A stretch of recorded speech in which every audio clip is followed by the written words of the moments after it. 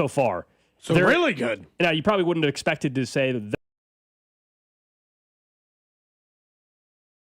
offense is worse than the Colts. You'd say, oh, gosh. It would be a pretty troubling sign. This year, so far, it's a good thing. It's the third best offense in the NFL in terms of scoring 54% of its drives, behind only the Colts, and you're not surprised to hear the Buffalo Bills. Yeah, that doesn't surprise me at all. What stands out about that is, are we just down to fix the red zone issues and we're all good to go here? All systems go? Because it is a pretty good sign, admittedly, that they're scoring on 54% of their drives, which is third best in the NFL. That means they're moving the ball effectively, getting it into scoring position regularly.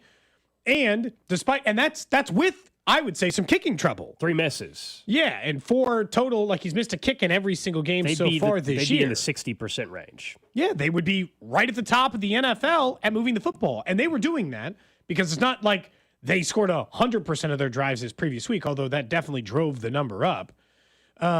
They are scoring at a much better rate than I was expecting, which means, I go back to the initial thought. If Rashee Rice is anywhere close to what he looked like in the first 4 games, if he's 85% or better, Gold, of how he looked in the first 4 games last year, they're going to be a top 5 offense, a top 3 offense in football the rest of the way.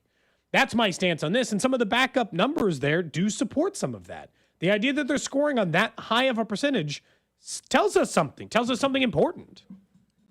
Yeah, this offense, despite even the terrible first half against the New York Giants, despite what we saw in Brazil, you're seeing that there's still some underlying numbers. This was even prior to this past week. I think we were talking they were 7th in EPA per play and some of these other deeper stats about the offense that showed that there was something there still, even with the issues. And then we just all saw it become so visible and easy for everybody to see if you just watch the game without even looking at any of these numbers. Because once Xavier Worthy was on the field, the offense was clicking. Yep. This is the difference. Like, functional offense, yes. Explosive, dynamic, elite.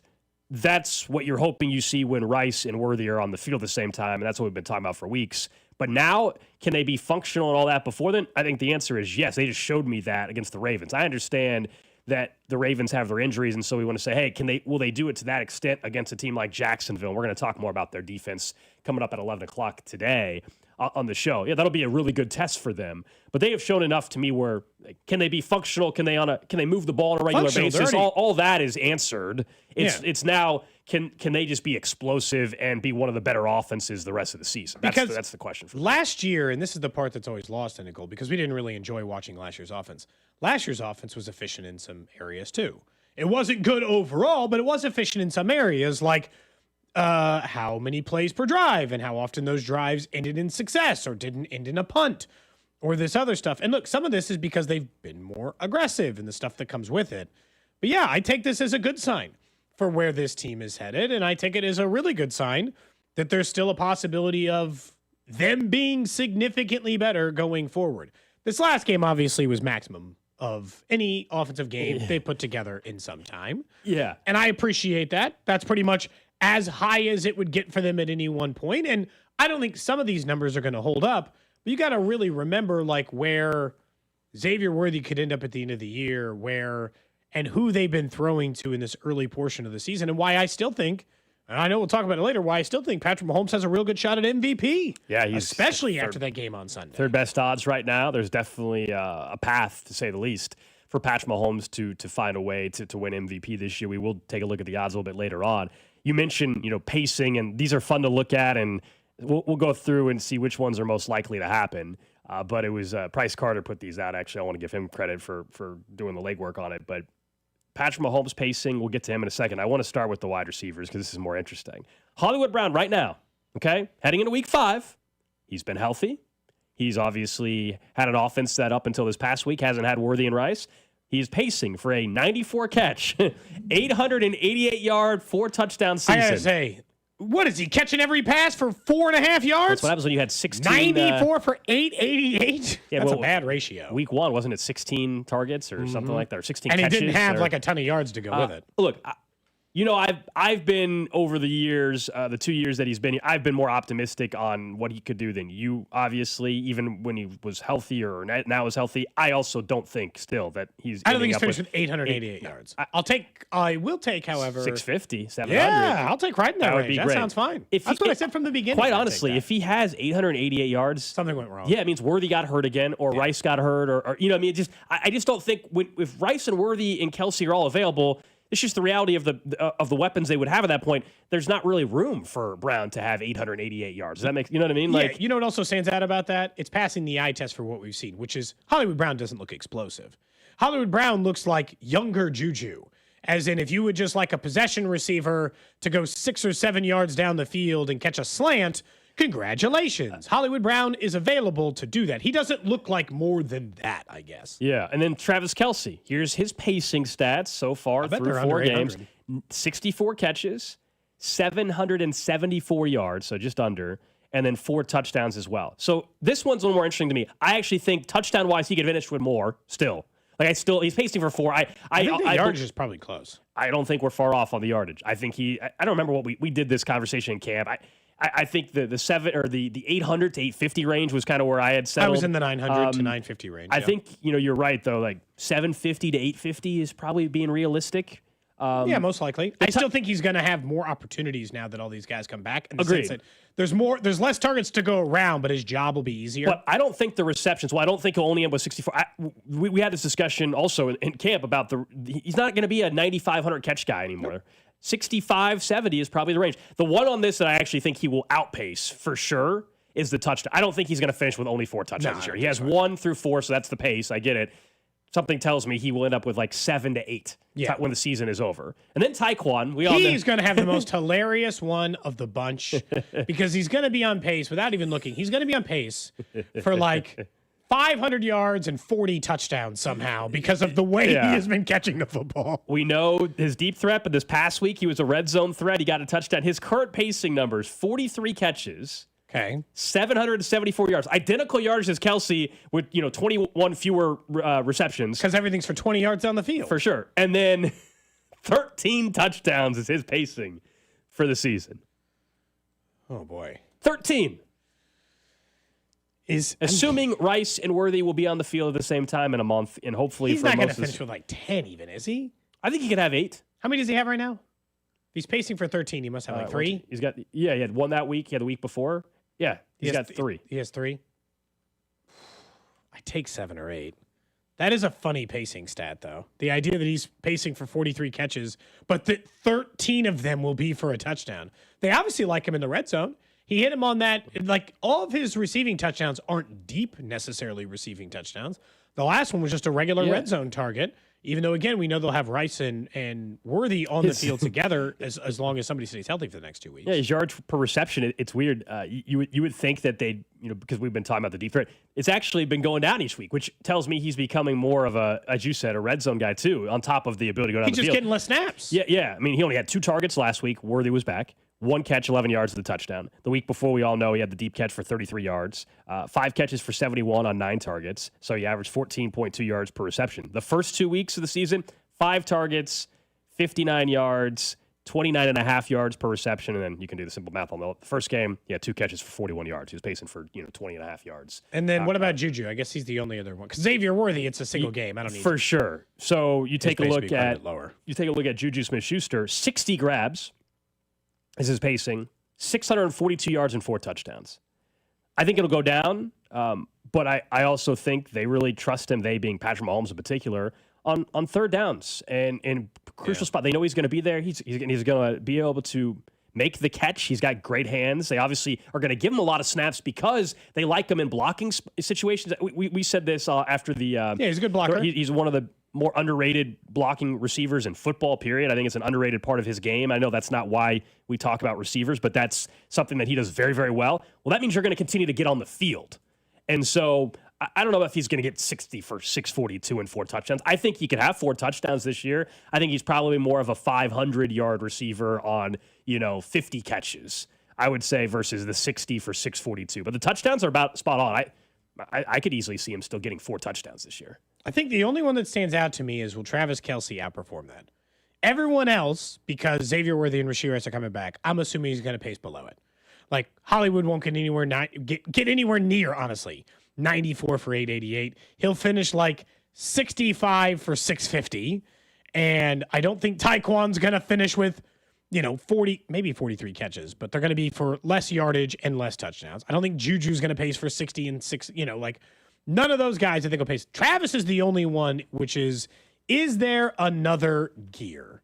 Like, is there another number that makes sense for him once those guys come back, like what we talked about with Xavier Worthy on Monday, which is sure looked like Travis Kelce's job was easier. Are there 4 catches for 50 yards a game the rest of the way? And if he averaged that out, because you and I both think, unlike other periods of time, that he'll probably need more of that going forward. Can he average 50 yards a game for the next 13 games, right? Because we think they'll have to play in week 17. That'd put him at 650 more yards. He's already at maybe be more that 850 range Gold. He's the only guy that I think has more upper end potential. Everyone else's numbers are going to come down because of Worthy and Rice, aren't they?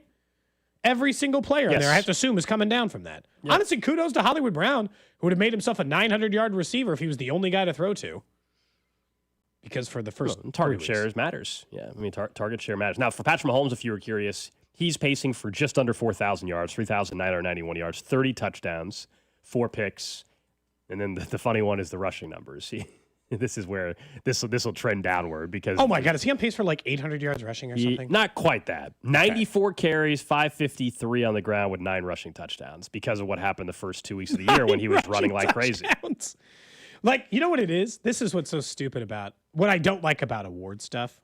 And I know we're going to talk about it. If he finished with 8 rushing touchdowns, they will not talk about him getting 8 rushing touchdowns the way Josh Allen and Lamar get talked about. You're 1,000% correct. They will forget that he has rushing touchdowns. And when they get to the MVP market, they'll start comparing passing touchdowns. And even though rushing touchdowns have been thrown in my face for Lamar Jackson and thrown in my face for Josh Allen in MVP voting for a few years, they won't even mention his rushing touchdowns as if it's a stat that even matters. They will ignore it. They will forget that it even exists. And it's a small thing, and it's a minor complaint. And in the end, we don't care if Patrick Mahomes wins MVPs. We care if he wins Super Bowl MVPs.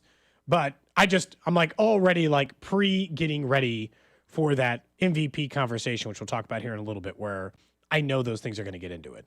Meanwhile, on the baseball end, obviously we aired the J.J. Picollo, Matt Quatrero end of the season wrap-up presser yesterday. And one thing, and there were a lot of things that stood out, including somebody we can talk about maybe later in the week, and Carter Jensen and Jack Caglione.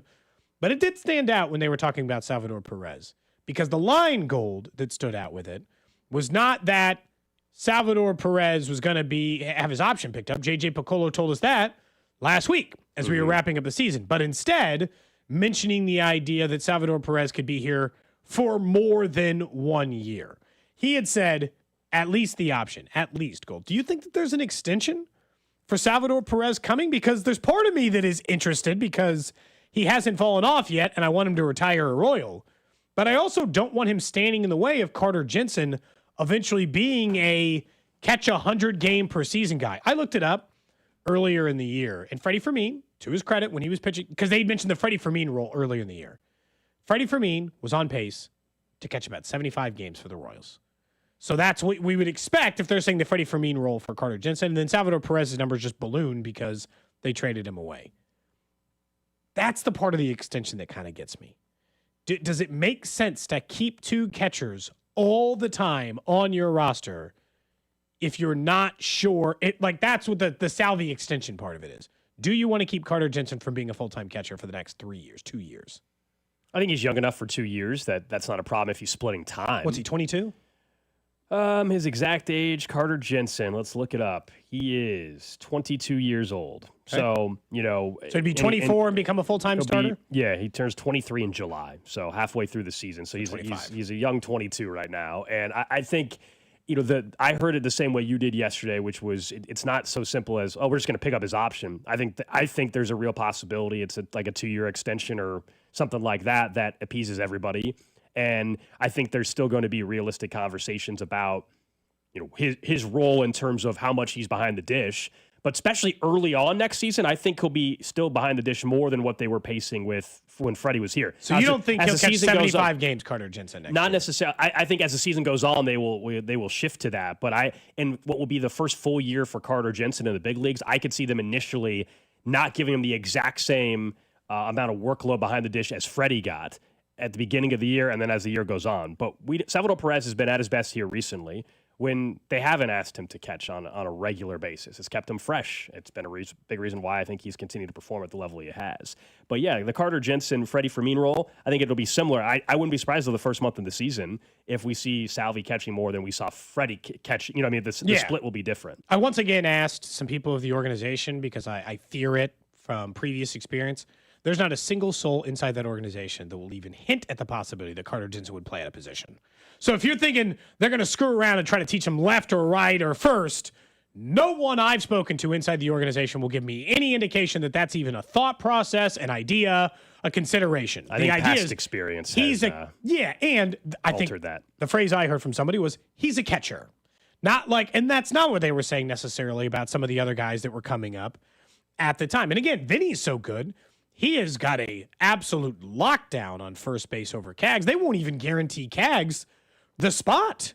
They're saying he's too good for AAA. He's dominated that, and we're past it, and they're moving on to that. It's just the extension part worries me in the how long. This is like playing chicken. Salvador Perez very well might end up a Hall of Famer, and he's going to end up being essentially a lifetime Royal, whether he finishes his career 1 or 2 years somewhere else or not. You're playing age chicken and hoping that the wheels will never come off. And I know, like, I'm probably done predicting it in June when he goes for some 1 through 45 stretch, hitting 219. I'll be like, whatever, it'll work itself out, or it won't, and I'll talk about it after, versus predicting that maybe Father Time has finally caught him. But genuinely, how many years are you going to keep trying to extend and hoping that it never, that age never catches up, Gold? It just feels like a risk, right? And you have a guy. Like, if you had no one, if it was just Luke Maile and, I don't know, whatever other AAA catcher they have, versus even Blake Mitchell, who they have, because that's the other part. Blake Mitchell is such an let's say they gave a 2-year extension to Salvador Perez. Blake Mitchell's he might not even be 2 years away from the big leagues. So is that signifying your willingness to move him? Or is it you're saying 2 years from now, Blake Mitchell will come up and we'll put Carter Jensen in the Salvi role and Blake Mitchell, at some point, you have too many catchers. They definitely have a luxury there that there's some options that they can utilize if they need to use assets to go acquire. I will say, you were asking me how old Carter Jensen is. Blake Mitchell's even younger, though. So how old's he? He doesn't turn 21 till next August. So, oh, my God, he's a kid. Yeah, he was. I'm just saying he's not that far away. So even if it was 2 years, I mean, he's still 23, maximum 24. That's not crazy. You know what I mean? Like, it's not like you're causing him to not get any time until he's 26, where you're like, okay, that's way too long. Is it weird that, because I see the top text, 816, they've got to let Jensen develop chemistry with the pitching staff at some point. Is it weird that I care less about that now, knowing that half of the pitchers in baseball call their own game? The pitch comm has changed it a little bit. And now framing will matter. Not that it won't matter, but it'll matter less because people can still challenge stuff. Like, the chemistry between is not the same. Like, look, he's got to feel confident he can stand up and tell a pitcher that's the wrong pitch, but and talk to him. But I'm not saying Salvi's not better at that. That'd be insane. But I mean, Salvi just came up and started catching every day. He had to develop a rapport. Like, he was catching pretty much from the beginning. So, I mean, it can work and does work sometimes. Largely, it's just, I don't want Carter Jensen's bat out of the lineup. He's going to be anywhere close to the 20 games I saw this year. And I don't know that yet, but if he's going to hit like that, I'm not going to want him taking a Wednesday off because Salvi's catching and it's a lefty on the mound. Don't you agree? Like, we've seen this play, especially under Q. I mean, that will sort itself out. I mean, if Carter Jensen is that special at the plate, he'll DH every time. They will find, like, eventually. Now, you could argue, like, how long did they wait too long to do it or whatever? Like, he will find, they will get that part sorted out. I'm confident. I mean, like this year, the argument, of course, with the Jonathan India thing is they waited too long to move him out of the leadoff spot. Yes. So that would be your concern, fair. But at some point, if Carter Jensen is just consistently hitting, they will find a way to keep him in the lineup. Now, maybe not as quick as we all want. Maybe it won't be in April. Did it with Adam Frazier. You know They'll do it with anybody. Yeah, I mean, Adam Frazier, nobody thought he was going to play as much as he did. Even you and I, when we were obviously defending. JJ Piccolo said it. And he ended up, because he was hit, they had to keep him in the lineup. I mean, that happens. When someone's that hot and hitting that well, you're going to find a way to keep that guy in the lineup. I don't care. You'll figure the position stuff out. How high on your offseason wish list, since the first step has already crashed, how high is acquiring Cam Devaney on your offseason wish list? It's not on the list. Reacquiring. Get him back. You know what, though? Get that infield depth. So it was more about Adam Frazier and the ridiculousness. This is not like, it makes it seem like you're anti-Devaney? No, I hope he has. I'm sure Cam Devaney is a very nice person and has worked his ass off to get to where he is. It was more about the reaction that people acted like trading for Adam Frazier, that they gave away a future Hall of Famer. You know what I mean? Yeah. That was my whole thing.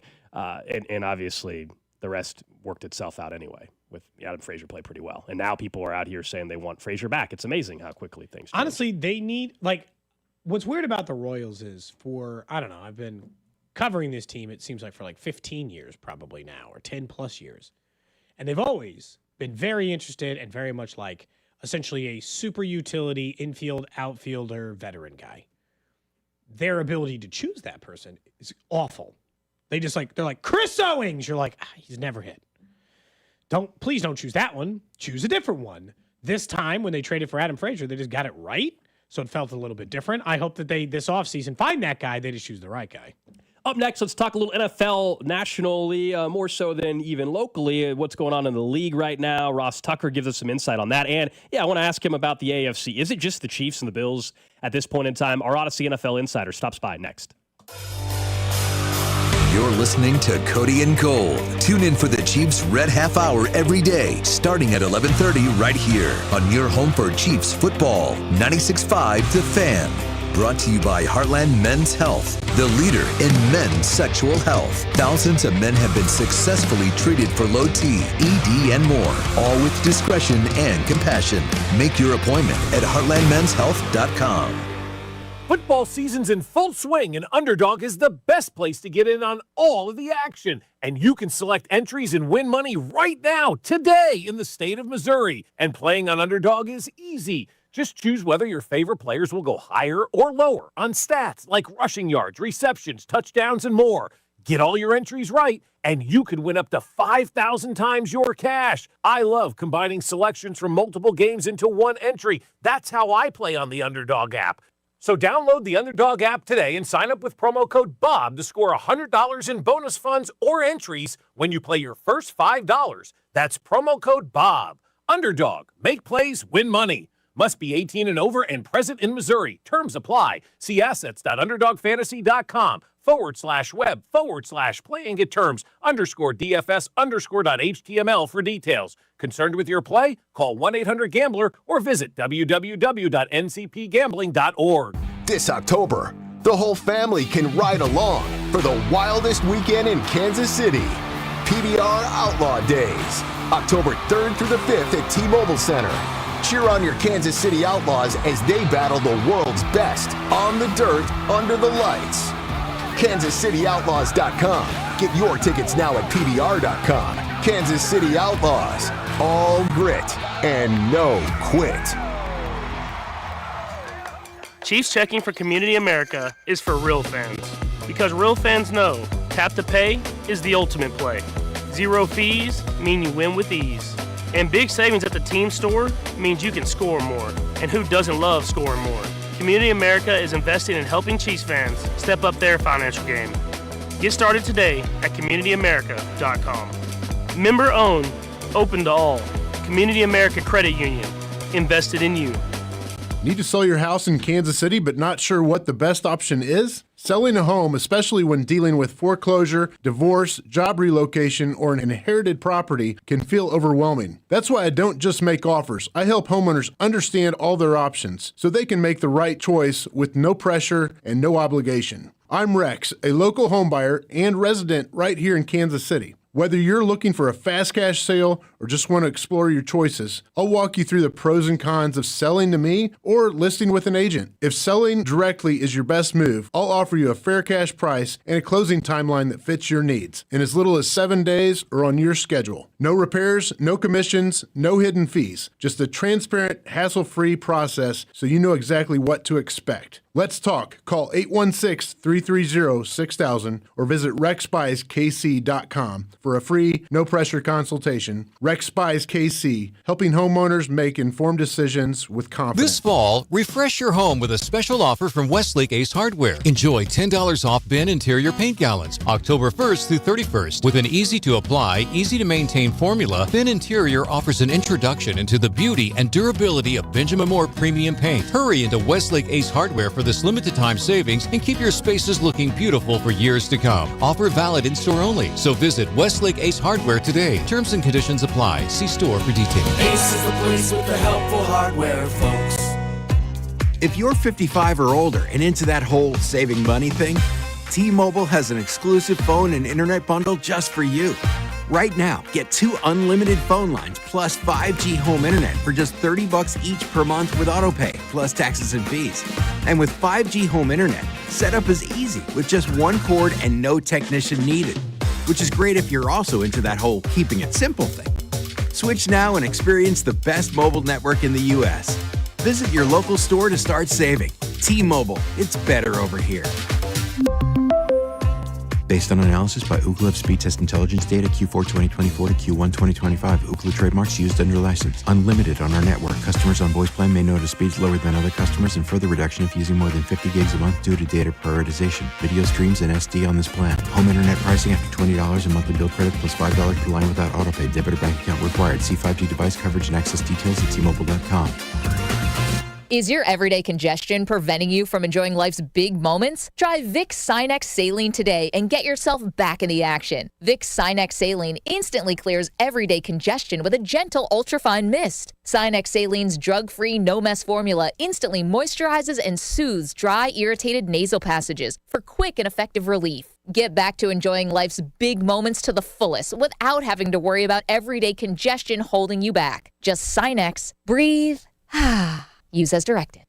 Life insurance. Why are you putting it off? Can't afford it? Too much hassle? Think you don't need it? There's lots of excuses for putting off life insurance. But if you weren't there, who would pay the mortgage and other bills? With Ethos, you could be covered in 10 minutes and boom, family protected. Ethos, fast and easy online term life insurance. Up to $2 million in coverage with no medical exam. Some policies as low as $1 a day. Answer a few health questions and get your free quote at ethos.com/play. That's ethos.com/play. This is a special alert to all Americans who own a vehicle with less than 200,000 miles with an auto warranty about to expire or with no warranty coverage at all. Due to a decline in the economy, CarShield is announcing a low-cost month-to-month vehicle protection plan that is now available to the public to save any driver out-of-pocket expenses on future auto repairs. Call now to find out how you can pay almost nothing for covered auto repairs. Yes, you heard that correctly. Pay almost nothing for covered auto repairs. An open phone line has been established for all drivers to call for a free quick quote. Call 800-210-4471 now. Drivers who are covered will not have to pay for covered repairs again. This protection plan is at an all-time low. Additionally, drivers who activate this vehicle protection today will also receive free roadside assistance, free towing, and car rental options at no additional cost. Call us for your free quick quote today. 800-210-4471. That's 800-210-4471. What do you have to lose? Call 800-210-4471. Again, 800-210-4471.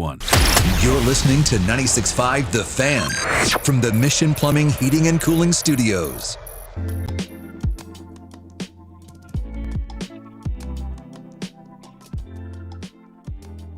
Back here on Cody and Gold, we will get into some of the MVP odds now, where Patrick Mahomes is at in the odds market over at FanDuel in particular, and some of the narrative and the conversation going around that. It's something we could also get into with our Odyssey NFL insider, Ross Tucker. Insider Calls brought to you by Nationwide. For your insurance and financial needs, Nationwide is on your side. Ross, things are feeling a little different in Kansas City, and I feel like nationally, now that the Chiefs are leveled up and the offense looks like a fully functional offense again.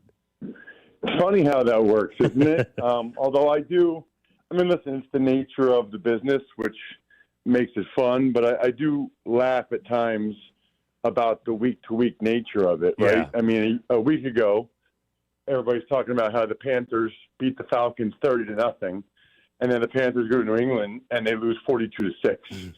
So, as you guys know, there's so much that goes into each week's game plan, and different teams match up better or worse with other teams that, you can't do the transitive property in the NFL, and you can't take any one result, I would say, and extrapolate that to mean that the Chiefs are back or any team's great or bad or whatever. But when you start to stack them up, in a row, then you have a better sense of what a team is. And clearly, the Chiefs move the ball better, look better, all those things when they have Xavier Worthy, which is huge. And then, as I've been saying on other national outlets, when they ask me, I think that they'll look even better when they get Rashee Rice. Whatever the impact is of Worthy, I think with Rashee Rice, it's almost like a compound effect, because then you have two guys that the other team really, really needs to worry about. When you look at their offense, do you think by the end of the year, if you had to go ahead and predict, do you think by the end of the year, everyone will unilaterally agree this is a top 3 to 5 offense in the NFL? Chiefs this year? Yep. No.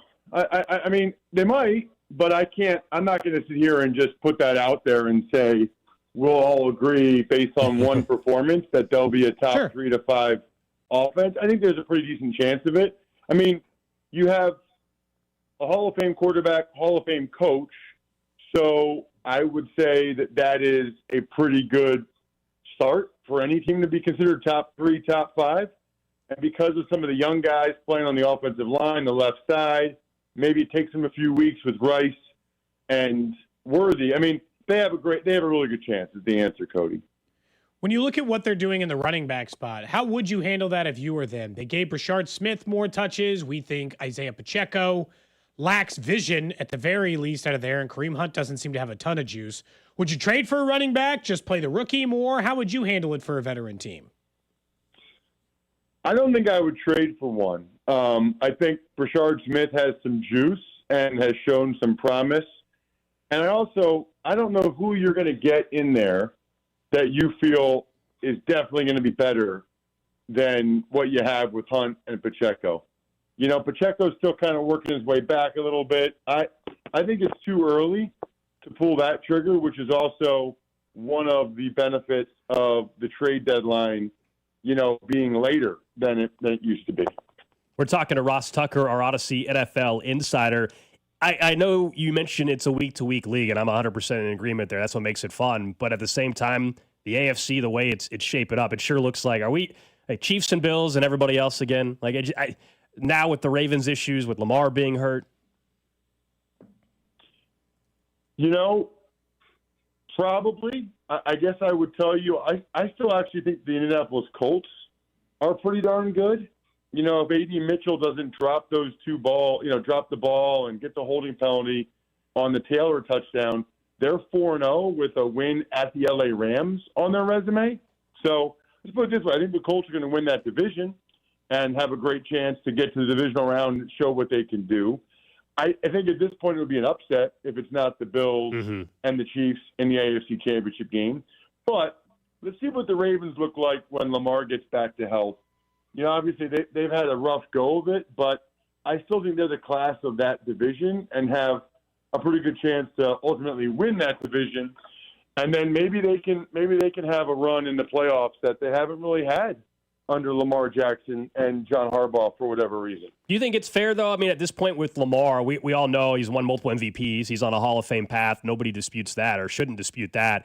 But his career now is all judged because of what he's accomplished in the regular season. It's all, what are you going to do in the playoffs for me? And that's all any of us really are waiting and looking for him to do and have success. Well, the ironic thing about that, Alex, is that's the exact same thing with Josh Allen, maybe to a lesser extent, because it feels like, for whatever reason, that Josh Allen's won more playoff games. He's been to more AFC Championship games than Lamar. But the Bills and the Ravens, Josh Allen and Lamar Jackson, I mean, they're basically all in the same spot. And when I go on in those markets, all they want to know is this the year that we can beat the Chiefs? Is this the year, Ross? Is this the year that we're going to get it done, that we're going to beat the Chiefs? And I always have the exact same answer, which is I have no idea. I guess we'll find out, but kind of hard to believe it's going to happen until we see it, right? I mean, especially if the Chiefs continue to improve and when they get Rice back, that's going to make it even harder for these other teams. On the Chargers end, I really think, and so like going into the game, I liked the Giants to have a chance to beat the Chargers because of their offensive line issues. They then lost Joe Alt. I feel like, Ross, we are way underselling that for the next month, that's going to make their life hell. Like, it's going to be very hard for Justin Herbert, and this team's going to have to scrape in some wins with their current offensive line situation. They might be on the backup or third string guy at all 5 spots. Well, yeah, and it's unbelievable. Certain teams, like, what is the deal with California? Because it feels like the Niners and the Chargers, and maybe to a little bit of a lesser extent the Rams, just get so many injuries every year. I mean, this is the Chargers season every year. This is the Niners every year. It's really uncanny at this point. Your podcast, one of your podcasts, Ross, you do, the Even Money podcast, your co-host there, Steve Fezzik, was talking about the Philadelphia Eagles finding ways to win, but I believe he called them phonies, or at least the wins phony at this point in time. What do you make of that? And have you seen enough from Philadelphia? I think I have, even if the offense got off to a slow start, to still say they're the best, the class of the NFC. Well, so first of all, you have to understand, anytime you're dealing with someone that's coming from the sports betting side, and that's the Even Money Betting podcast, they come from it typically from a numbers standpoint. Mm-hmm. And the Eagles have less total yards than their opponents this season, yet they're 4-0, and they've had back-to-back games where they would not have won if it was not for a blocked kick return for a touchdown. I guess I would say, though, if you really look at the NFL, I mean, couldn't you call a lot of wins phony? Like every week, the Rams win over the Colts was phony because A.D. Mitchell dropped the ball going in the end zone. I don't know. There's a certain percentage of wins, guys, that I think you would say are phony every week, in the sense that I saw where Drew Brees said if CeeDee Lamb catches the ball, or if, they don't get the field goal block, the Eagles are 2-2. I mean, that's the NFL. Right. If ifs and buts, and you guys know the rest of that expression, I mean, that's how it works. So I look at it maybe the other way with the Eagles. I mean, they just beat the Chiefs, the Rams, and the Bucks, 3 teams that are legit, like, could get to the Super Bowl. They beat all 3 of them without really playing their best. That's what I always feel like is a really, really good sign in the NFL. If that happens, if you're able to win games, especially against good teams, when you're not playing your best, or arguably only playing your best for a half, and they're still winning these games, I think that probably tells you the Eagles are pretty darn good. When you look at just the Chiefs matchup this weekend, I am curious from a former player's perspective, what did you make about 2 coaches threatening each other over possible sign stealing there in Jacksonville? Just for starters, Ross, I don't think I'd ever try to pick a fight with Saleh. Looks like he'd kick almost everyone's ass in the league. I certainly wouldn't if I were another coach. But outside of that, do you actually think the Jags have some intricate sign-stealing thing that the team should care about? Well, definitely don't mess with Robert Saleh if you're Liam Cohen. Yeah. I mean, unless Liam Cohen has some black belt that I'm not aware of, or, has some ultimate fighting skills, I'm very confident he doesn't want that from Saleh. Yeah. I agree. He doesn't want the smoke on that, I don't think. No, definitely not. But whatever. I mean, he took offense to it. That's fine if that gave him extra motivation or whatever. But that was one of those, like, hold me back. I want a piece of him. Hold me back. While he's already behind 3 of his linemen. You know what I mean? Like, he could have gone right up to him and said something to him. He did the walk away, be behind his lineman and say that. Give me a break. I'm just surprised. Like, it's funny. It's like, it's not nearly as big of a story if you just don't say, keep my name out of your mouth. Then it's just like the one clip where he's like, yeah, we think they got something going on. We'll try to be careful with it. He made it a bigger story by saying something on the field after. Something I don't think he would have said had he lost the game, Ross. That's exactly correct.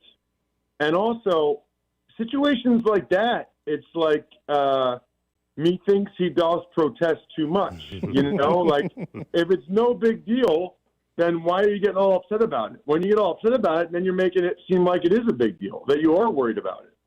Lastly, Ross, before we let you go, last week it was Jackson Dart making his debut. Of course, got the win against the Chargers. We find out this morning that Dylan Gabriel is going to make a start internationally there for the Browns against the Vikings. What do you make of that decision to also have Flacco still be the backup?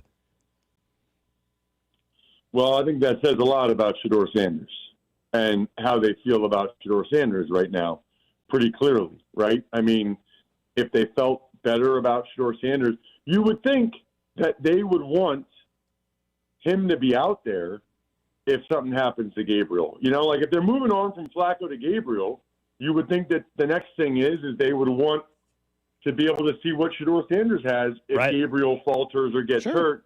But they don't even want him out there yet, which I think says something about something. I mean, it's obvious, like, his reputation in the league is really weird. And, of course, there was the story that said he didn't want to go play behind Lamar Jackson. It's like he could be starting this weekend for a talented Baltimore team, right? I mean, it seems like he would still prefer to be given an opportunity, but he's not even given a chance in Cleveland, and they have nobody.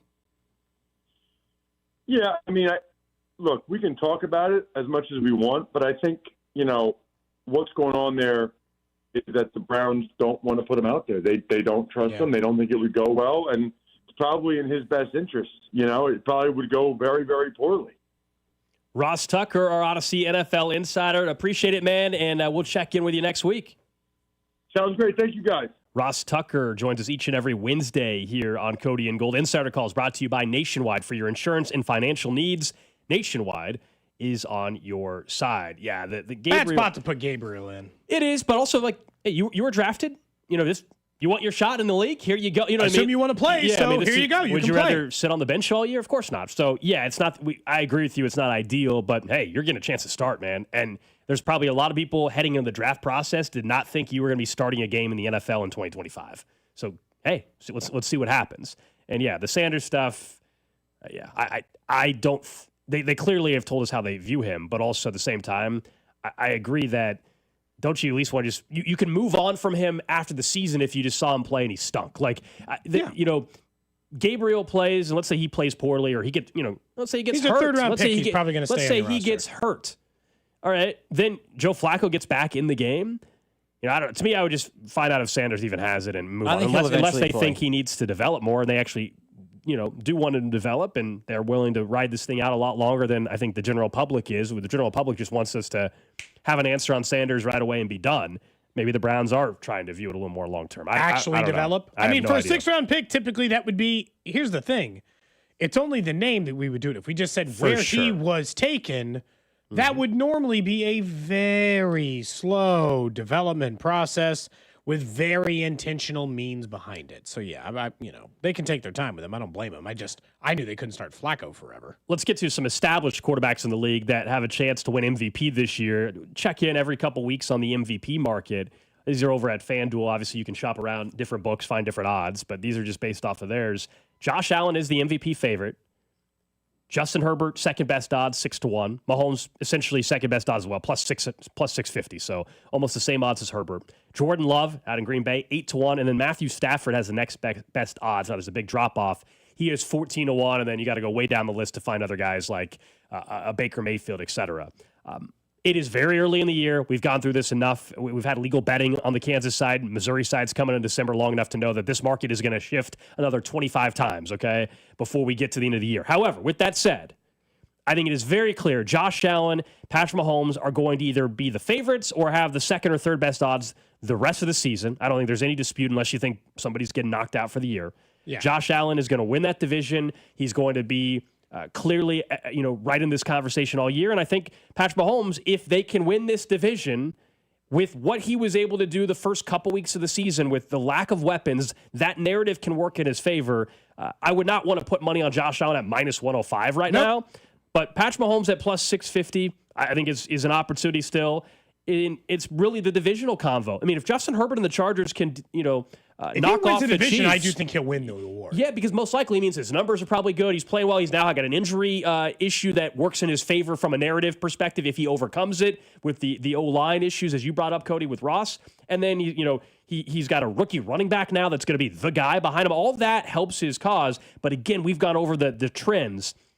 Typically, like 95% of the time, you have to win your division if you're the quarterback to win MVP. Here's the truth. If you're telling me it's the exact same amount of money to be won, and in this case, it's actually just a hair better on Mahomes, do you think I'm putting my money on Mahomes or Herbert? Mahomes.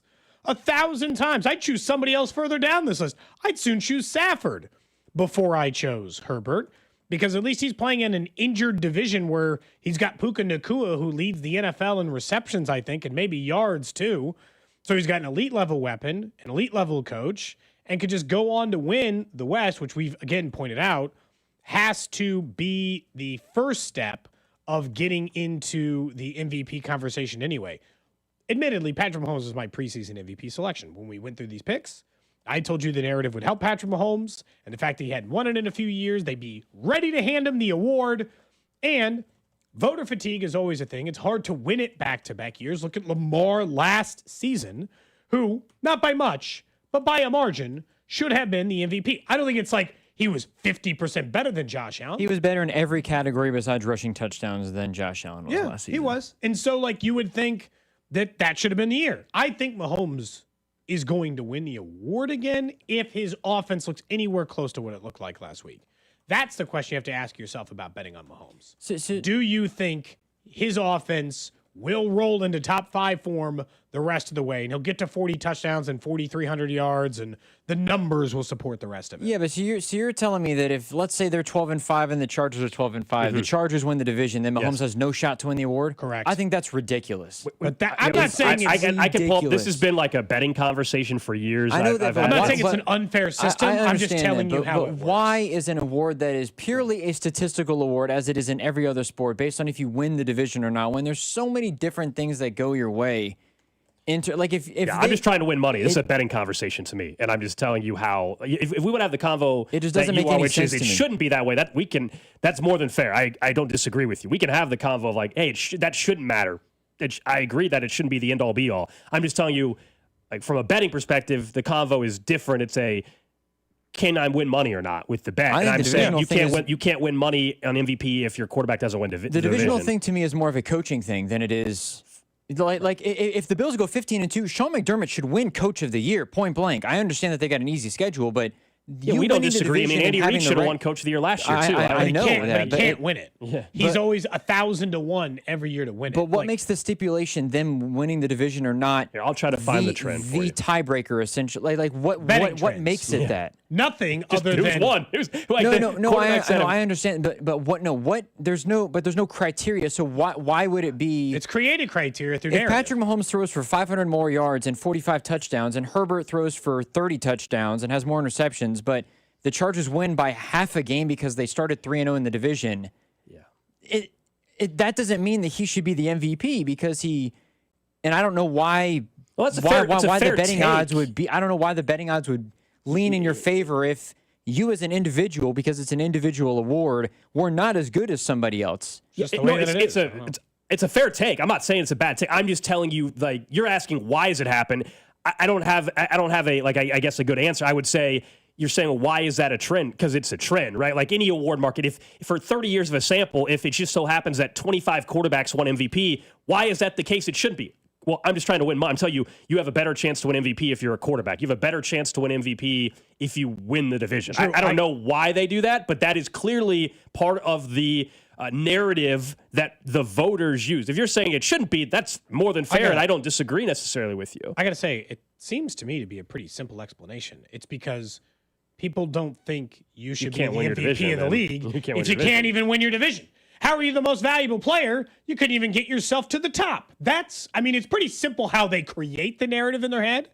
I'm just telling you, like, that's the argument for it, and I don't even think it's necessarily a totally wrong argument. Again, Stafford is probably the one, if I wasn't betting on Mahomes on that list, I got the numbers, sorry, that I would actually bet on. Patrick Mahomes has 939 yards. Stafford has more touchdowns one more interception and like 200 more yards. To me, though, for you voting for them to get if you lean MVP to the division winner, it tells me you're not actually watching the games as much as you say you are. Because how you winning? Because I think if you watch with your own two eyes, Lamar Jackson was the MVP last year, and Josh Allen was not the MVP last year. Yeah, I think that if you watch with your two eyes, Patrick Mahomes is the best quarterback in football, and if let's say the division goes the way it goes, Patrick Mahomes has to overcome more, it would seem, at times than Justin Herbert does. So why would that? Like, it tells me that the voters are not actually watching the games as much as maybe they should, and they're just leaning on, well, they won the division, so I guess I got to vote for him. Yeah, so just a couple of the numbers behind what we're talking about. The last 15 MVP awards, 13 of them won their division. There's two exceptions. 08 Manning won MVP despite the Colts finishing second. They were a playoff team still. The 2012 award went to Adrian Peterson, which in its own right is an anomaly because most of the time running backs don't win it, but he did. Hit 2,000 yards. They didn't win the division, but he also had a historic benchmark at the time with that. So is it saying it's a 0.0% chance? No, it's saying that this is way too in the weeds, but sports talk convo about this is different than this betting convo about this. It just is. Like, betting conversation is numbers based. Kind of what Ross Tucker just told us about the Philadelphia thing, right? Like, betting, it's going to lean more into trends and numbers, and you're trying to give yourself the best odds to win MVP. So if you tell me that I'm picking, you may think so-and-so should win MVP, but you also believe they can't win their division. The odds would tell you it's not the smart bet to bet on the guy you don't think can win the division. It's not saying it can't happen. It's just saying it doesn't bode well for you. Trends are not bulletproof, but you're trying to give yourself the best value on a bet and the best chance to cash the ticket. And I'm just saying the math says don't bet on Justin Herbert if you don't think he's winning the division. But if you think he can, then I think it's a great bet. Yeah, that's all it boils down to. Anyway, they're not going to choose Herbert over Mahomes. And last year, and I think this is like, we don't need to get into a. If they win the division, they might. Drew will get mad because he'll say you're just bringing up Cincinnati. This actually fits for this conversation. All I'm saying is I think you also have that view because last year Burrow put up amazing numbers, didn't make the playoffs, and you probably thought he should have been maybe an MVP candidate. And there were people out there that thought he would. He had the minute they were not a playoff team, it was over. And I agree with that. They had to make the playoffs for him to win it. I just think that the most. But you're drawing an invisible line slightly earlier. Do you see?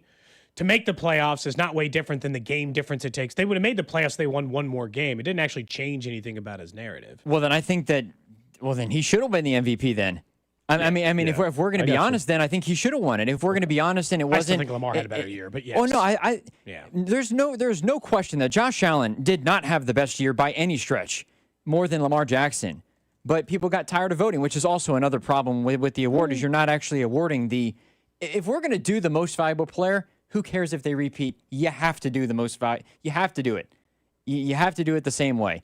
Just because you got tired voting for somebody doesn't mean that they shouldn't win the award. Like, I think it was a soft MVP to give Josh Allen. Josh Allen should have won it 2 years ago, probably. Lamar Jackson should have won it last year. Humans voting on awards, and everybody's going to be happy. Otherwise, we would just have computers kick out whoever had the most yards and touchdowns would win it every single year, and thank goodness we don't have that system either. Up next, let's get to the Jags and that defense and what the Chiefs are going to deal with on Sunday. No, make it Monday Night Football. This is Cody and Gold. Tune in for Nate Taylor every Tuesday at 1 o'clock, right here on your home for Chiefs football. 96.5 The Fan. Cody and Gold are brought to you by Heartland Men's Health, the leader in men's sexual health. Thousands of men have been successfully treated for low T, ED, and more, all with discretion and compassion. Make your appointment at heartlandmenshealth.com. You could be on the 50 at GEHA Field for the official coin toss at a Chiefs home game this season. Enter to win at Chiefs.com/GEHA. GEHA is the proud partner of the Kansas City Chiefs. It's time to build that dream deck over at All Weather Decks. Schedule a free estimate today at 913-206-1974 or online at allweatherdecks.net. All Weather Decks, the right deck at the right price. Looking to drive your finances downfield? Main Street Credit Union is the hometown team you can trust. We help you build credit, lower monthly expenses, and finance with confidence. Or if you need a loan to grow your small business, we've got flexible options and no hidden fees. At Main Street, it's not just about the win, it's about keeping Kansas City moving forward. One goal, 1 yard, one member at a time. Get in the game at mainstreetcu.org. Are you suffering from chronic joint pain like Heather? I have terrible arthritis and have had it for quite a while, and I've gone to all kinds of doctors trying to figure out what to do, and everybody just said surgery, and surgery was months of rehab, and I didn't want to do that. But then Heather discovered QC Kinetics, local medical professionals who specialize in natural biologic treatments, non-invasive solutions designed to repair and restore damaged tissue in your joints. And she absolutely loves the results. I like to tell anybody who's suffering that there are options that are not steroids, that are not surgery. You owe it to yourself to find out about QC Kinetics and find out what they can do for you. No surgery, no drugs, no downtime. Discover QC Kinetics and learn more about natural biologic treatments with lasting results. Call QC Kinetics, 816-412-6299. That's 816-412-6299. Don't wait. Call QC Kinetics today. 816-412-6299. DraftKings Sportsbook, America's top-rated sportsbook app, is coming soon to the Show Me State. New Missouri customers can download the DraftKings Sportsbook app today. And when we go live, place just a $5 bet to unlock $300 in bonus bets. Starting November 17th, you can create your DraftKings Sportsbook account in Missouri and get ready for launch day on December 1st. DraftKings Sportsbook brings you everything you need to elevate your game day, including live in-game betting, lightning-fast payouts, and endless ways to get in on the action, all right from your phone. Download the DraftKings Sportsbook app now and grab $300 in bonus bets with just a $5 bet when we go live December 1st. In partnership with DraftKings Sportsbook, the crown is yours. Gambling problem? Call 1-800-GAMBLER. 21 and over. Physically present in Missouri. Eligibility restrictions apply. Bonus bets expire 7 days after issuance. Excludes customers who redeem pre-launch sign-up offer. Terms at sportsbook.draftkings.com/promos. I'm Piera Palazzolo, VP of Digital Marketing for the American Management Association, a company focused on the management training skills needed to enhance the careers of business professionals. We did our research when it came to the best companies for website development and chose AmericanEagle.com. And we couldn't be happier. AmericanEagle.com worked closely with us to understand the front and back end requirements needed to launch an e-commerce website that could handle the complexities of running thousands of seminars nationwide. Our robust new website and improved SEO saw immediate increases in site traffic and web revenue. If you're in need of managerial effectiveness and success, visit our website at amanet.org. If you're in need of a website that provides an unparalleled consumer experience, I highly recommend AmericanEagle.com. Transform your business today. Dial 877-WebNow1 for a free digital consultation with AmericanEagle.com. Is your everyday congestion preventing you from enjoying life's big moments? Try Vicks Sinex Saline today and get yourself back in the action. Vicks Sinex Saline instantly clears everyday congestion with a gentle ultrafine mist. Sinex Saline's drug-free, no-mess formula instantly moisturizes and soothes dry, irritated nasal passages for quick and effective relief. Get back to enjoying life's big moments to the fullest without having to worry about everyday congestion holding you back. Just Sinex, breathe, use as directed. Life insurance. Why are you putting it off? Can't afford it? Too much hassle? Think you don't need it? There's lots of excuses for putting off life insurance. But if you weren't there, who would pay the mortgage and other bills? With Ethos, you could be covered in 10 minutes and boom, family protected. Ethos, fast and easy online term life insurance. Up to $2 million in coverage with no medical exam. Some policies as low as $1 a day. Answer a few health questions and get your free quote at ethos.com/play. That's ethos.com/play. Hey, September is Prostate Cancer Awareness Month, which is the second common form of cancer among men. There are many risk factors, like age, race, and family history, but there are lifestyle and prevention tips to help minimize your risk of prostate cancer. Eat a balanced diet, rich in fruits, vegetables, and lean proteins. Stay active with regular exercise. Maintain a healthy weight. Limit high-fat and processed foods. Don't smoke. Guys, encourage men in your life to talk to their doctor about prostate health. Zero's Run Walk is coming to Kansas City. Help raise funds and awareness for prostate cancer. Early detection saves lives. Don't wait. Visit kcuc.com today. At KCUC, you see the best in KC. Wildcat fans, this is Wyatt Thompson. Tune in all season long to the play-by-play of the 2025 football season, right here on your home for K-State Athletics, 96.5 The Fan. KFNC FM and AM, HD1 and HD2 Kansas City, an Odyssey sports station.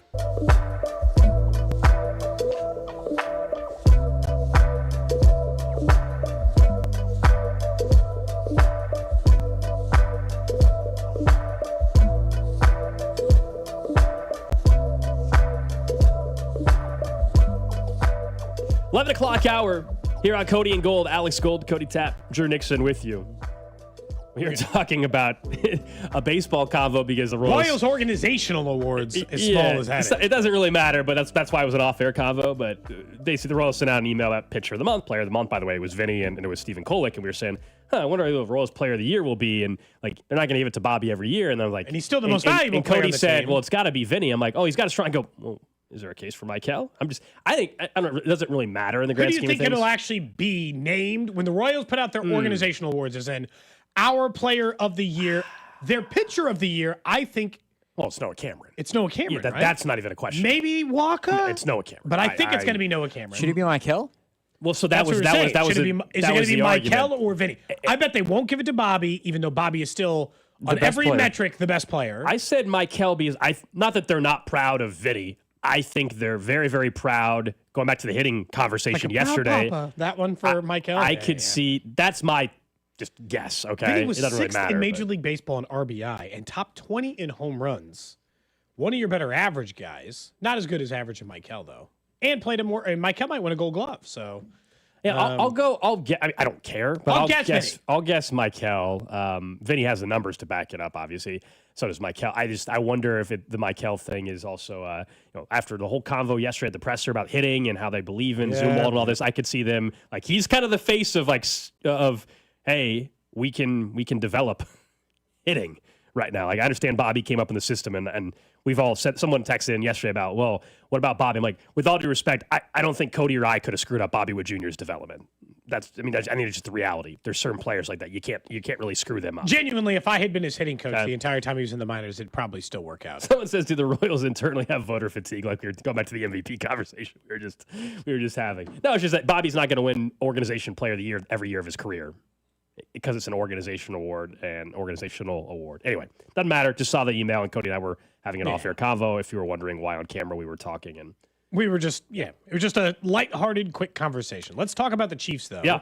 And their upcoming opponent on Monday. I know it, I view it as like this week because it's a game week, but it is next week they'll actually play the Jacksonville Jaguars. The thing that obviously stands out, not that they're 3-1, which is a better record than the Chiefs anyway, but that they have been surprisingly good, not on offense, where people were expecting them to improve, but instead they have been surprisingly good on defense. And so what I was trying to figure out is, do we view this as a test, as we normally would, for the Chiefs' offense against an elite level defense? Right now in the NFL, the Houston Texans, which is surprising to me, have the number one ranked points per game defense in the NFL. Jacksonville is 5th. And as we've pointed out, on points per game on offense, same thing applies to defense. The Chiefs' entire schedule is littered with them.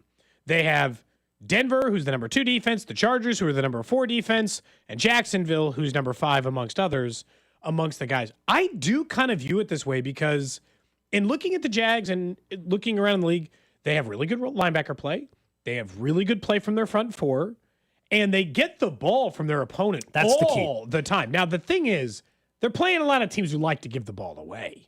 The Chiefs historically don't like just giving the ball away. So, I would think that that's probably coming back to norm in this one. But I do respect the Jags defense, a sentence I wasn't prepared to say this year. That's been a big reason why they have the record they have. I mean, because it's not like Trevor Lawrence has figured it out. His numbers are not that impressive, actually. Brian Thomas is off to a slow start in 2025. Yeah. The defense has actually kind of carried that football team.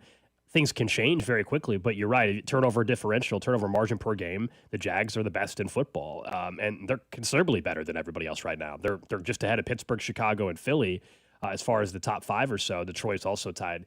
And so this is an area, if you're looking at, and we'll have till Monday to talk about the game. And we can talk about Matt McMullen at 12:30. Yeah, and Matt McMullen will join us in studio today on the show from the Chiefs. But I think if there was one area you key in on, it sounds so simple, but we actually really haven't focused in on it much the first 4 games. The ability to not turn the ball over in this game feels like the biggest swing you're going to have. Yes, every game you turn the ball over, your odds go down to winning. Chiefs are better than most. But based off of what the Jags have done in order to win games this year, it has been reliant. They've been very... They're +9 in the turnover margin. Yeah, they've been very active on defense and been able to go and force teams to turn the ball over. Now, I will say they haven't been like an overwhelmingly high sack team.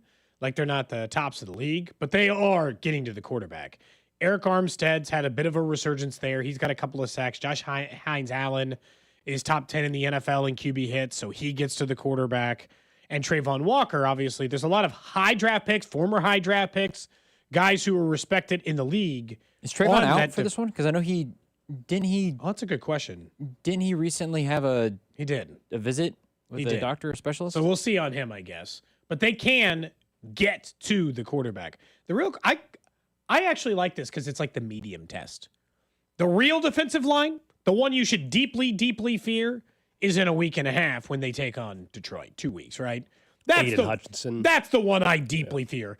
Kingsley or Joshua Simmons and Aiden Hutchinson moving up and down the line, choosing his poison and choosing who he wants to go after. That's the real test. They got multiple guys there that are at least going to find out whether or not. But for an offensive line that's young, has played well, but I'm not trying to claim the Chiefs' offensive line is one of the 5 best in the league yet.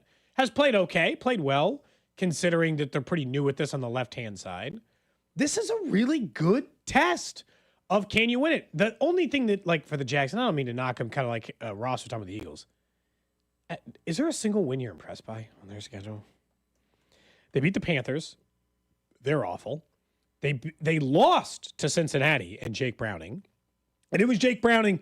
Burrow got hurt in the first quarter of that game, right? I mean, it was Jake Browning like... Jake Browning had 3 interceptions in that game, and they still lost. And they still lost. The Jaguars 2 big drops in that game, if I'm mistaken. They beat Houston in what was just a drag-out, hideous nonsense. And we'll talk about their offense, I think, tomorrow. And they beat San Francisco, who is very limited based on their weapons as well right now, and some of the injuries he's had. I can't tell if their defense is for real, because on paper, I think their linebackers are really good. I think their defensive line is good. But I still feel like you can get them in the secondary and just... What offense have they played has been able to test him? And the only one is Cincinnati, and they did test him, like Jamar Chase and some of those other guys. Certainly their most impressive win was the one they just had. That score I agree. Makes the league. I actually thought the Jags dominated that entire game. Yes, 26-21 is the score. And we do know the 49ers have dealt with injuries. But the 49ers, were an undefeated football team going into that game. That's an impressive win.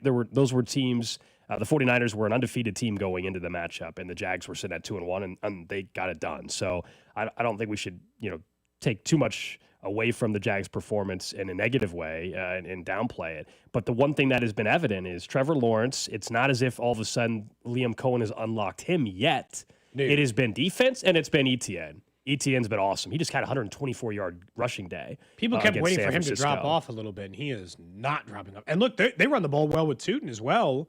So they just run. I mean, he has as many, I think, 10-yard runs as anyone in the NFL. So their backup running back just comes in there and eats up big chunks and makes it, and should be making it easier on their offense. They're still not scoring, so that should be probably add him to the list, by the way, of rookie running backs that are looking pretty darn good. Well, week 4 was week 1 through 3, not so good for the rookie running backs. Week 4 was the most yardage in a single week for rookie running backs in like 30 years in the NFL. So probably just depends on if you look at what happened the first 3 weeks or all the rookie running backs finally coming around.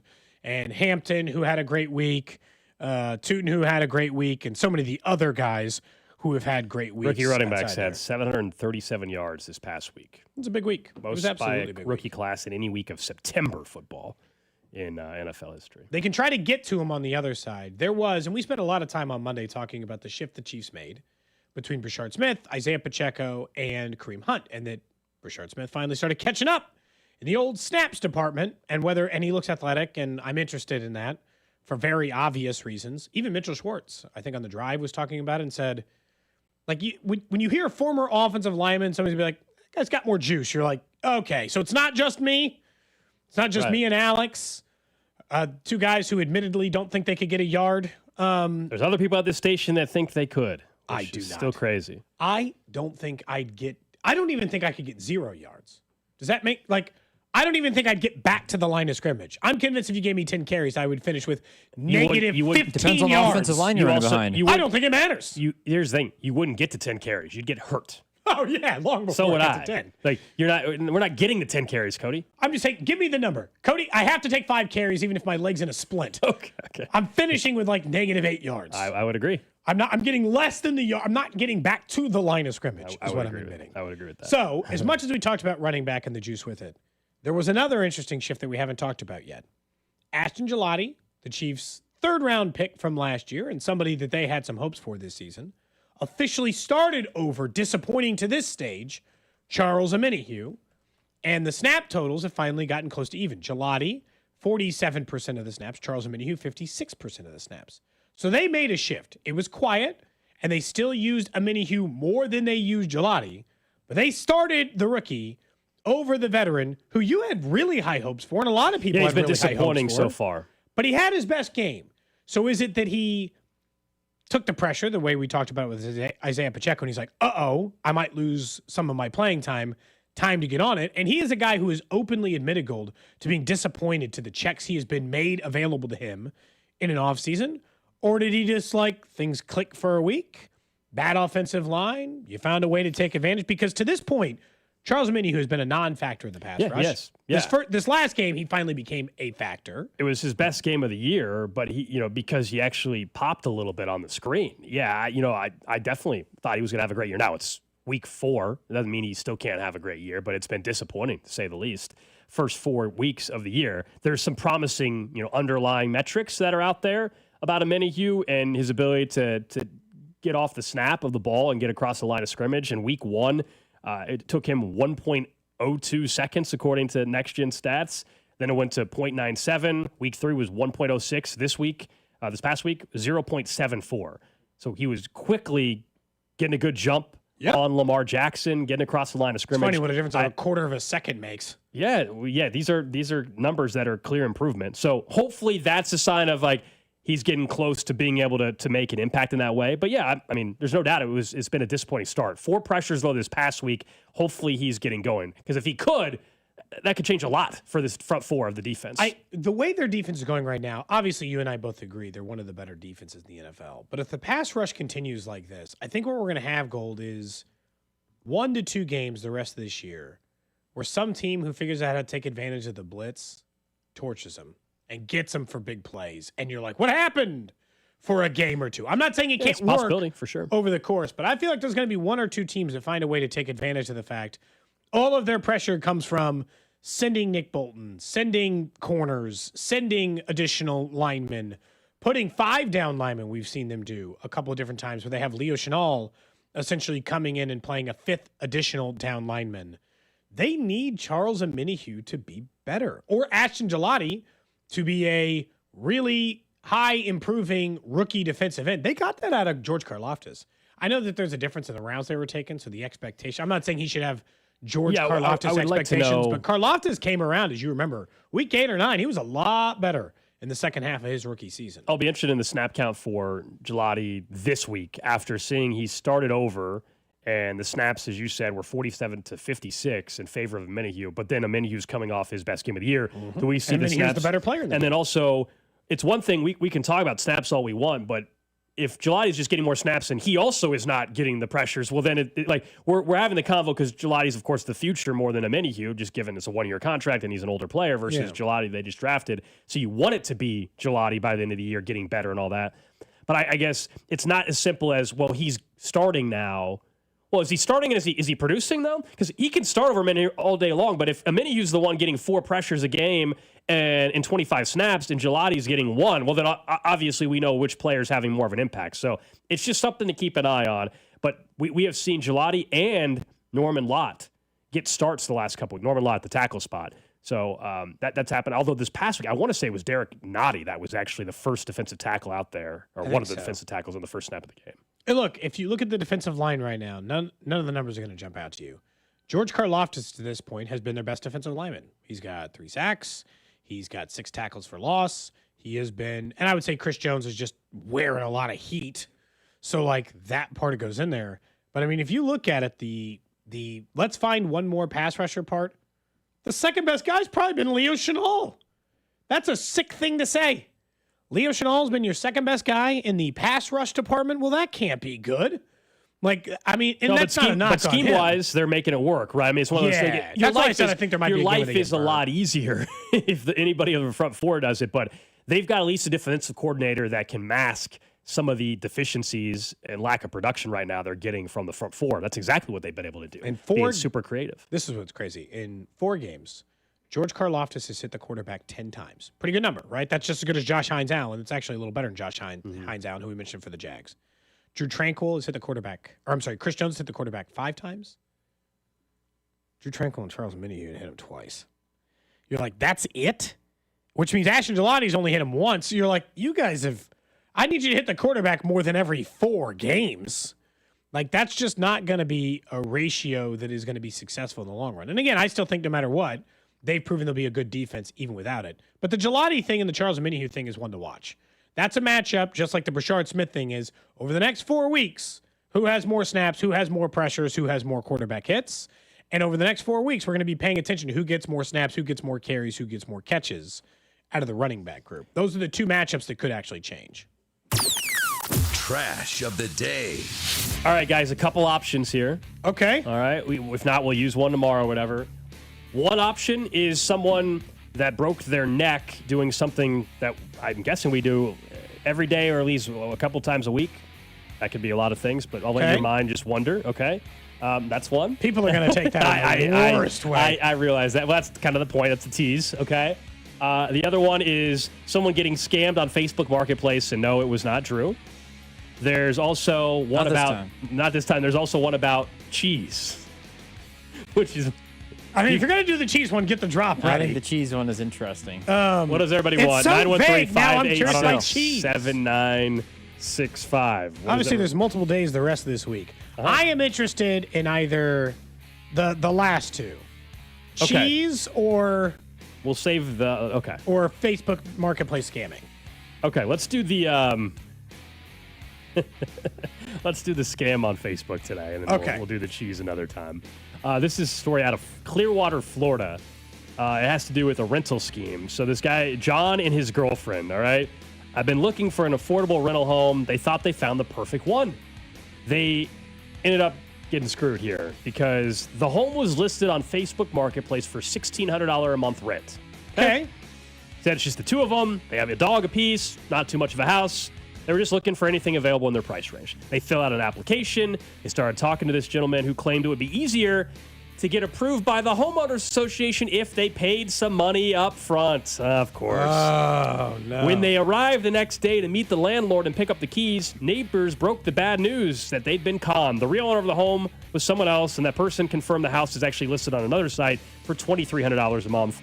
They contacted their bank, tried to put a stop payment on it, but because it was a Zelle transaction, they could not do anything about it. So basically... Landlord shouldn't be asking for your Zelle. Somebody saw a listing for the scammer, saw a listing for a real home, a real listing, took those photos, made another listing on Facebook for not half the cost, but for less. 2/3 the cost. It looked like a great deal.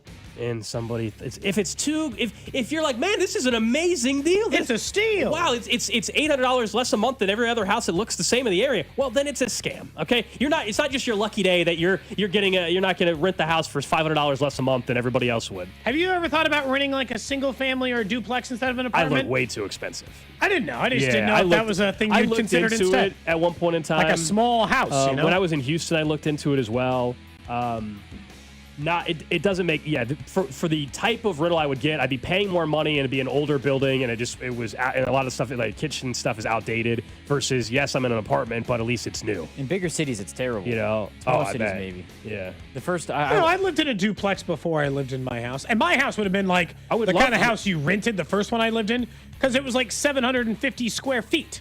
I mean, it's essentially an apartment. I would love good. The first house, the first place that I lived in post college was in La Junta, Colorado. It was a legit house, like 750 square feet. Apartment complexes there. That's small of a town. There were some. There I bet that thing was like $200. There were two. Oh no, it was $400.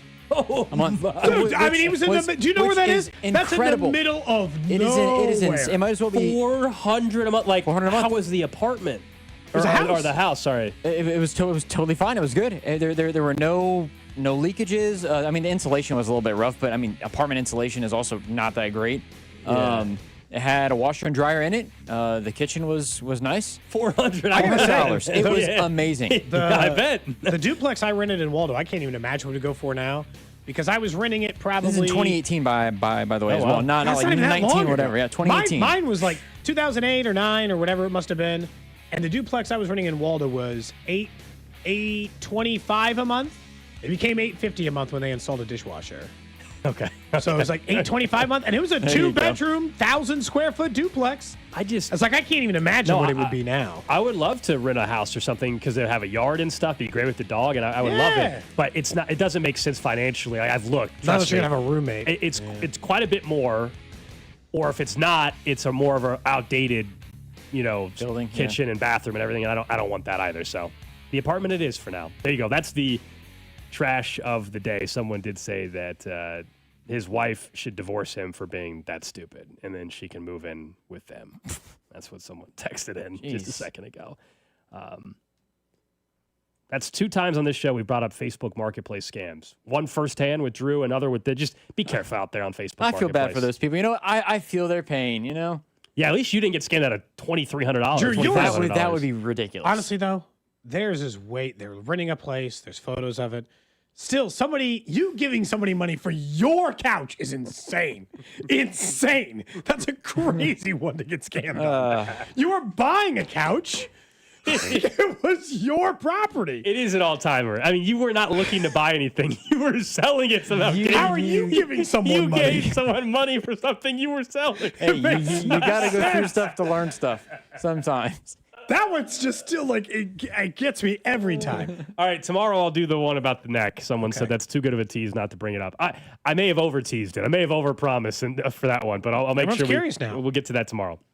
Up next, it is the Chiefs Red Half Hour. You asked Ross Tucker about it. This sign-stealing controversy in Jacksonville. We'll discuss it a little bit more and get back into the offensive trends for the Chiefs.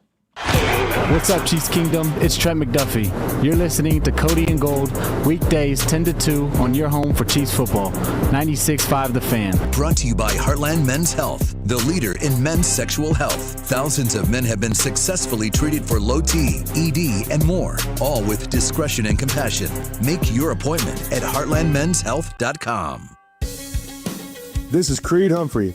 Kansas City has the best fans in the world and the best bull riding team in the PBR. The Outlaws are looking to win it all this year, but they can't do it without you. I'm the chief of Outlaw Attitude, and I need you to pack the house. So buckle up and make some noise. The Outlaws are coming, and we know KC will be there with us. Come see Kansas City's next dynasty and join me at PBR Team Outlaw Days, October 3rd through 5th.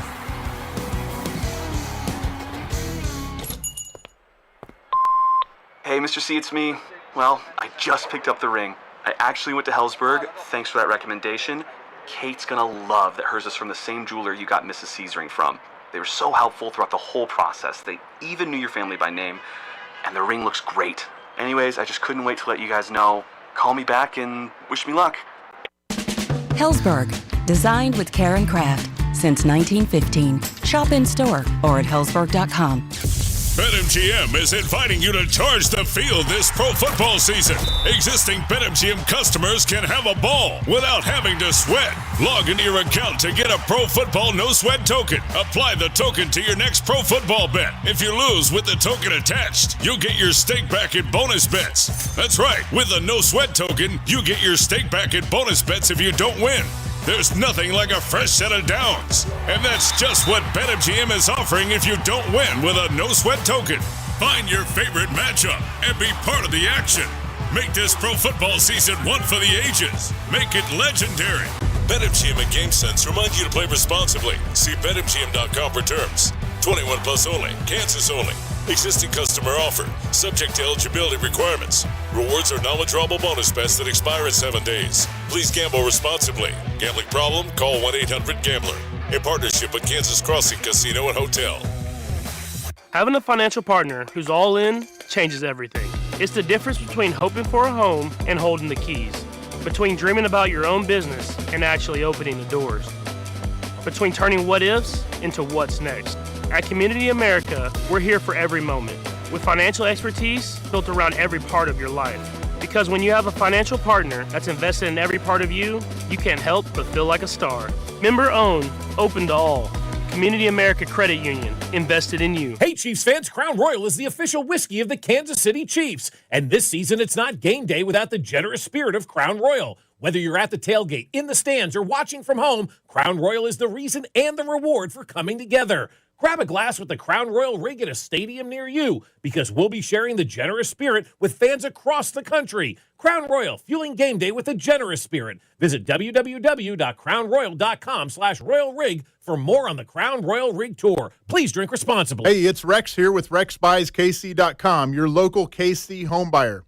If you own a property in the Kansas City or surrounding area and want to sell it fast and at a fair price, write this number down. 816-330-6000. I'm a private real estate investor, not some hedge fund or large national chain. My family and I live right here in KC. I can pay cash and close on your timeline, even in as little as 3 days. Here at RexBuysKC.com, we're improving Kansas City one house at a time. I buy inherited houses, vacant houses, foreclosure houses, behind in payment houses, my tenant won't pay the rent houses, and properties that need complete rehabs. Do you own a house that's trashed and needs thousands of dollars in repairs? Great. If you own a house and want to sell it fast, call me at this number, 816-330-6000. That's 816-330-6000, or go to RexBuysKC.com. That's RexBuysKC.com, and I look forward to working with you. Get 5 quarts of Valvoline Full Synthetic Motor Oil, a Wix filter, and a $15 gift card after rebate at O'Reilly Auto Parts.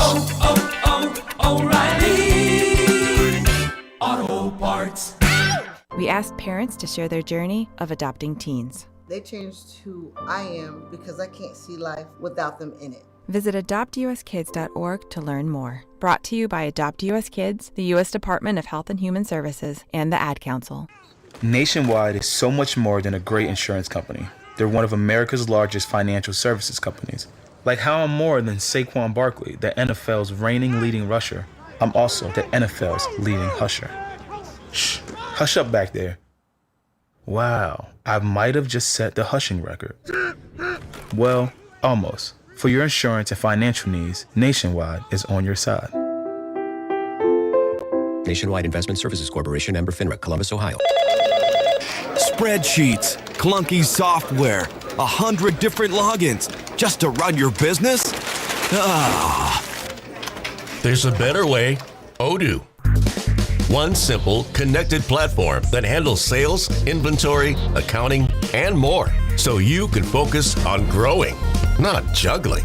Make the switch today at odoo.com. That's ODOO.com.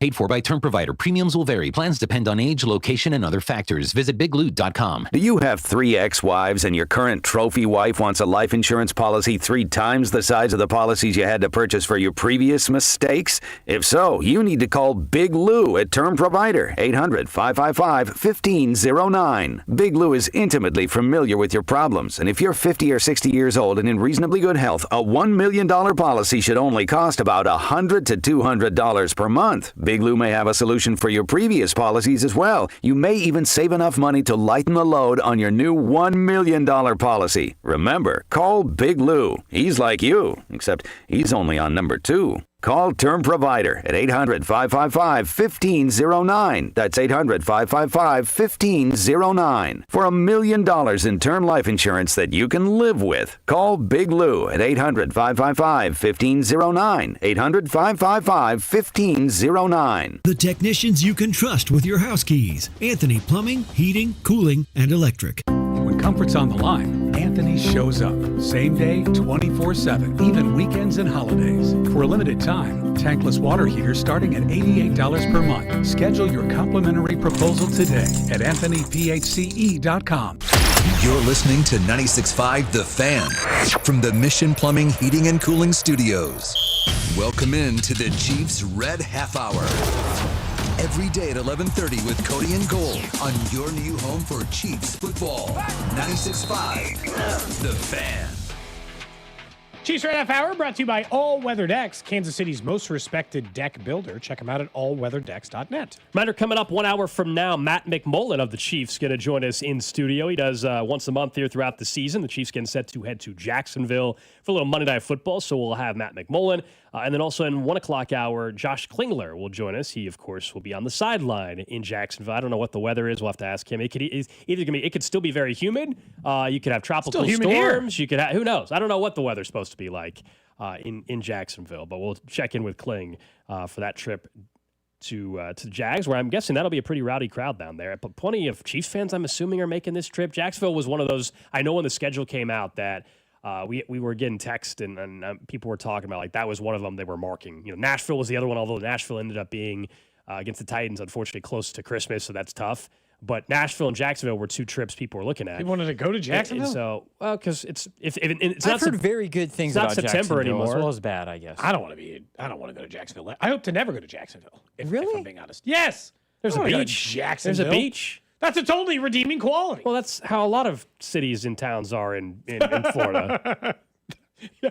Remember we ranked out the states we want to live in? Florida's real low on my list. Super I wouldn't low. mind going to I wouldn't want to live there, but I wouldn't mind going to Jacksonville for a weekend to go to the beach. Why not? What's wrong with that? Doesn't seem like a Are city. you not a beach guy? We've talked about this. You're more. I don't really care. I'd rather, it doesn't like, I'm not going to travel just for a beach. Yeah. I'll say that's never going to be. You were close to Jacksonville though, right? I know. Yeah, I was in the state, right? I was in the Panhandle. Yeah. I've been through Jacksonville, never been there. Gotcha. I stayed there. Gotcha. Okay. Well, we'll find out about Jacksonville more as the week goes on.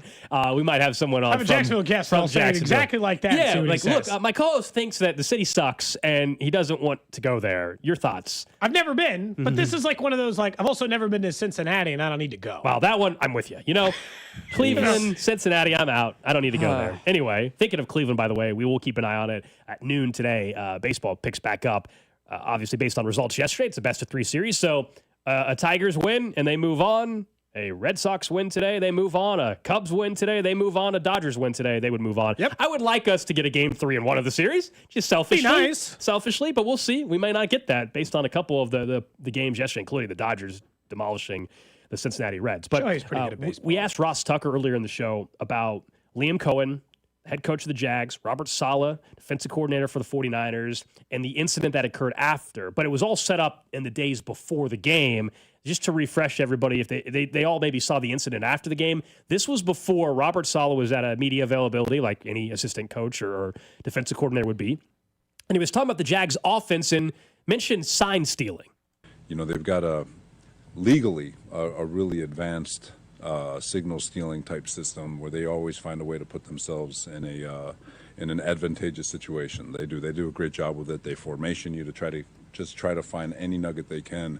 So we've got to be great with our signals, and we got to be great with our communication, and to combat some of the tells that we might give on the field. So they're almost elite in that regard. That whole entire tree, from Sean to Kevin O'Connell to all those guys, they all do it. So so there's challenges. They're going to catch us in some situations where they have the advantage, and we just got to play good, sound, fundamental football and do our best to execute them. There's nothing he said there that I think he said is it's part of a coaching tree. I don't think standard. So I don't think he said anything that was crossing a line, individually calling out. I mean, he acknowledged it exists, but also brought up Sean McVay and Kevin O'Connell. How this is an advantage that they're really good at. This is what we got to be careful. We got to be tight. I actually don't think he said anything wrong. I really don't. And then Liam Cohen went essentially full Will Smith and said, "Keep my name out of your mouth." He made it a million times worse. Way worse. We would never be talking about it. And I stand by what I said with Ross. My biggest issue with Liam Cohen in this situation is, one, I don't like any coaches showing this sign of being like incredibly thin-skinned as it relates to other coaches and being offended by something outside of that. But also, I don't think he would have said it if he lost. I think he only got like braggadocious and chest pumped out because he won. Duval. I think he would have stayed kind of quiet on it. Look, we don't know whether or not Liam Cohen's going to be a good NFL head coach yet or not. Far too early to make any determinations on that. This, to me, would be a sign I wouldn't want in a coach. Why are you making a big deal about this? He talked about an advantage that you guys have. He said, we have to watch it. There's nothing to be done about it. It's not like he said the guy holds on every play. It's a legal thing, yeah. He said legal. Like it wasn't Yeah, like he was calling him out on it. I actually guess. have no issue with how Robert Saleh approached that before. And then after the game, look, Liam Cohen, I'm not saying Liam Cohen is probably thrilled that they're talking about his sign stealing. But at the same time, like after the game, just ignore it, dude. And it's not a big deal at that point in time. You can call the Astros like you're banging on a trash can secretly, or Bill Belichick secretly recording practices. Yeah, Robert Saleh never said, the league really needs to look into this and crack down. He didn't say, I truly. He just said they do this, so we got to be careful. Full disclosure, until the incident happened, I did not know, like most people, the comments like that we just played even existed. After the fact, I went and was like, what? oh. Okay, and I thought, I was expecting Robert Saleh to be like, yeah, Liam Cohen, they're stealing signs. It's ridiculous. Yada. I was thinking, I thought he was going to be attacking. He didn't mention Liam Cohen's name once. He couldn't have said it. Also, just going back to, there might not be a coach in the NFL I would pick a fight with less than Robert Saleh. If you made me rank out every offensive, defensive coordinator, and head coach to pick a fight with, he's like in the bottom 5. Yeah, that guy's jacked for sure. I get my ass kicked. I'm not trying to, sure look tough when, you got your entire teammates to stand behind you. You're not going to actually. The worst part about somebody trying to pick a fight is in a situation where no one's going to let you fight. Mm-hmm. Braggadocious. And it's weird because I actually like Liam Cohen. I think he's really sharp in all this. I don't really think this was a great way to handle it, but in general, I thought it was a good hire in Jacksonville. I still do, and I think they can have some success down there. But that was surprising to see him because he is from a similar kind of coaching tree as McVay and O'Connell, and those guys would not have done what we just saw. No, I've never seen any of them. If anything, that entire coaching tree has this outward perception of cool, calm, collected, right? Like as in we've all got to put together. We got our game plan. We're going to kind of stick with it. They seem like not the rah-rah guys, right? They don't come off. They come off as analytical and sharp. And I'm not saying they all are, but that's been kind of the moniker of that coaching tree is that's kind of them stylistically. Liam Cohen's already picking fights with people week 4 of the season. I don't think Cody, in someone general, say he was big mad. Cody likes. I said that one time, and you guys got all upset on this show. I think. Just wait till I start saying all the other things teenagers say. Let's go. Oh, gosh. As it relates to the Chiefs, though, every team's well aware of what they're doing. Yeah. So Andy Reid's not caught off guard by it. Teams have played Sean McVay and Kevin O'Connell as well. I actually don't. Again, it's not a big deal except for the fact that Liam Cohen made it a big deal. Otherwise, I'm not worried more about Jacksonville because they have this. Clearly, everybody knows they do it and knows Sean McVay and Kevin O'Connell do it, whatever. Yeah. And you move on. I will say, 913-586-7965. We're getting a lot of text in about Jacksonville as a city now. A lot of mixed reviews. It's good and bad. Here's a couple. Yeah. So someone said, Jacksonville, absolutely horrible. Humidity, unbearable. Horrible, don't go. Very next text. Jacksonville's actually kind of nice. Worth at least one trip. Kind of nice is not a that's not somewhere I want to go. Somewhere's kind of nice. I told you I would have no problem visiting Jacksonville. Someone else said, not in August or September, though. Yeah. Someone said I was stationed in Jacksonville for 4 years. It's exactly like KC, but with a beach and Southern food. Now, that's a great endorsement there. Someone else said, it's the same everywhere, but I was in dive school in Jacksonville. They were told to stay close to the school after hours or get shot. Okay. That's not a ringing endorsement. Someone else. Florida's a fabulous vacation. Jacksonville's a nice city. There's more places to visit than your cabin in Colorado, Cody. I like going there. More places. Beach, way better than Colorado. LOL. I like going to Colorado. It's not the only place I like to visit. Yeah. I'm just not trying to... I do think Jacksonville, you better go... I'm trying to spend as little time in Florida as possible, but also Jacksonville, yeah. If 3 months out of the year, it's an unbearable... Look, it's probably better than going to Houston. Yes. If I had to choose vacation destinations for July this summer, I'd probably end up in Jacksonville before Houston. Yeah. But I'm not trying to go to either. Yeah, the beach is much nicer in Jacksonville than south of Houston, which is Galveston. We've talked about My Galveston. sister lives near Galveston. I've been there twice. I thought when I lived in Houston for a brief period of time, I'm like, oh man, I'm only an hour from the beach. I'm going to go to the beach all the time. I went twice, okay? I went 2 times in a year and a half or 2 years, and it's mud water, all right? It's the Mississippi River, all right? It's dirty. It's gross. I wanted to see it because I hadn't been to the beach in a while. So the first time I was all excited, back when I could still smell as well. That's actually where the shrimp allergy started. I'm not even kidding. That's what happened. I had shrimp tacos down there, and I had shrimp the next day. Ever since then, I had the shrimp allergy. So that's where the shrimp allergy started. I thought we had the cut of Charles Barkley talking about Galveston, but we don't, unfortunately. Anyway, if it's not going to be super humid in Jacksonville, I actually think it's a good trip for Chiefs fans to go on Monday night. That's all. There's tropical storms in the area, but I think it's further off the coast. So it should be okay? As a non-meteorologist, I think they're okay. Should we get cloudy to give us a... Maybe. Jacksonville weather report. If it looks like it's going to be dicey, I would like that. I love the Florida humidity takes. We live in KC without the beach. Yeah. I will say, it is funny having lived in Florida for 2 years. It is funny when people say it's humid here. Like it is kind of, but... Houston's way worse. Yeah. Houston, Florida, it's a different animal. I guess the question is, what is Jacksonville known for as far as like tourist attractions, other than we have the water? Beach? The world's largest beach is a big part. I'd like one more thing, please. The world's largest cocktail party. Well, that's a sporting event. Correct. But it also has between to... two people who don't even play in that city? Correct. I mean, it's the same as Mizzou and KU Daytona Beach, Kansas so the City. Daytona 500, another sporting event. Oh, okay. That's close enough. Right? Wait, but that's not... How close is Daytona Beach? Is Jacksonville Daytona Beach? It's not in Jacksonville. But it's close, right? Daytona Beach is like on the ocean. Like you can see the ocean from the racetrack. How close of a drive? How close is it to Jacksonville? I couldn't tell you. Oh, it's not that close. You're the one who lives in Florida. This says an hour and a half. This says an hour and a half. I was going to say, I think it's... it's still the same mileage. I bet you 87 it's miles. It's not close. Yeah, that's like saying like the Lake of the Ozarks rolling hills is part of Kansas City's appealing tourist. I was on the Gulf side. I will say this too: if you're going to go to Florida, go on the Gulf side. The beaches are better. I would agree. Destin, Florida is amazing. Yeah. Anyway, someone said Jacksonville's the armpit of America. During no, absolutely not. That's rough. There's other places that I would list that before there. Okay. Let's talk about the Chiefs and some good signs, I would say, for their offense overall. Jesse Newell over at The Athletic had sent out the stat that the Chiefs have scored on 54% of their drives this year. It's third best in the NFL. Only the Bills and Colts, of all teams, score at a higher... That's not surprising now, but if I had told you that a month ago, you'd have said I was an idiot. I would have thought the Chiefs were screwed. Yeah, but Bills and Colts, the two highest scoring teams on per drive basis. Gold, I view this as a massive good sign. But I will say, this is now a troubling, in my opinion, if this continues, 1.5, 2 year trend of, are you ready to change your entire red zone package? Because I overall take this as a good sign for their offense. They've been without their weapons, except for one game where they had half of them in Xavier Worthy. They'll still get Rashee Rice back in a couple of weeks. And they're still scoring on the third best percentage of their drives in the NFL.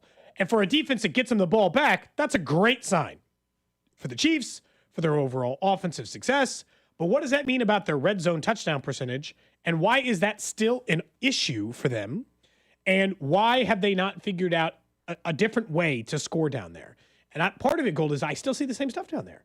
Some of the same nonsense where I don't feel like the creativity hasn't been at its maximum peak for Andy Reid during that time. So really, I'm overall happy with it, but it does still raise some red zone concerns for me. I don't know if that's wrong or not. No, the red zone is an area that they still need to execute better in. I think, though, it puts in perspective more than just what we saw with our own eyes, which was an offense that looked functional, that had some explosiveness, that stat about 50+% of their drives and all that, that's the whole year. So even in the games they were struggling, they were still actually scoring more than we think. The problem is they were settling for field goals, and then there was also missed field goals mixed into that on top of it. But I think when we discussed it with Ross Tucker as well, the same thing applies.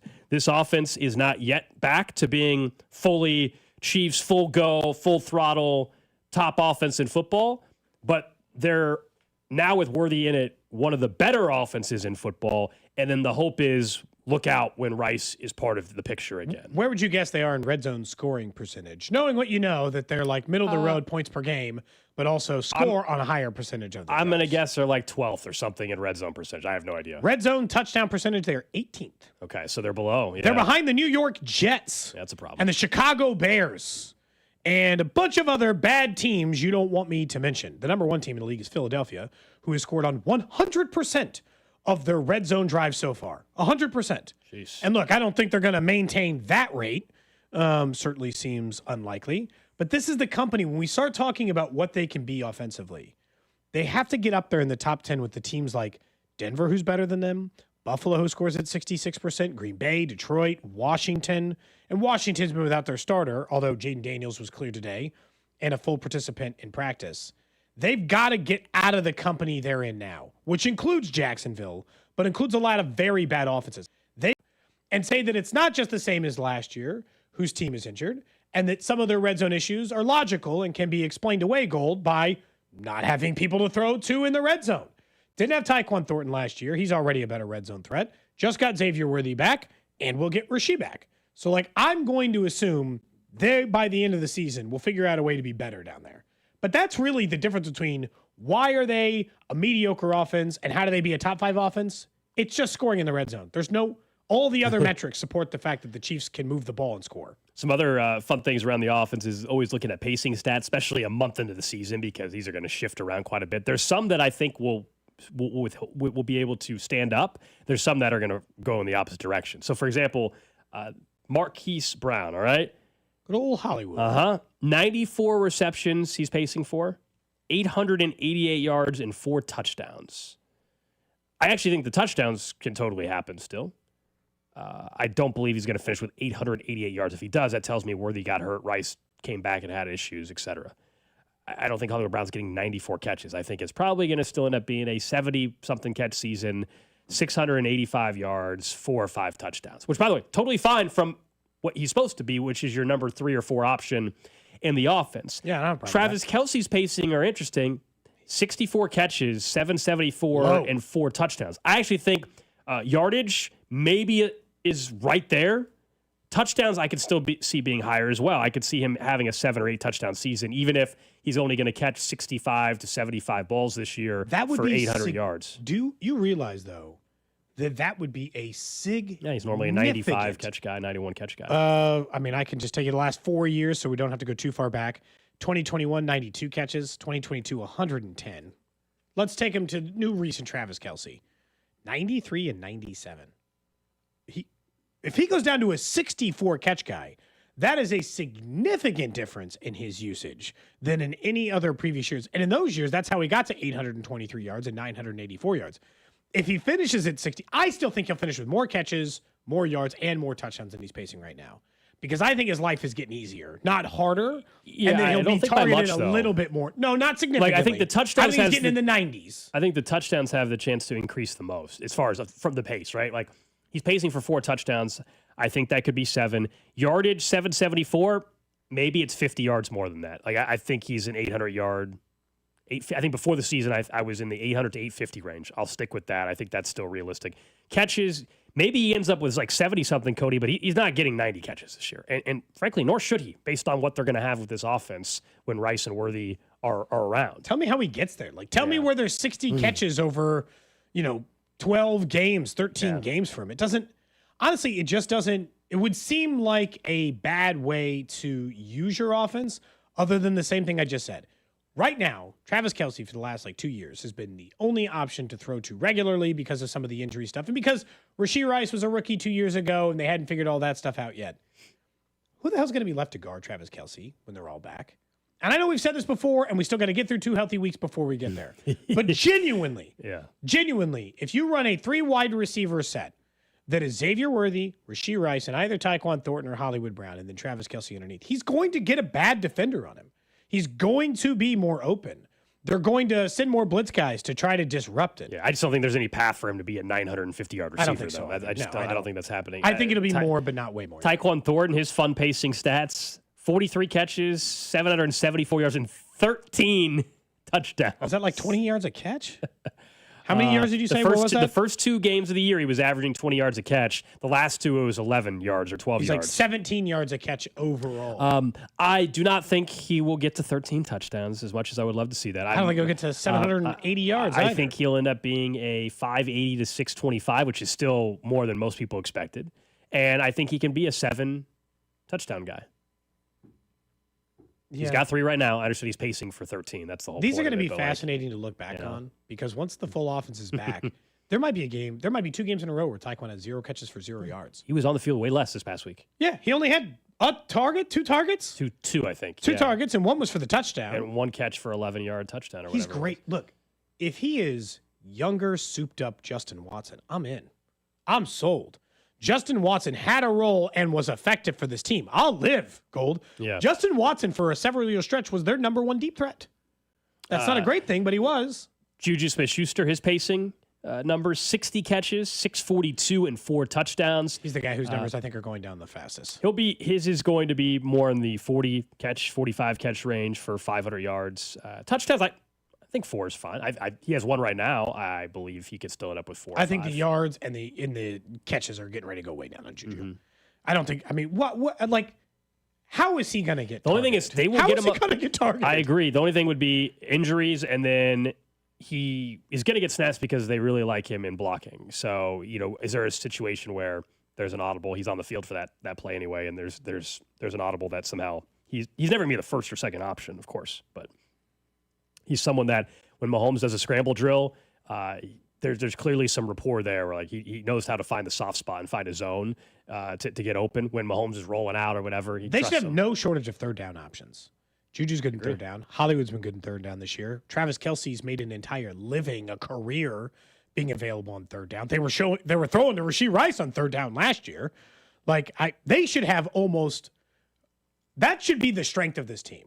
We're in 3rd and 6 or less. No worries. We're going to spread you out and you can't guard everybody. That's how I would play it if I were the Chiefs. We're going to spread you out. We're going to put 4 wide receivers out there. We're going to put a tight end out there. And we're going to dare you to get pressure on us and to find somebody to block. And if you can't, we will find someone to get those yards. I mean, the Chiefs this year are 15th in the NFL in third down conversion rate, just 39%. You go to last year, even though the offense, of course, had its issues. Yeah, that was actually an area they were awesome. They were 3rd. So right now, they're just not converting on third down at the same rate. And they're still scoring on 54% of the drives. There's a ton of upward movement potential on the offense. All going back to the initial part. There's just a lot of room for improvement on the offensive end, not just on the season. Obviously, if they just played like they did last week on offense all year, I think we'd all be fine. Up next, we'll get to what's trending, plus a chance to win a $50 gift card from our friends over at Jefferson's. And we'll talk more about Salvador Perez and some of the comments from J.J. Piccolo yesterday. What's up, Chiefs Kingdom? It's Josh Simmons. You're listening to Cody and Gold, weekdays 10 to 2 on your home for Chiefs football. 96.5 The Fan. Brought to you by Heartland Men's Health, the leader in men's sexual health. Thousands of men have been successfully treated for low T, ED, and more, all with discretion and compassion. Make your appointment at heartlandmenshealth.com. Football season obviously in full swing, and Underdog is the best place to get in on the action on the Missouri side. No matter what side of the state line you're on, you can select entries and win money right now on Underdog. Pretty easy. You just choose which players will go higher or lower than their stats, like rushing yards, receptions, touchdowns, and so much more. Plus, very important, with playoff baseball here, you can mix and match sports over at Underdog. So you can choose the same thing: home runs, total bases, strikeouts. For instance, I like Mize to go higher than 4.5 strikeouts in that opening game that's getting ready to start here in about 10 minutes. So join me over at Underdog and their variety of plays, ladders, streaks, and so much more. And join the millions who have already won billions on their app by downloading the app today using promo code TAP to score $100 in bonus funds or entries when you play your first $5. That's promo code TAP, T-A-P-P.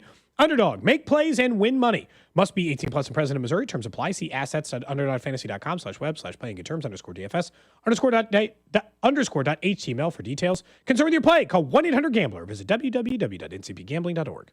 Trust, price, and ease of transaction. That's our philosophy at GiveMeTheVin.com. We love to buy cars. Fat ones, skinny ones, curvy ones, fast ones, slow ones, round ones, and square ones. Yes, square body Chevys. We buy them at GiveMeTheVin.com. Go to GiveMeTheVin.com right now, put yours in, and get a quote. We'd love to buy it. GiveMeTheVin.com, America's best car buyer. Sell us your car. GiveMeTheVin.com. So easy you can do it in your underwear. Arvest Bank believes in the power of serving others. That's why we're committed to supporting those who serve our communities. We believe that all communities deserve a financial partner who cares. Arvest, We believe. Man, if your stream isn't as strong as it used to be, or you're taking more breaks to the bathroom than the last 2 minutes of a televised football game, there's another timeout. We'll be back after this. it's time to get checked. An enlarged prostate, or BPH, could be the cause. And Kansas City Urology Care is here to help. Fast answers, trusted care. Don't wait. Come see Kansas City's largest, most experienced, and most advanced urology team. Visit kcuc.com today. At KCUC, you see the best in KC. With great deals coming this Prime Big Deal Days, October 7th and 8th, greatness is a deal away. So if you love baking, you can get a deal on a new mixer, transforming you into the Lord of the Loaves. Hear ye, hear ye! Make way for the baron of brioche, the sultan of sourdough, the lord of the loaves, Prime Member Dave! Yeah, hi? Get up to 40% off with Prime Big Deal Days, October 7th and 8th. Huge savings on Dell AI PCs with Intel Core Ultra processors are here, and they're newly designed to help you do more faster. They can generate code, edit images, multitask without lag, draft emails, summarize documents, create live translations, and even extend your battery life. That's the power of Dell AI with Intel inside. Upgrade today by visiting Dell.com/deals. That's Dell.com/deals. We all hear the radio ads about the IRS. They tell you to be afraid, to be scared, and they try to frighten you into calling. I'm not here to do that. Tax Relief Advocates is different. TRA is here to tell you that if you owe money to the IRS, whether it's $5,000, $50,000, or $500,000, we have a solution. It doesn't matter if you're sitting in your car, at work, or with your kids. No matter where you are, call now. 800-575-6812. Don't lose hope. TRA can eliminate or reduce what you owe to the IRS. Generous programs are now available that can give you a fresh start. Our passion is taxes and helping individuals fix their IRS problems. We have over 1,000 5-star reviews on Google and an A+ with the Better Business Bureau. You don't need to be afraid of the IRS any longer. End your tax nightmare today by visiting us online at TRA.com or call 800-575-6812. That's 800-575-6812. Tax Relief Advocates. Real solutions for real people. Paid for by term provider. Premiums will vary. Plans depend on age, location, and other factors. Visit bigloot.com. Do you have 3 ex-wives and your current trophy wife wants a life insurance policy 3 times the size of the policies you had to purchase for your previous mistakes? If so, you need to call Big Lou at Term Provider, 800-555-1509. Big Lou is intimately familiar with your problems, and if you're 50 or 60 years old and in reasonably good health, a $1 million policy should only cost about $100 to $200 per month. Big Lou may have a solution for your previous policies as well. You may even save enough money to lighten the load on your new $1 million policy. Remember, call Big Lou. He's like you, except he's only on number 2. Call Term Provider at 800-555-1509. That's 800-555-1509. For $1 million in term life insurance that you can live with. Call Big Lou at 800-555-1509. 800-555-1509. Royals fans, thank you for listening all season long on 96.5 The Fan and the Odyssey app. Caught by Bobby on a dive in the shallow outfield grass. From Vern's On Deck show through the game and then Vern's post-game show, we appreciate you listening every day to the Boys in Blue. No throw home. Ball game over. And we can't wait until next year. A home run for Salvador Perez. A historic home run. Spring training can't get here soon enough. This is your home for Royals baseball. 96.5 The Fan. Hey, it's Xavier Worthy. The Chiefs Radio Network pregame show starts 3 hours before kickoff, right here on your home for Chiefs football, 96.5 The Fan. KFMC FM and AM, HD1 and HD2 Kansas City, an Odyssey sports station. What's trending? Number 1 on What's Trending postseason baseball continues wild card action. Of course, we could have all the series wrap up today. Hopefully not. I'd like somebody to force a game 3 of the wild card. First game up again today. Tigers, Guardians, about ready to get going here in about 10 minutes from now. The Tigers did win yesterday. The Padres need a win to stay alive against the Cubs today. Red Sox could get the series win today against the New York Yankees and Carlos Rodon. And then the late game tonight, Dodgers looked dominant against Cincinnati yesterday. We'll see if that's the case. Yamamoto on the mound. The Dodgers, the late one at 8:09, first pitch this evening out west. Obviously, love some playoff baseball. A couple of close games yesterday. Shohei Ohtani is very good. Oh, yeah? I don't know if anybody knew that, but Shohei Ohtani is pretty good. Next up on What's Trending, the Cleveland Browns announced that even though they are overseas and he was only a third-round pick, Dylan Gabriel will make the start for them this upcoming weekend, meaning Joe Flacco will be the backup. Sanders will stay as the third-string quarterback as of right now, in what they're saying. So Dylan Gabriel is going to make his first career NFL start in London. Wait, London, right? That's where they are. Yeah. And Jaden Daniels reportedly medically cleared to practice today for the Commanders, which is a good sign if you want to see the Chargers have to face Jaden Daniels. Elsewhere on What's Trending, the NCAA announced, Drew, you'll like this, the 2028 Women's Final Four will take place at Lucas Oil Stadium in Indianapolis. It'll be the first time the Women's Final Four will be in an active NFL venue in over 20 years. Remember, for the Women's Final Four, they've been having these in much smaller venues. They're going back to the NFL-sized venue for the Women's Final Four. That's very cool. Indy's a good spot for it. Obviously, they've had a women's basketball resurgence with Caitlin Clark coming to town, and they were just in the conference finals. They just lost, didn't they? Last night? Unfortunately, lost last night in Game 5. They were without half their squad, too, so honestly impressive. A remarkable job. They were able to make it that far, if we're being honest. Next up on What's Trending, speaking of the WNBA, Nafisa Collier's comments on the WNBA commissioner, Kathy Engelbert, are currently holding a little bit of weight. Crazy. This is what she had to say about a conversation they had between the two of them. So first of all, I'd like to congratulate the Mercury for advancing to the finals. And I want to be clear, this conversation is not about winning or losing. It's about something much bigger. The real threat to our league isn't money, it isn't ratings, or even missed calls, or even physical play. It's the lack of accountability from the league office. Since I've been in the league, you've heard the constant concerns about officiating, and it has now reached levels of inconsistency that plague our sport and undermine the integrity in which it operates. Whether the league cares about the health of the players is one thing, but to also not care about the product we put on the floor is truly self-sabotage.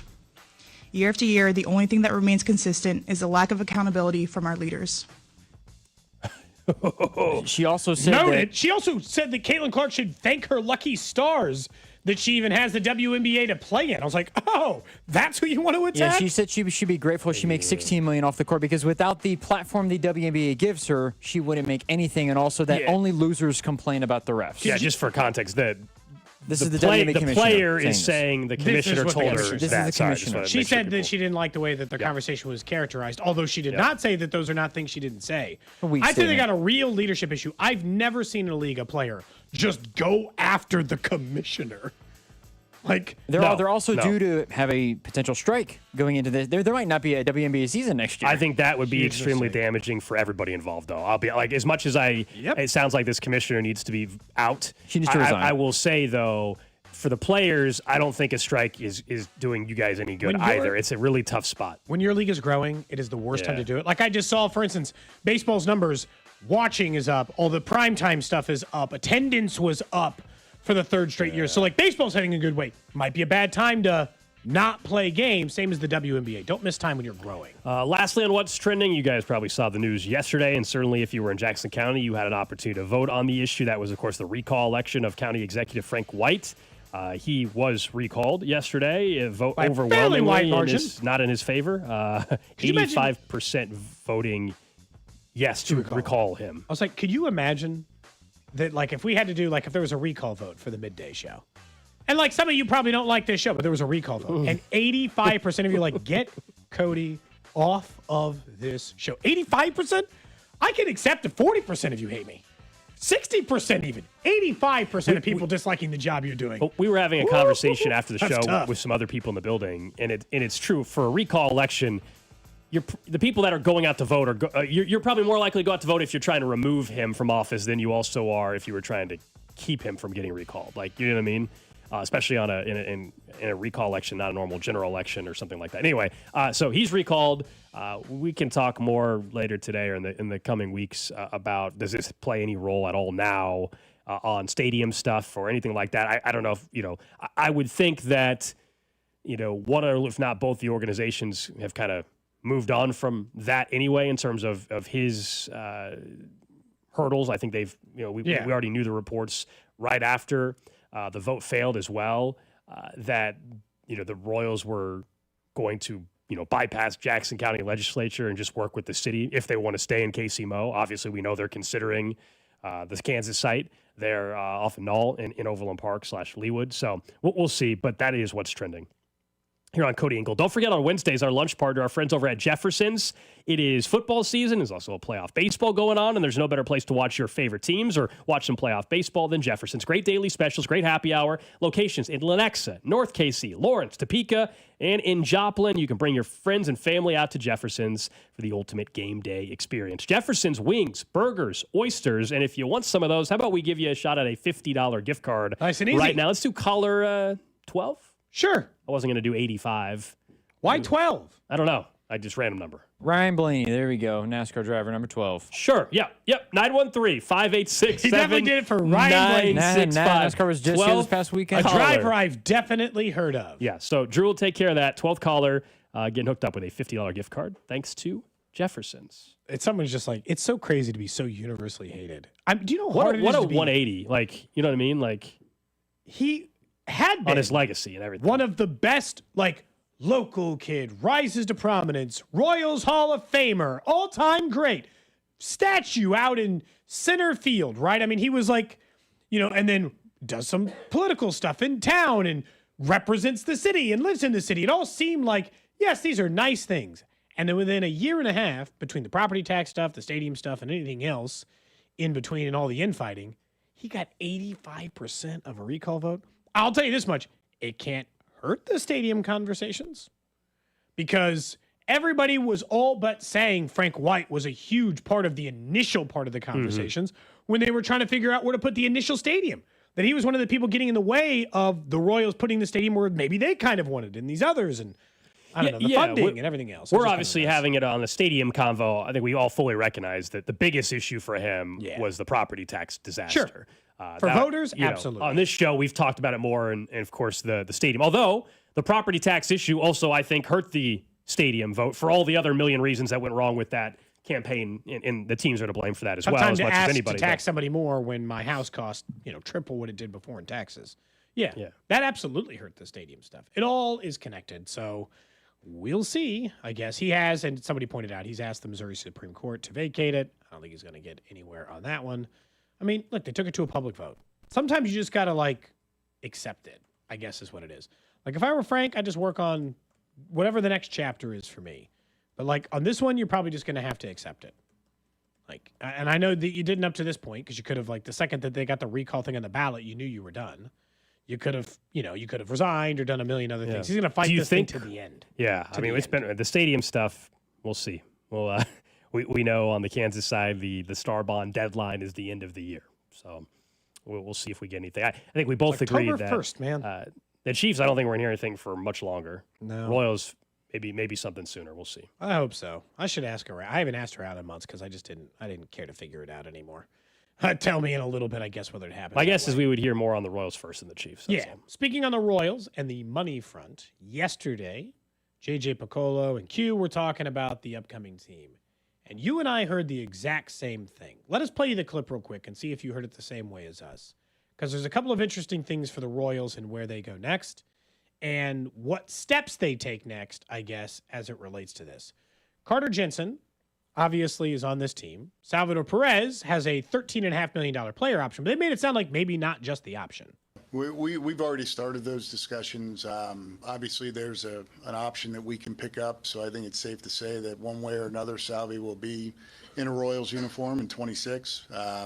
What we do beyond that still to be determined, but there are some things we still need to work through and talk about. Sounds like they're considering maybe more than just picking up the player option, as in a multi-year extension.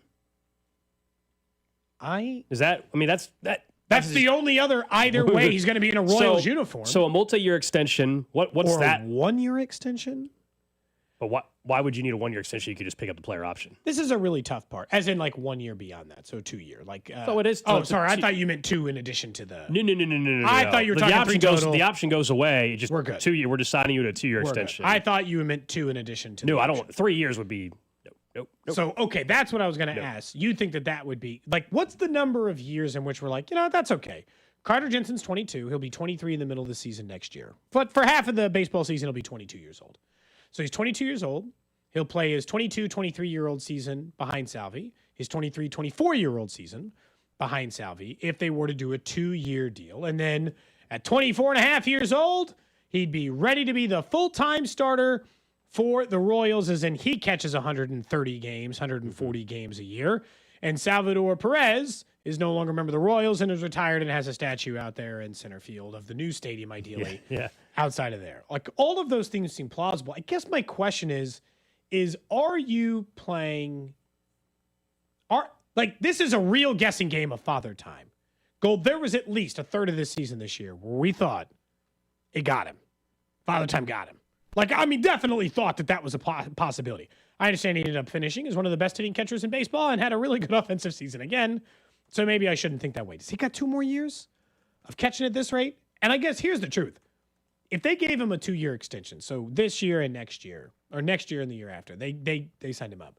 The one thing I'd want guaranteed from the coaching staff is they are going to handle it like they were doing with Freddie Fermin last year. And Salvador Perez is only going to catch half the games because I think that's how he keeps his hitting numbers up. And that's how you get Carter Jensen ready to take over the job in a couple of years when he has to do it full time. And they don't have Salvador Perez to lean on anymore after his illustrious career. I do love seeing him in the end of a Royals uniform, but I'm trying not to sacrifice that for winning. Yeah, I don't know what the option or what the extension exactly would look like. But I think at this point in time for next season, as much as we saw in the small sample size of Carter Jensen and the Freddie Fermin role and all that kind of stuff, it wouldn't surprise me at the beginning of next year, Cody, if they had Salvi catching more at the beginning of the year than he did even this year, as you're still trying to get Carter Jensen fully for a full MLB season. Are they immediately going to give him the exact same role that Freddie Fermin had, beginning on opening day? Some of that will be dictated by his bat and how productive he is. If he's hitting at a high rate or like he did in this, 21 games or something like that he played this year, then they will find a way to get him in the lineup like they would for anybody. Yeah. So that'll sort itself out. Look, Salvador Perez is a fan favorite and, as you said, is a legend in this town and is going to be in Cooperstown and all of that. I don't know anybody that's going to be upset about an extension. With any extension, there's risk come a year or so down the road. But they are, at this point in time, they're basically saying we don't, if they sign an extension, they don't think that the clock is going to catch up to him yet. I mean, the thing is, it hasn't hurt him. You know how rare it is to get through an entire contract, Gold, for an aging player at an aging position and not regret it?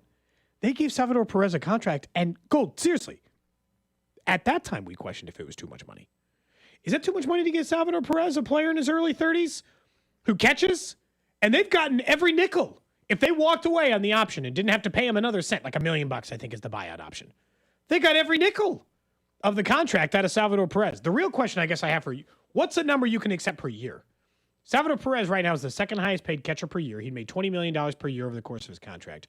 Real Muto is the number 1. He makes $23.8 million. There's a sizable gap to 3.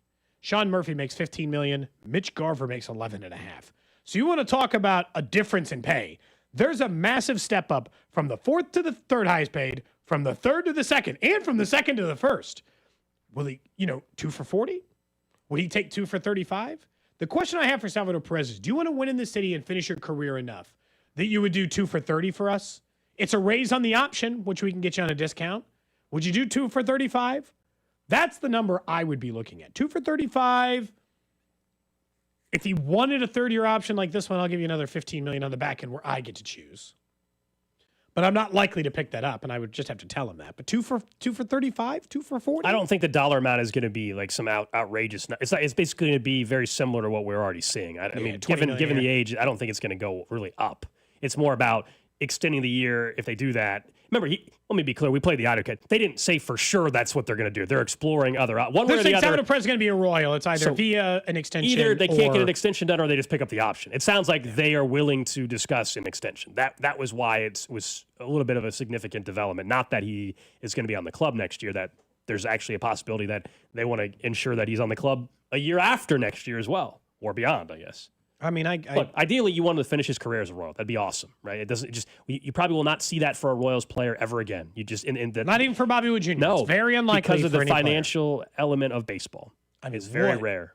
What is he going to cost? I mean, legitimately. Oh, I don't even want to think about that. Don't worry about that. We got 6 years. Stop. Or that's a 5, good whatever. point. Don't worry about that. That's a good Stop. point. Don't stress about You're that. right, because I can't. Don't worry about that. Dude, I can't. I don't even want to know, because he's going to be free agent when he's like 31 or something, 30. Yeah. He's going to get a very big check. Yeah, again, I don't even want to explore this conversation. He's going to get Don't worry about that. Very big check. Someone says from the 816, come on, Cody Salvador Perez been underpaid his entire career, given market value. But here's the thing I will say about that. You're not wrong. He was underpaid for a huge chunk of his career. Twice in Salvador Perez's career, the Royals market corrected his deal to pay him more when they didn't have to. So twice, the organization, Gold, I think, did right by Salvador Perez by giving him more money, even though they didn't have to give him more money, and market corrected it. If they gave him 2 for $35, they'd be giving him more money again. He's only on books for $13.5 million this year. You give him $17.5 million per year, he's still getting a raise for this year, and you're paying him slightly below market value for year 2. That, like, it can be paid both ways. Salvador Perez has been taken care of in his career. Has he been underpaid based on value? Yes. Have the Royals made that good in other ways? Also, yes. I think anything under, $17 million a year is still a steal at this point for what you're getting production wise. Yeah, I'd take anything under 20 and probably be okay with I don't think it's over 20. I don't, given the age. You start talking 2 for 50, and I might tell you, if that's pick the up number, the $13.5 million and live your life. Exactly. If that's the number that it takes, then okay, you always have the option, and you worry about that. And then you could also, nothing prevents you if you end up picking up the option and not doing an extension. If he has another great year, nothing prevents you from trying to work something out after that year, after 2026. Like, it doesn't mean that it's done forever. Honestly, with Salvador Perez, isn't this the key candidate to Shohei Ohtani, this contract? Give him what he wants and just pay him for the next 20 years. He's got enough money. You can pay him. Well, we're not talking. It's not even the same stratosphere of money, though. There's no need to do that. There's no need to defer. It's $20 million. Yeah, that's fair. They're not. It's not like we're talking about $50 million a year or something. No, I mean. By the way, I know there's going to be. They're going to do the next 30. Cody's wanting to do what do they call? What's the clarinet? Cody's wanting to clarinet this thing out or whatever it's called or whatever. I'm just saying, if there's a problem with it, figure it out. That's all. Yeah, they're going to have to Bobby Wood Jr. That's the Clarney payment. Hey, Bobby, do you mind if we pay you over the next 30 years? Because we were thinking the next 10 might be a little tight. I think Clarney is a pay in 4. How about pay in 20? Yeah, pay in 4. Installments. It's usually paying 4 installments. How about paying 200 installments, please? I've never used. I've done it a few times. Yeah. Although, in fairness, my for trips, it's kind of nice. For like for a flight. Oh yeah, okay. My parents certainly we didn't have a ton of money growing up, so my mom certainly had. I've been into, and they've rented places from the Rent-A-Center place before. Oh yeah. How is that? It's not great. Obviously they're charging you an absolutely astronomical interest rate at the time. If somebody needs a couch, at that time, I think it might have been for when my mom and my stepdad had gotten separated for a little bit, his entire apartment was essentially that, where you go in, then you get the dining room table and the couch. Just tell me what I pay a week. People are texting in other ones. Yeah, there's other company names. Someone said Affirm. I've seen that one. Zip Pay. There's a bunch of them I've seen on the text line. I never used one of those. So Gold's closely watching the Major League Baseball game because he put a bet in. No runs first inning, and maybe it was 2 on, 2 out, and now there's 2 outs. Well, 2 on, nobody out. Or sorry, that's what I meant. But did you see? Did you see? We were in the middle of having a conversation. I wasn't going to interrupt. Did you see what should have been an out? The outfielder had a pretty routine fly ball and dropped it. Oh, no, I missed Disgusting is what it was, Cody. But now it's somebody who has the no-run first inning. Yeah. Yeah, and now the count is, again, You're going to have to sweat this one out. I don't think you're going to get off easy here. Tanner Bybee is going to make you. I just need an out. I need another strike away for at least the top half of the inning. Yeah, still get through the bottom half. You'll figure that out. You also noticed something over college football in the weekend. Yeah, I love this. You're ready for the NFL to adopt yet another plan. I love this. You guys, if you've watched any college football this season, you've noticed specifically some of the SEC games, some of the ACC games. You got through that first. Yes, we did. The top to the bottom of the first we go. And that's the replay center, the command center that these conferences are letting the broadcast see and have communication. It's transparent. It was awesome on the Friday night Florida State-Virginia game, which ended up being an epic ending and overtime and everything like that. But there was multiple times where they went to the ACC command center and you could hear the conversation, the official on the field and the officials, the officiating for the conference back in the replay center. it was transparent. I think it gets rid of some of the conspiracy theories. It lets us understand why they came to a certain conclusion on the call, what they're looking at on a perfect on a particular replay. I think this is something that every conference in the country will be doing by next year that can afford the system to do it. Some of the smaller conferences are going to take more time. And the NFL, with the money they have, there is no reason in the next year or so, honestly, immediately, but they won't, should not be doing this as well. This is awesome for the fan. I think it will cut back on the Chiefs referee conspiracy crap we heard all of last season as well. If people can actually hear them talk out why they reviewed a call and this was a catch, or if you're going to have other penalties reviewable and things like this clears some of that up. Yeah, I don't mind it, honestly. Even if you disagree with the logic. And this is the part that I think the NFL and other leagues care about too. It's more entertaining, Gold. Way more entertaining than standing around waiting for them to see what happens. Let's just take it at its face value at the very least. At least I get to hear in and be like, whoa, what do you mean he's bobbling it? I don't know. I get to argue with a hypothetical voice in addition to it if for some reason I don't. But if not, maybe they do. In your case, you said you listened to a call and you're like, that's a catch. And then they're describing it and you're like, oh, yeah, it kind of makes sense. I actually don't hate the logic of it. I think the biggest thing that has been holding this thing back, believe it or not, is the refs themselves. Historically, umpires and referees hate stuff like this because they think it makes them look bad. That somehow somebody in New York talking about a call that they got wrong makes them look bad for getting it wrong. Hey, man, they're running 22 miles an hour. There's 22 of them on the field, and they're trying to pay attention to 87 things. I don't blame you for missing it. I just want them to get it right. No one's coming down on you for getting it wrong unless you're just getting it wrong all the time, in which case, look inward.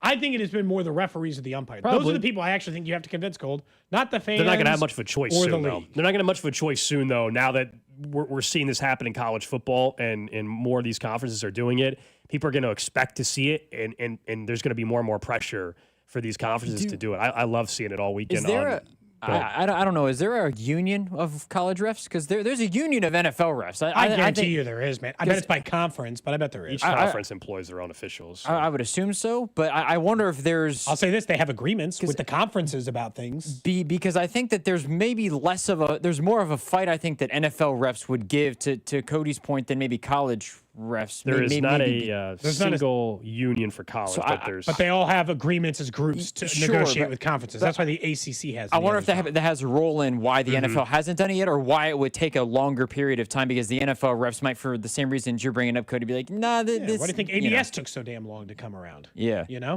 Like, it's always going to be hard to convince people to change that stuff. Sports Talk on 96.5 The Fan is presented by Paramount Plus. You can't count on much, but you can always count on Sundays with the NFL on CBS and Paramount Plus. Watch your local NFL game live every Sunday all season long. Visit ParamountPlus.com/NFL to get started today. Let's talk some NFL. Let's talk some Chiefs with Chiefs reporter Matt McMullen next. This is Cody and Gold on your home for Kansas City sports. 96.5 The Fan.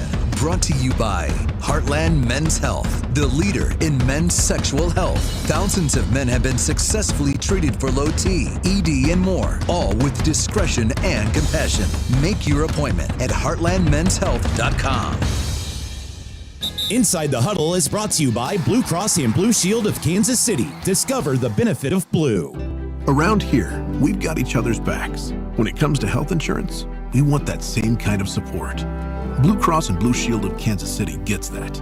They're from around here too. Backed by the national strength of the Cross and Shield, they help you make confident choices, no matter where you are. Blue Cross and Blue Shield of Kansas City. From here, for wherever you are. That's the benefit of blue. More than a few of our patients have talked to me about their first time, but it's not the first time you're probably thinking about. It's the first time that erectile dysfunction ruined the moment. This is Jeff for Heartland Men's Health, and if you're over 50, it's likely that you've had that first time yourself. But the good news is that if you're like most men, that first time can be the last time that ED impacts your sex life. At Heartland Men's Health, we're experts in treating ED. We've treated tens of thousands of men using protocols with success rates well over 90%. And those treatments have, in most cases, made sex great again for both them and their partners. You could even find that you're performing like you haven't in years. So if ED has been affecting your intimacy, it's time to make the last time that happens the last time that happens. For just $99, you'll receive blood work, a medical consult, and if medically advised, a test dose. And if that test dose doesn't work in the office, your visit is free. Call 844-447-6600. That's 844-447-6600. Or go to heartlandmenshealth.com. Arvest Bank believes in the power of serving others. That's why we're committed to supporting those who serve our communities. We believe that all communities deserve a financial partner who cares. Arvest. We believe. Hey Chiefs fans, Crown Royal is the official whiskey of the Kansas City Chiefs. And this season, it's not game day without the generous spirit of Crown Royal. Whether you're at the tailgate, in the stands, or watching from home, Crown Royal is the reason and the reward for coming together. Grab a glass with the Crown Royal rig at a stadium near you, because we'll be sharing the generous spirit with fans across the country. Crown Royal, fueling game day with a generous spirit. Visit www.crownroyal.com/royal rig for more on the Crown Royal Rig Tour. Please drink responsibly. Around here, we've got each other's backs. When it comes to health insurance, we want that same kind of support. Blue Cross and Blue Shield of Kansas City gets that. They're from around here too. Backed by the national strength of the Cross and Shield, they help you make confident choices, no matter where you are. Blue Cross and Blue Shield of Kansas City. From here, for wherever you are. That's the benefit of blue. Ready to kick off the fun? Chumba Casino is your go-to game plan during halftime or overtime. From spinning slots to instant scratch-style cards, it's like running the perfect play, all from home. New players score a free welcome bonus and daily logins with a shot at some serious prizes every time you play. Get in the game and visit ChumbaCasino.com today. Let's Chumba. Sponsored by VGW Group. No purchase necessary. See terms at ChumbaCasino.com. Must be over 21 and present in a state where it's legal to play. Attention retirement savers. A top U.S. bank predicts a 2025 recession as tariffs rattle markets. According to reports, 2025 recession risk just increased significantly. That's why thousands of hardworking Americans are turning to award-winning precious metals company, Goldco. Goldco is offering you a free 2025 gold and silver kit. Plus, you can get an unlimited instant match and bonus silver for qualified accounts. Call 855-969-GOLD. Find out how you can help diversify your savings. Tax and penalty free today. That's 855-969-GOLD. Performance may vary. You should always consult your financial and tax professional. I'm Bob Burke, founder and chairman of Burke America Parts Group, a family of brands that includes RepairClinic.com, an appliance and HVAC parts solution company that's grown into an international brand. Before AmericanEagle.com, we partially launched a new technology platform developed by another firm. American Eagle helped take our technology to a whole new level with digital marketing, software development, and business insights into our key markets, appliances, HVAC, and outdoor power equipment, and did so both on time and on budget. AmericanEagle.com has the resources, experience, and talent needed to produce solutions. Our new technology platform, developed by AmericanEagle.com, has produced tremendous results with higher traffic, conversion, engagement, and online revenue. If you have any home repairs you need to take care of, check us out at RepairClinic.com. If you need a world-class website or technology project, then I would highly recommend AmericanEagle.com. Call AmericanEagle.com at 773-NETWORK. That's AmericanEagle.com, 773-NETWORK. Inside the Huddle is brought to you by Blue Cross and Blue Shield of Kansas City. Discover the benefit of blue. You're listening to 96.5 The Fan from the Mission Plumbing, Heating, and Cooling Studios.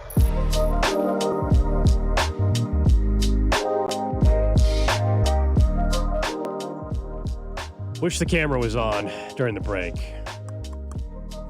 Solo home run by the Guardians. Win your bet? Solo home run by the Guardians in the bottom of the first inning, of course. Yep.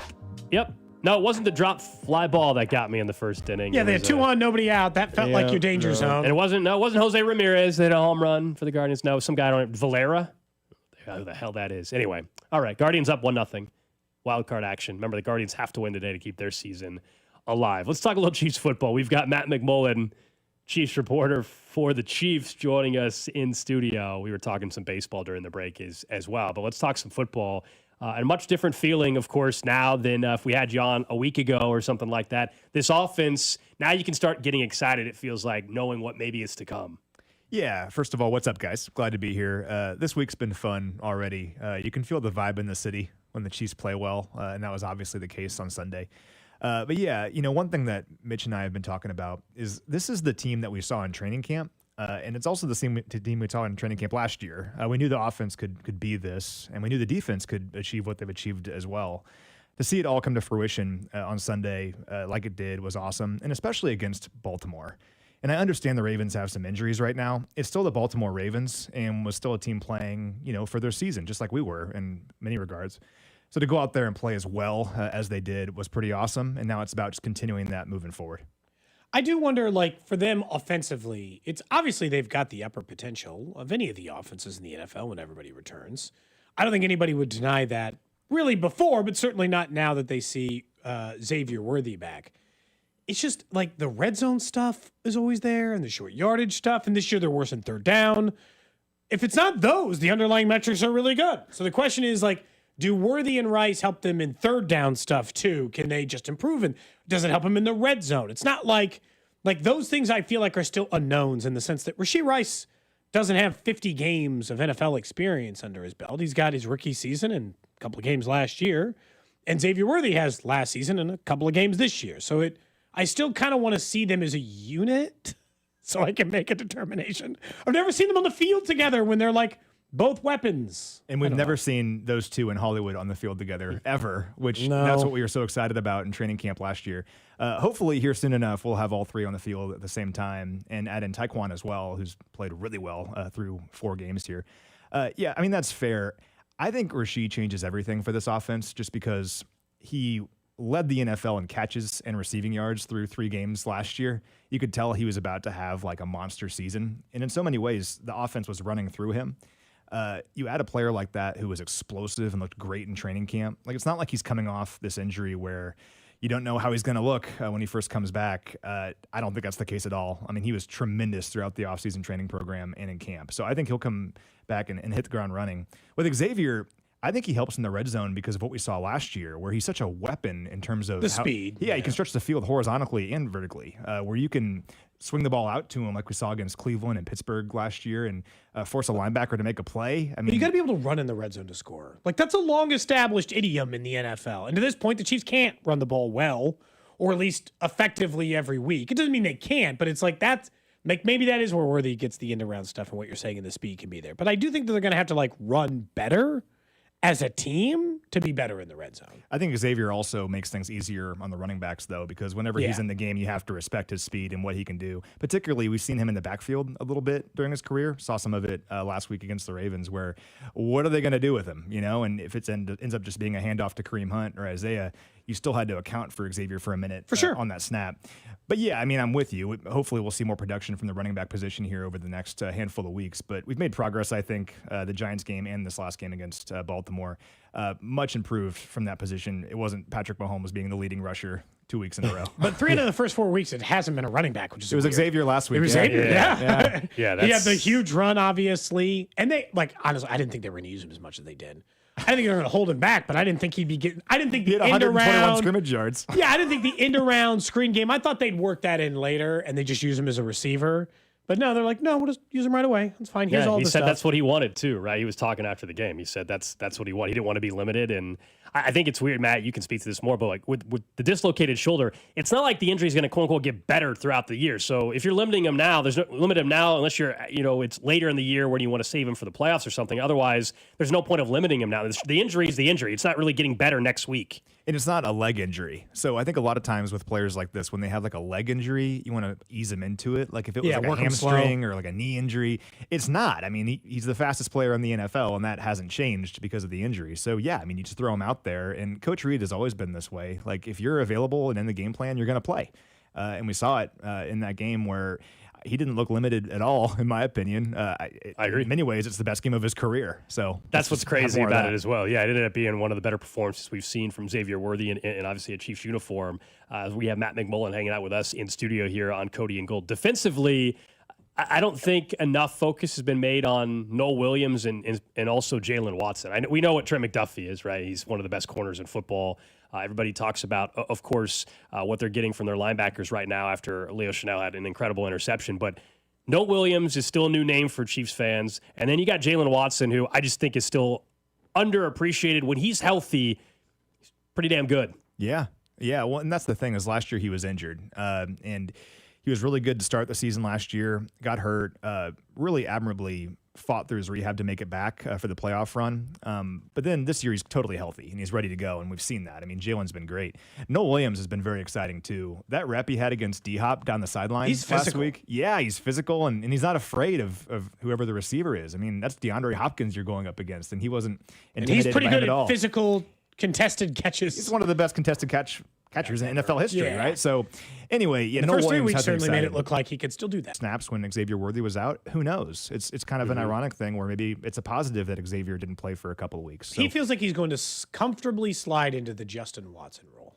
and that's a huge role to fill, right? And I think he's done a he great was an job important of it. player, yeah. I mean, because if you're the defense and you have to account for in a couple weeks Rasheed and Xavier and Hollywood Brown, well, Tyquan Thornton is going to get a one-on-one opportunity against a player who is probably slower than him. So I don't think it's they're going to great. throw to him any short of like 20 yards down the field for the next, like, once Rice is back, just assume if he's targeted, it's 20-plus yards down. And that's what they did with Justin Watson for a long time. I think it's a weird thing to say, but for like 2 years, maybe in a row, Justin Watson was their best big play guy. Yeah. Like, maybe that's not you can take that as a compliment or not, but what like, it had to be, he was their best big play guy in the sense that he was good from 20 to 25. He was good in that mid-range where they didn't have that at all really last year. They didn't have a mid-range game, right? They couldn't play in those in-betweens. They could get you short or occasionally they could get you deep, but they couldn't do anything in between. I think that Tyquan's going to fit in nicely in that role. I've been happy with Tyquan because he was a massive bust in New England. I mentioned it was comparable to Sky Moore. And the fact that he's playing at this level suggests that they're getting something out of a guy whose time in New England, they weren't even putting him on the field at the end, right? I mean, they didn't want him to play at the end. That team had no one to throw to for a good chunk of the year last year.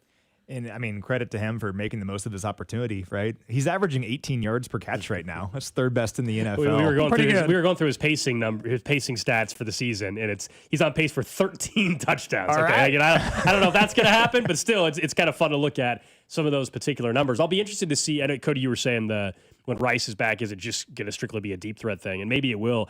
I guess what was encouraging is at least it's a rocket. I mean, frankly, 2 of his last 3 catches he's made have been awfully impressive catches. And, hopefully we get to the point here when everyone's healthy and back where it doesn't really matter who's stepping up and getting the numbers as long as the offense is humming and working down the field, which is what I think it can be. And we saw it in many ways against Baltimore. Just imagine Rasheed Rice added to that offense. I kind of love when you can tell. Everyone can tell when Mahomes is like feeling it. Oh, yeah. The throw to Tyquan and then the one in between 2 defenders where you're like, there's no window to throw a pass. That's when he's feeling it a little bit. He's fading back on one foot, throwing it to Kelsey. That's Like, a you great can pass. always tell when he's just like, oh, yeah, okay, we're loose again. And he's just making, like, throws that shouldn't be easy, that he makes look easy. I felt like we hadn't seen that in Patrick in too long. You see it in the playoffs. You always get a taste of it. But because their offense had to work so hard the last couple of years, it was a game that they didn't have to work hard at all. He was just feeling loose and making throws. Go back and watch the touchdown to Hollywood. So I'm pretty sure Hollywood was like his third read on that play. But that play was a great example of how the offense on Sunday. That was the looked a one lot between like, the 2 defenders? Well, it was the one in the corner of the end zone where it was 4th and 1. Yep. It reminded me so much of the 2022 offense because it was a 4th and 1 play call. Xavier was running parallel with the sticks, but he was covered.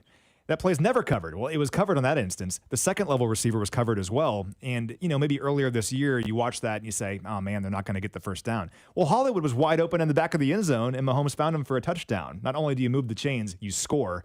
That's the kind of play right there where the Ravens defense, in so many ways, did everything right. They covered the sticks. They covered the second level receiver. You forgot about Hollywood behind you. That's the kind of offense I think that we can be. I hope that it turns into that. Honestly, I'm ready for the 50 touchdown, 5,000 yard offense. I'm greedy. Yes. Well, I'm greedy. I like it's more fun. Offense is fun. Of course. It's not a knock on Spags. He must know this too. Offense is fun. People like watching it. And look, he's the best defensive coordinator in the NFL. Not even close. I would make Not even close. I think by the end of this, the same as we push for Creed, we're going to have to beg the NFL to put him in the Hall of Fame, even though there's no assistant coaches in the Hall of Fame. But if you're the standout, it's like the punter thing. If you're the standout example of I've won more rings than any assistant coach in history, well, then I think you should get your place. I think that's fair. I tried to get a bronze statue made. They weren't interested. I tried with laser eyes. I wanted like the red eye. shirts? Yeah, that, but in an Text actual line, not blood. a fan of that. They consistently have said it's the worst idea. It was going to cost $20,000 or $30,000. I thought worth it. Okay. But I wanted to personally deliver it to Spags. Were you going to fund this yourself? Yeah, we were going to crowdsource. Okay. Right? And then most people said no chance. Grassroots. So we were going to grassroots this effort. Well, I don't have $30,000, so it's going to have to be grassroots effort. Okay. I don't think my wife would approve of me taking a loan against my retirement to fund I don't the think that'd statue. be For a smart, passion Cody. project? I don't think that would be a great idea. Statue with red eyes. Matt, what do you make of the AFC West right now? 4 weeks through the season, the Chargers, of course, get their first loss of the year. Raiders look more like the Raiders every week, and the Broncos, I thought, got their offense going again on Monday night. Yeah, well, I think the world looks a whole lot different this week than it did maybe on Sunday morning. This is why it's a long season, and I never lost faith in this team or thought that the division race was over by any means. Football's hard, and yeah, the Chargers have played great so far, but you go to New York, it's a long flight for them, and you run into a player making his first ever start. He has nothing to lose, and he plays really well. Hurt. Yeah. It's difficult when you don't have your best protectors when you're facing a pass rush like that. But anyway, that was a big swing right there. And then I was telling Mitch when we were watching that Chargers game, if we can find a way to win today, like talk about a swing in the division, right? And I mean, there's a world where you can be tied with the Chargers going into week 6. They got the Commanders, and Jaden Daniels is practicing again. So I also think it was a net zero essentially the second they lost to the Giants and the Chiefs won because you'll still play them. Yeah. So you're back to even. Now you just got to play. You don't have to play way better than them. You just have to play one game better than them the rest of the way and beat them in the game in which you would play them. That's not like, okay, so I got 12 other games and beat them in the other one. Okay, they go, let's say in the 12 they go 8-4. You got to go 9-3. It took a lot of the because if it had gone the other way, the division's over in my opinion. I mean, and the And the Broncos, Chiefs of course, lost factor into this too, because Broncos have the same record as the Chiefs. So I get what you're saying. I The guess I Broncos just don't think the Broncos are winning the division. Fair enough. Like, I understand. I think it's a 2-horse race in that. But that might just be because Bo Nix, up until last week, has not looked exactly dangerous. Although the Broncos' defense looks as good. Might have the best pass rush in the NFL. But, like, I don't know. Bo Nix winning this division, that's my issue. Well, it doesn't pass the smell test. I think last year what we saw for him was obviously impressive. I don't think the ceiling is as high for him as some of the other quarterbacks and as a Justin Herbert, for example, or somebody, even though Herbert hasn't won in the postseason and gets criticized, I think his ceiling is still much higher than Bo Nix. I think there's more limitations there. But with Sean Payton in that system, Broncos are more than capable of winning 10-plus games again this season. I think that's totally fair. And, there's more competition in the division, which is a good thing in the long run.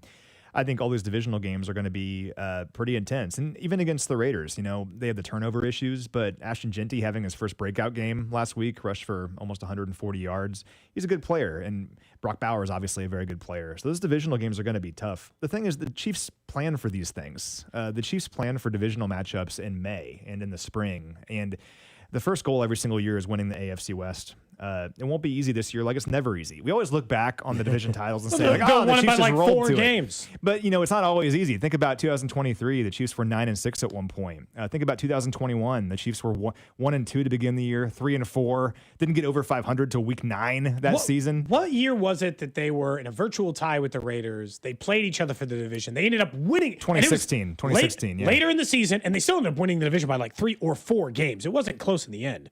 But that game was for the lead in the division. Well, so that one actually was 2021, I think. But 2016, both teams finished 12-4, but the Chiefs had the tiebreaker over the Raiders. So anyway, we look back on it like it's always easy. It's hard to win the division. I will tell you, if the Chiefs can find a way to win the division this year, which would be a 10th in a row, I will be enjoying that AFC West champions hat more than maybe I have in the past. Oh. Do you have it on a display? How do you do it? Matt tweets out all the hats. Yeah, I know. Year. I got all the hats. Do you display them or do they sit in a closet? So I am married, so they're not just displayed in my home. They're currently in a bag underneath my desk at work. But I love pulling those things out whenever we win something. Yeah, so it's funny. We've had the convo before because we've gotten spoiled with the AFC West titles, and now obviously it's about the Super Bowls and everything. But there was a point in time where you were rushing out to buy the hats, and everybody was, and T-shirts and all that. AFC West. I will say, my priority. If they get their 10th and the design has something that's not just the one that every team has for winning the division that year.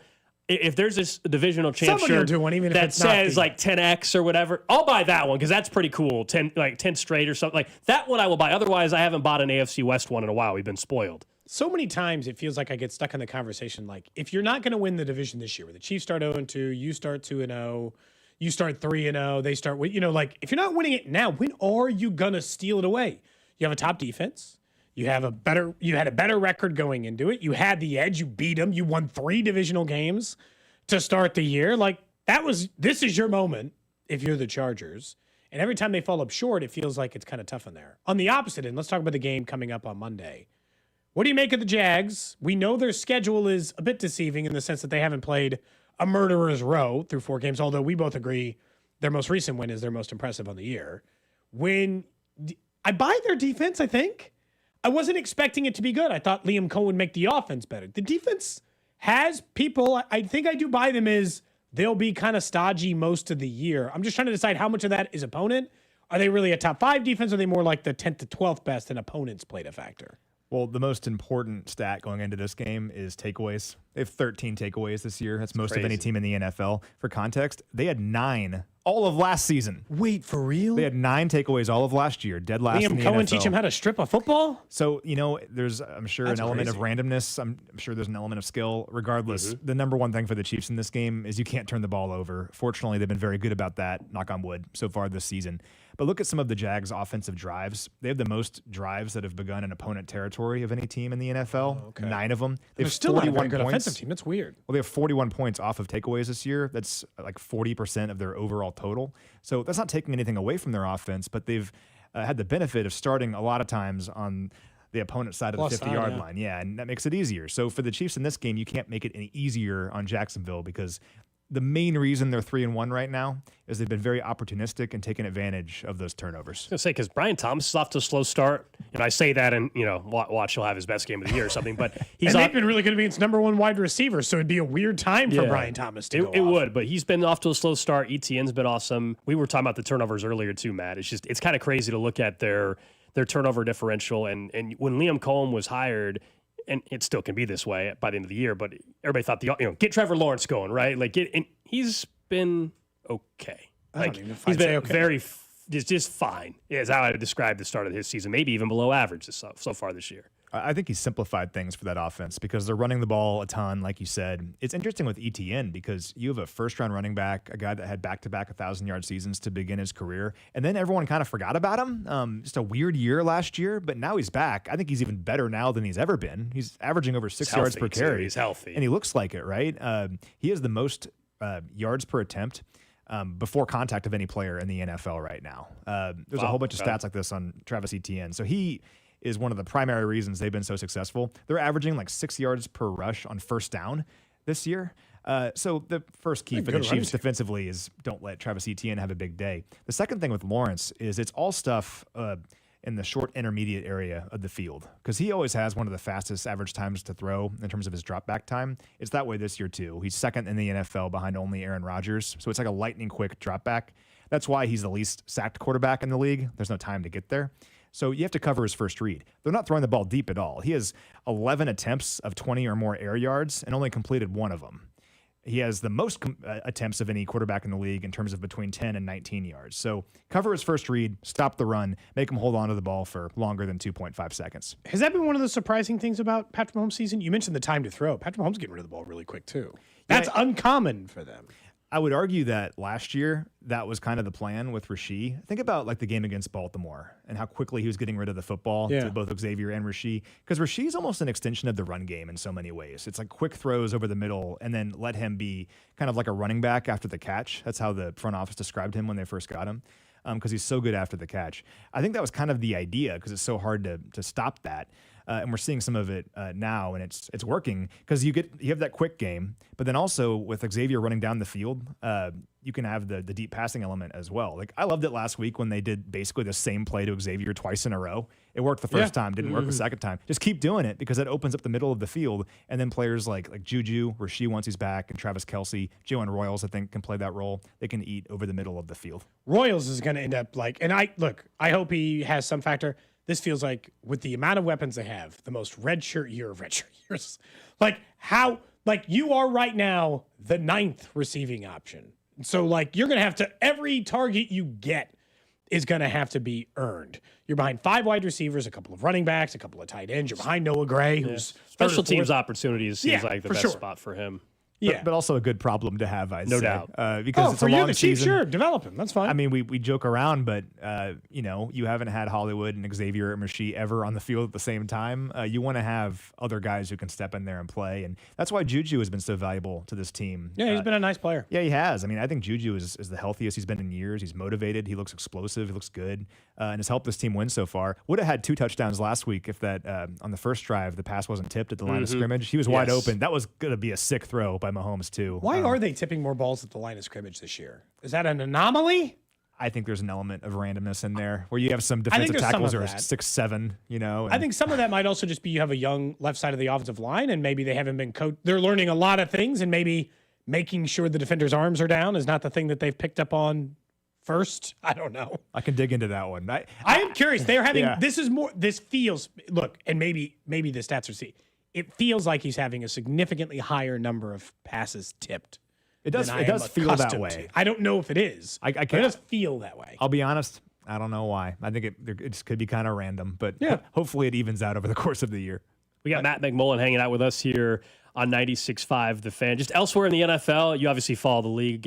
We were talking Chiefs, but just wanted to get your perspective on what we're seeing across the league right now. In particular, an AFC that right now it sure seems like we're trending towards, by the end of it, Chiefs and Bills are going to be the 2 top teams again, with Baltimore's injury luck right now. And we already talked about the Chargers a little bit. Do you look at the Steelers or Colts and say, all right, those are teams that can surprise people and will be a true threat? Like, the Colts are probably going to end up being a playoff team. I'm not 100% convinced they're winning the division yet. I actually think the Jags will get the offense going, hopefully not this week. But that's who I think ends up winning the division. But there's a chance that both the Colts and Steelers, I guess, could be division winners. Well, Steelers' defense is awesome, obviously. And Aaron Rodgers has been really good for them. So with Baltimore's situation with the injuries and with Lamar's injury situation, the Steelers have a real shot at that division. They got to be the heavy favorite. We'll see how it plays out, but they got a real shot, especially with Burrow getting hurt and the Bengals kind of being a non-factor in that. It's interesting. It's funny how much things can change in a matter of weeks, And dude, this week, Cooper Rush and Dylan Gabriel and Jake Browning going to start as the other quarterbacks. Yeah. Ravens still the favorite to win the division. Ravens are okay. Well, if they can get, I know you can't bet that, but I'm about to. It's going to be on the Steelers to win the division. So we'll see with that one. I think I buy into the Steelers. The Colts are interesting. The Colts have been playing a lot when we've been playing, so I haven't been able to watch them much. Fair. This weekend will be nice because I can actually watch some other games on Sunday once we get to Jacksonville. And looking forward to watching the Colts because they're playing the Raiders, right? Yeah. I keep waiting for the clock to strike midnight on them, and it hasn't. So, once you get deep enough, a few more weeks into it, and they keep playing like this, then I'll fully believe it. Yeah. 4 weeks. I've watched, the Saints last year get hot for 3 weeks and kind of look like a team. This is realer than, this is more, I agree that it's more likely to be real because they have actual weapons to go with it. But there is 4 weeks isn't enough to make me believe Danny Dimes or Indiana Jones is gonna. Is that his nickname now? Indiana Jones is a much better nickname. That's great. A great nickname. I think it's great. I don't think that I just want to see it a little bit more. Yeah, I think that's fair. Determination. Having Jonathan Taylor certainly helps, and I think Shane Steichen's a really good coach. I mean, people forget Gardner Minshew almost got the Colts to the playoffs under Steichen a couple years ago. So we'll see. It is a long year though. That's the thing about sometimes I don't understand a market versus. This goes back to Nagy. People talk about Nagy like it just went horribly in Chicago. I'm like, he took you to the playoffs twice. And he had no one at quarterback. What else did you want Nagy to do in the time he was in Chicago? I don't know. I'm with you on that one. I think his entire Chicago run is vastly underappreciated for how successful they were with the roster. Maybe they like it had. better with Eberflus run after. I think Coach Nagy did an awesome job in Chicago, and like you said, getting that team to the playoffs 2 out of his 4 years, winning Coach of the Year 1 year with Mitch Trubisky at quarterback, who we've seen now as a career backup. I think he deserves way more credit for what he did there. That's the biggest piece of evidence right there is just asking you who was the quarterback. Okay. Conversation's over at that point in time for me. Matt, good to see you, man. Matt McMullen of the Chiefs joining us in studio. Up next, we're going to talk with Josh Klingler. He'll also be in Jacksonville. He'll be on the sideline. We'll get his thoughts on the city, too, based on our earlier conversation next.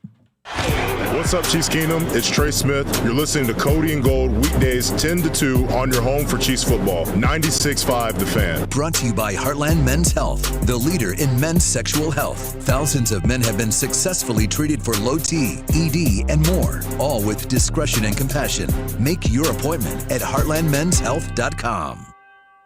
Around here, we've got each other's backs. When it comes to health insurance, we want that same kind of support. Blue Cross and Blue Shield of Kansas City gets that. They're from around here too.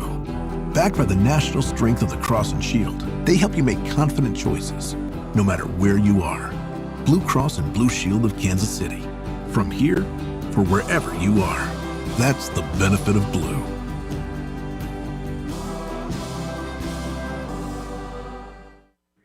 It's going to be great weather this fall. Obviously, we're still in the 80s, which means pleasant evenings outside on your deck. Let All Weather Decks build your dream deck by going to allweatherdecks.net and scheduling a free estimate today.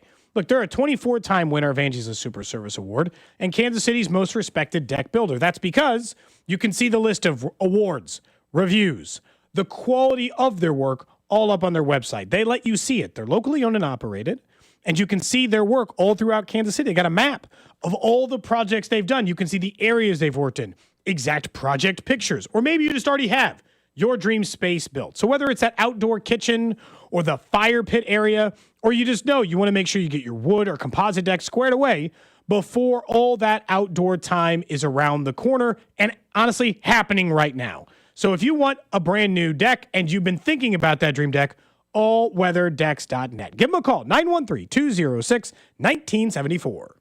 Trust, price, and ease of transaction. That is GiveMeTheVin.com. We love to buy cars. People don't trust car buyers. People think the price is going to be wrong, and people think it's going to be a hassle. Trust, price, and ease of transaction. That is what we do at GiveMeTheVin.com, and that's what makes us America's best car buyer. Go to GiveMeTheVin.com right now and get a quote on yours. Sell us your car. GiveMeTheVin.com. So easy you can do it in your underwear. Just hearing the word IRS can make people break out in a cold sweat. No one wants to deal with the IRS, and now you don't have to. The good news is Legal Tax Defense has been successfully negotiating with the IRS for more than 15 years. It doesn't matter how much you owe, whether it's $5,000 or $5 million. You deserve the best in the business on your side, and that is Legal Tax Defense. Even if you're working with someone else and just want a second opinion, there is no cost or obligation to call. They can prevent levies, liens, wage garnishments, even file back tax returns. And the best news about Legal Tax Defense is they won't take your case unless they know they will reduce or eliminate your tax debt. Call Legal Tax Defense right now for a free no-risk consultation. 800-284-1238. 800-284-1238. You have nothing to lose but everything to gain. 800-284-1238. Hey, Zach, are you smiling at my gorgeous canyon view? No, Donald. I'm smiling because I've got something I want to tell the whole world. Well, do it. Shout it out. T-Mobile's got home internet. Whoa, I love that echo. T-Mobile's got home internet. How much is it? Look at that, Zach. We got the neighbor's attention. Just $35 a month. And you love a great deal, Denise. Plus, they've got a 5-year price guarantee. That's 5 whole trips around the sun. I'm switching. Me too. Yes, T-Mobile home internet for the neighborhood. Donald, you still haven't returned my weed whacker. Carl, don't you embarrass me like this, please. What's everyone yelling about? T-Mobile's got home internet. And Donald's got my weed whacker. Yes, T-Mobile's got home internet. Just $35 a month with auto pay and any voice line. And it's guaranteed for 5 years. Beautiful yodeling, Carl. Taxes and fees apply. See T-Mobile.com/ISP for details and exclusions. eBay has reinvented vehicle buying. From click to curb, everything's covered. Ever try to buy a car online and end up in a parking lot with a stranger and some blind trust? That era is over. Now with Secure Purchase, eBay isn't just where you find your car. It's where you buy it, start to finish.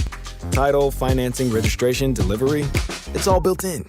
This is the modern way to buy your next ride on eBay. eBay. Things people love.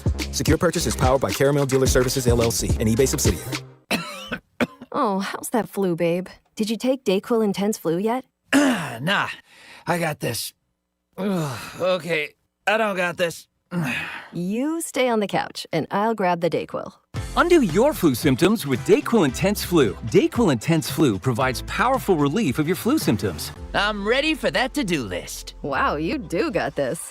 Dayquil Intense Flu. The daytime coughing, aching, fever, under your flu medicine. Use as directed. Keep out of reach of children. Ready to kick off the fun? Chumba Casino is your go-to game plan during halftime or overtime. From spinning slots to instant scratch-style cards, it's like running the perfect play, all from home. New players score a free welcome bonus and daily logins with a shot at some serious prizes every time you play. Get in the game and visit ChumbaCasino.com today. Let's Chumba. Sponsored by VGW Group. No purchase necessary. See terms at ChumbaCasino.com. Must be over 21 and present in a state where it's legal to play. Attention retirement savers. A top U.S. bank predicts a 2025 recession as tariffs rattle markets. According to reports, 2025 recession risk just increased significantly. That's why thousands of hardworking Americans are turning to award-winning precious metals company, Goldco. Goldco is offering you a free 2025 gold and silver kit. Plus, you can get an unlimited instant match and bonus silver for qualified accounts. Call 855-969-GOLD. Find out how you can help diversify your savings. Tax and penalty-free today. That's 855-969-GOLD. Performance may vary. You should always consult your financial and tax professional.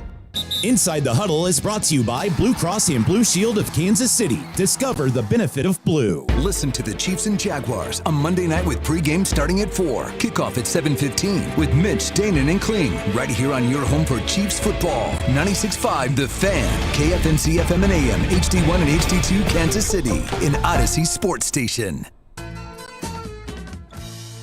1 o'clock hour here on Cody and Gold. Alex Gold, Cody Tapp, Drew Nixon with you. We'll get to the random question of the day here in about 12 to 15 minutes from now. Moving it to the 1 o'clock hour. We appreciate Matt McMullen joining us in studio in the last segment, talking some Chiefs football. Keep an eye on playoff baseball today as well. It's the top of the fourth inning.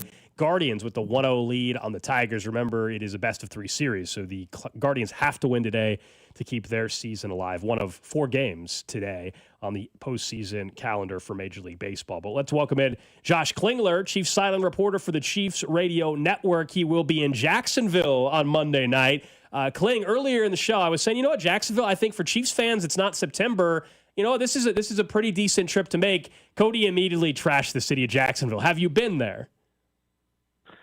I have, and it's supposed to rain pretty much the entire time too. So there goes the beach. It's not sunny. Go to the beach. It's rain, and we went to what was supposed to be a Chiefs bar the last time we were there, and I think I posted pictures the last time we were there, but it was so it had a Chiefs flag out front. You know, one of those. We cater to Chiefs fans. So we're like, okay, well, we'll go patronize this place on a Saturday night, and we go in there, and there's one guy behind the bar who's also maybe the chef. I mean, I don't know. He was seemingly doing it all. He's like a short people there. Cook. Okay. Yeah, I think so. It was like he was mad there were people there. He was changing over his shift. The 2 TVs had on like Me TV, you know, they had that's Beverly Hillbillies was on one TV and something else was on the other TV, and it was like, ooh. So we've hunted around a little bit, haven't kind of found that nice little Saturday destination in Jacksonville. So it hasn't been great. And then the stadium's a bit older now, right? And jump in the pool. That blue water. That blue water looks dirty. I don't know how anybody would want to swim in that thing. I feel like everything in Jacksonville seems dirty, and no one should want to be anywhere near the city. So it wouldn't necessarily be a destination trip, but I'm sure plenty of Chiefs fans will still be going because they're kind of going everywhere. Maybe in January or December, if you told me, at least I'm escaping, the frozen tundra that is Kansas City on time. Yeah, I mean 80, 85 and rain. Okay. It's like. Well, no hurricanes, at least in the area, right? Those are off the coast. That's true. Kling, we're not trying those are off the coast and pass by. We're not trying to have too many big swings back and forth because I think Chiefs fans went from it's over, doom and gloom, to problem solved, everything's fixed. Right. Because they look so good against Baltimore. But it's hard not to come out of that Baltimore game and instantly feel better about their positioning, just knowing that, and I understand they eventually got hurt, but Baltimore is still a team that you have to play a real game against. And they played their best game, maybe their best game in 2 years. And especially, I think if you look back, and I'm not saying this is for sure going to happen, but what if this is the game that broke Baltimore? You know what I mean? Yeah, that's true. They look broken. I know it's early and they have time to regroup and stuff, but their defense is decimated. Who knows what was going on with Lamar Jackson the other day? And the coach not really backing him after the game was bizarre. So, you could look back at that too and go, you kind of threw a knockout on what was a wounded opponent you thought was going to be a playoff type team and got rid of them early. But I allowed myself to appreciate Patrick Mahomes in this one more so than I do in a lot of games because I feel like it's a little bit taken for granted. Guys, I thought he was awesome the other day. I mean, just an absolute command of the offense, putting the ball where he wanted to, putting it in the tight windows, having that, telepathy pass or two with Travis Kelce, obviously, getting Xavier Worthy the ball, finding Tyquan Thornton in red zone. I mean, I just felt like he just was in absolute control of that offense and, played about as good a game as he has in quite some time. When you look at it, I'd say that's what we were just talking about with Matt McMullen. He just looked loose. Like, you can tell when, elite athletes are just kind of you can tell when Michael Jordan feels like he's going to score 50 that night. That's what it felt like with Mahomes. Yeah. Like, he was just you can go ahead and try whatever you want. I got this.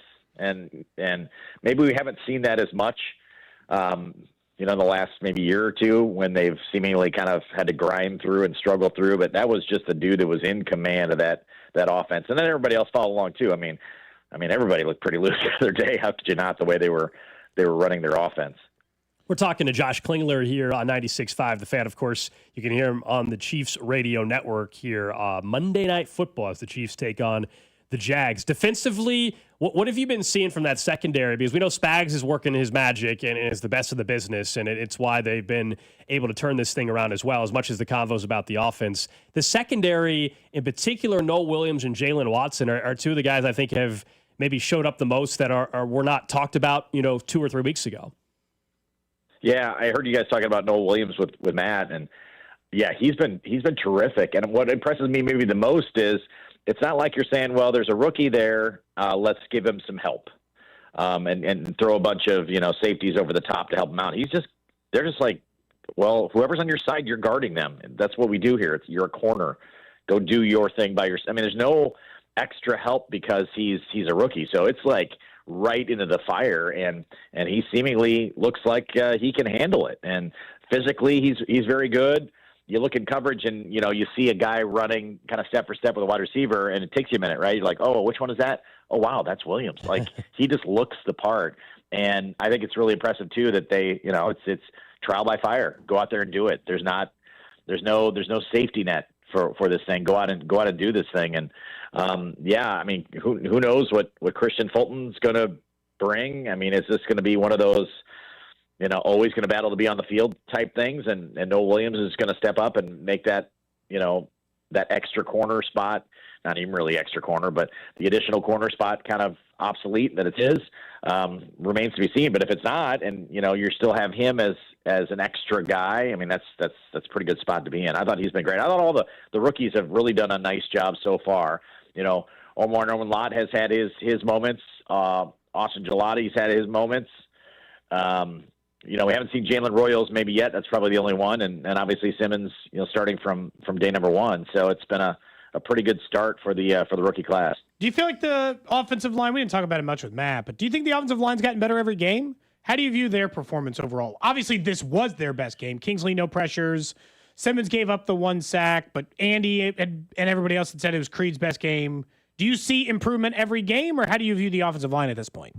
And no Juwan Taylor penalties, right? And no Juwan Taylor penalties, yeah. It's not a punchline. It's a fact, right? It's like a reality. Like you don't want to have those negative plays. Those are just so frustrating because most of them are done without the whistle blowing. Like there's no. I'd rather you hold people than doing some of that other stuff, right? But no, I think they played pretty well. I still love a game where you got maybe more bursts in the run game. That you got the ability to break some people open a little more in the run game. But certainly from a pass blocking perspective, that's a big part of Patrick Mahomes looking calm and cool and collected, is that he's feeling protected. He was clean the other day, and so yeah, you got to tip your cap to the offensive line in that particular performance. Still waiting for that. I don't know. Maybe breakout run game guys, I think is it's not necessarily something like to pine for, but just looking like you can be a threat in the run game to bust off a big run every now and then, and not have like your, a 10-yard run being reason to throw a parade. Or Mahomes, or have to come from Mahomes or a wide receiver. Those they have 10-yard runs, but not for running backs. Yeah, so I mean, I'd like to see it from the running back position. Brashard Smith, another rookie too, that's kind of jumped in. They found some little niche things for him, and his role has increased here over the last couple of weeks. And so another of the rookies that's stepping up, and I think he would have a big opportunity as well, because I still think they're trying to figure out, what exactly is their third down back, and I think it's been more of that pass catcher type, and I think you might fit that role a little bit better than the other guys. Kling, as you start to focus in on Jacksonville a little bit, what have you kind of seen from them and your thoughts? We know the takeaways are the part that is so glaring for everybody, but this is a team offensively that still hasn't done that much yet. What do you make of Jacksonville? Yeah, I mean, +9 in that turnover margin is just massive. And you mentioned the takeaways, and it's not like they had 7 in one game and didn't have one in another. I mean, it's been like 3 every game. And their ability to take the ball away. Last week's win was impressive. I know San Francisco is a little kind of flux right now, but you go on the road across the country and win that game, I don't care. You take it. I thought they were really good. ETN's burst is back, and I actually like the rookie that complements him too. He hasn't got a lot of carries just yet, but he's a guy that looks like he's got some speed and some breakaway ability too. The backup running back also is the kick returner. So a kick returner and a punt returner that both broke big plays last week. So they can do things in special teams too. So there's probably a lot of reasons why this team can kind of hang around a little bit, but shut down the run game to me. And the old adage of cut the head off the snake, right? I think it's don't let ETN get going and make Trevor Lawrence have to try to push the ball down the field, because it doesn't look like they're really interested. They're kind of taking a bunch of stuff, quick passes from the quarterback and big runs from the running back. So, go ahead and try to limit those things and make them try to beat you in a different way. And the defense has kind of done their thing here the last few weeks, and I'm sure Spags will draw something up to try to have that vein. I like too when there's like a definitive number one running back. I feel like that Karlaftis and Jones and all those guys, Bolton, really get up when there's like, all right, we gotta stop this guy because we're tired of hearing him being talked about. Text line, by the way, more about like Travis Etienne the whole time, just to get the defensive front seven going. Text line, by the way, giving you one recommendation before we let you go for Jacksonville. They said European Street, a great Saturday afternoon bar for you in Jacksonville with multiple locations. I know nothing else about this place.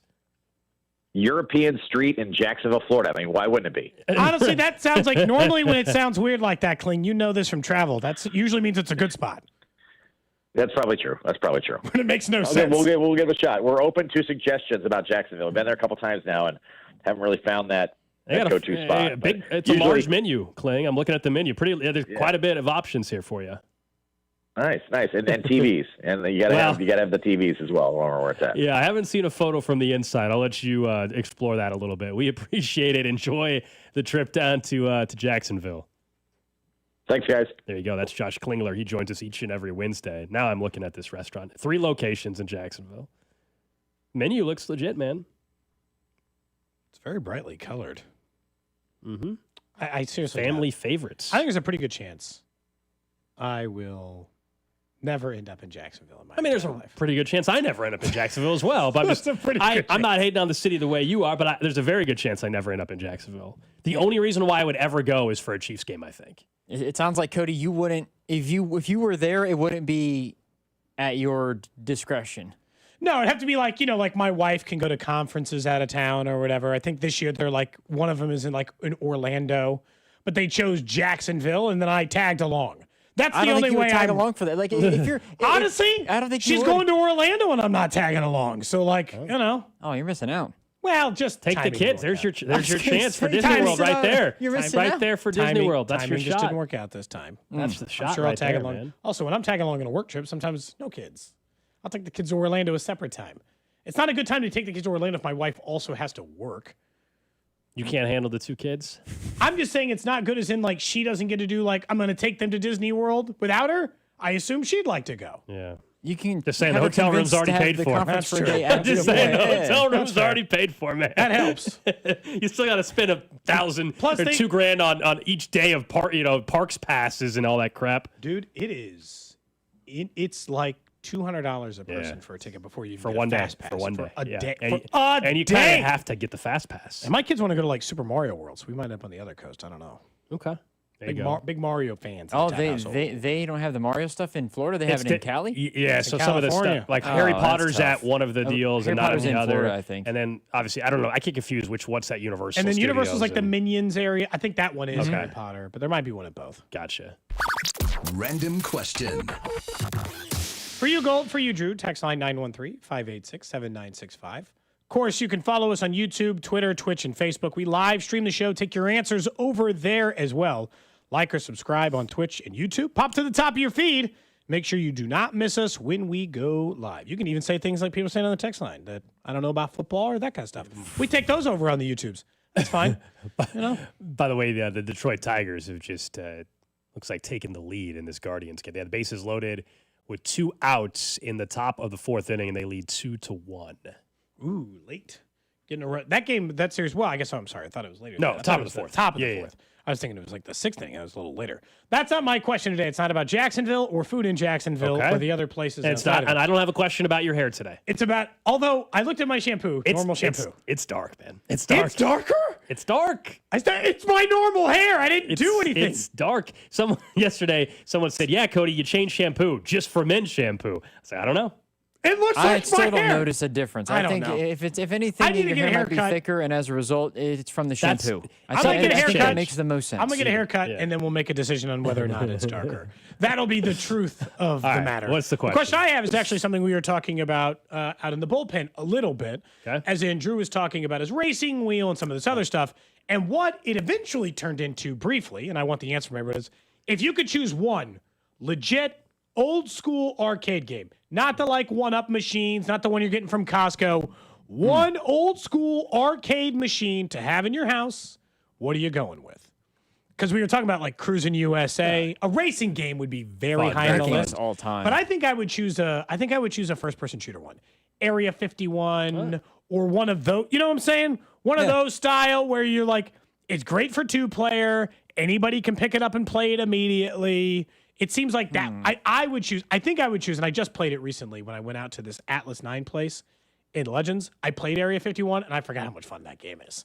I think that it would be that style of game, maybe specifically that one, but it would be in that vein. That's good. Now, this one you can technically buy like those retro arcade things for your house now. You can buy like some at Nebraska Furniture Mart. Yeah, my brother's got one with Ninja Turtles. NBA Jam would be one of my, and they have those in those too. I didn't play that arcade style much. Did you play that arcade style a lot? Both. Not as much arcade as I guess I've been Super Nintendo or whatever it was. Not that. That'd be the answer. There's a couple like games that I wouldn't say they're just classics, and you might be bored. But like I still think if I had a legit old school arcade version, not even like the retrofitted ones that they have now, but like an actual from the 80s, like Galaga, that would be awesome. If you had like the legit Galaga in your basement, that'd be cool. Somebody says pinball machine, Terminator 2 specifically on pinball. Somebody mentioned, an NBA Jam counts based on ours. Someone said Road Rash, the motorcycle game. Did I play Road I don't know that I Rash? would don't know play if I that played one as much as I would like a car one. I do want us to be able to race against each other. Duck Hunt, someone was saying. If that's available. But that's not like, was there an arcade version? There might have been. I'm sure. You're right, though. I'm Any of sure like the there Buck was. Hunter type ones would be fun to have too. Everyone it would might like have been the those. Buck Hunter, yes. it might Golden have been Tee that getting a mention, which is not surprising. Sure. But Time Crisis, that's the same version as the Area 51. Someone mentions NFL style. Blitz, which is also a very good. That'd be an a awesome very one to fun have in the basement. You got to too. think about one that if people came over, everyone would enjoy playing. Like you want it to be something you would enjoy. So that's You where want it to be NBA one. Jam, any like as you said, any of the shooting arcade games would be I think really I immediately popular. looked it up. Do you know how much it costs to get one of those like old school Area 51 Time Crisis games? I bet you it's like $5,000. $4 or $5,000. It really is. Maybe you could get one for $3. Well, because a lot of them like are broken and people 4. don't keep them up. It's hard to get them to not. A lot of them are broken down by now. So you got to have someone that can restore it or the proper someone that actually takes care of them. Someone says the X-Men game with like 5 players. That was really good. And when we played a lot of, I played a lot of like Street Fighter and Mortal Kombat style games. I think The fighting Mortal games Kombat's are a good one too, yeah. But I also like I would just be fine with like Turtles in Time, right? Like Ninja Turtles, 4 players, everybody gets to have fun. But I feel like that game would get, I don't know, I feel like that game would get stale. Yeah, because someone Versus mentioned, like a racing game would maybe never get stale. You just try to get faster. You could do that over and over. Someone did mention full-size, Costco has a full-size Star Wars pinball machine right now, $4,700. I think that'd be fun for the first week, and I feel like I'd get bored of that pinball machine. I agree. And we had a pinball machine in our house very briefly growing up. It ended up in a local Greasers restaurant. Anybody remember those? No. There was a couple of them. Greasers? It was like obviously like 50s Like Winstead's? themed. It was like they had like jukeboxes and stuff. It was kind of like a 50s themed diner Winstead thing. sounds good, by the way. They made all the servers dress up like in a white t-shirt and jeans, that kind of thing. There's lots of suggestions. Excite Bike, Gauntlet, I forgot any about kind. that. I do think Cruising USA or one of those racing games would be at the way top of the list. I think a racing game would be there. You could put like one of the, like a basketball one in there, like not Papa Shop, but like something along those lines. It's not quite what I was don't know thinking. if I was that's thinking more video arcade, but if you're thinking like a Papa Shot, that's not crazy. Because I think even more than But like imagine the space it would take up for a full ass arcade style Papa Shot game. Not Not put like skee ball in your back, and now we're just going to do everything. Skee ball actually, I was give it a ton of space for skee that. ball would be pretty wild. I think if we're doing like if we're expanding it beyond just like the video arcade ones, and you're just doing arcade games in general, I think a air hockey table would be. Yeah, I would always be loved top air hockey tier as for a me. kid, man. I had one of those You're not able to do it tabletop alone, ones. though, obviously. Yeah, that's the issue. You're right. Like I had those cheap tabletop ones that you could buy, that were like basically half the size of a kitchen table that you could just put on the table and play Somebody mentioned Golden Tee, and I think that's a very good one. It's way up there for people. I don't know if they do it here at Buffalo Wild Wings. There was one of the Buffalo Wild Wings in Indy. There would be tournaments on Tuesday nights. Or on Wednesday nights, you could go and play in a Golden Tee tournament. I mean, there was like legit like $5,000 on the line in some of these tournaments. It's like there's people that are very good at it. Yes, and are very. There's some people that will go to the same bar the same time every just to try to qualify or whatever. Yeah, on for Golden sure. Tee's I'm just saying, network. like, if there was like Daytona USA or Crazy Taxi, if this like Crazy sat, Taxis. if You're this saying sat, it was here in the studio. no, or- yeah. If I'm saying like out in the bullpen, we had one of those things. That thing would be getting used all the time. 100%. I had 10 minutes to kill before the show, 20 minutes to kill before the show. We'd I'd be trying to beat each immediately- other's times on the racing games. Yes. Oh yeah. Yes. Racing game might be the answer. All right, if that's it's not it. that, We need it's to get Cruising USA somehow downstairs. Let me hang on. in the Okay, building. let me Can see. we convince them that it's a business expense? Yes. Yeah, it's a business expense. Yeah.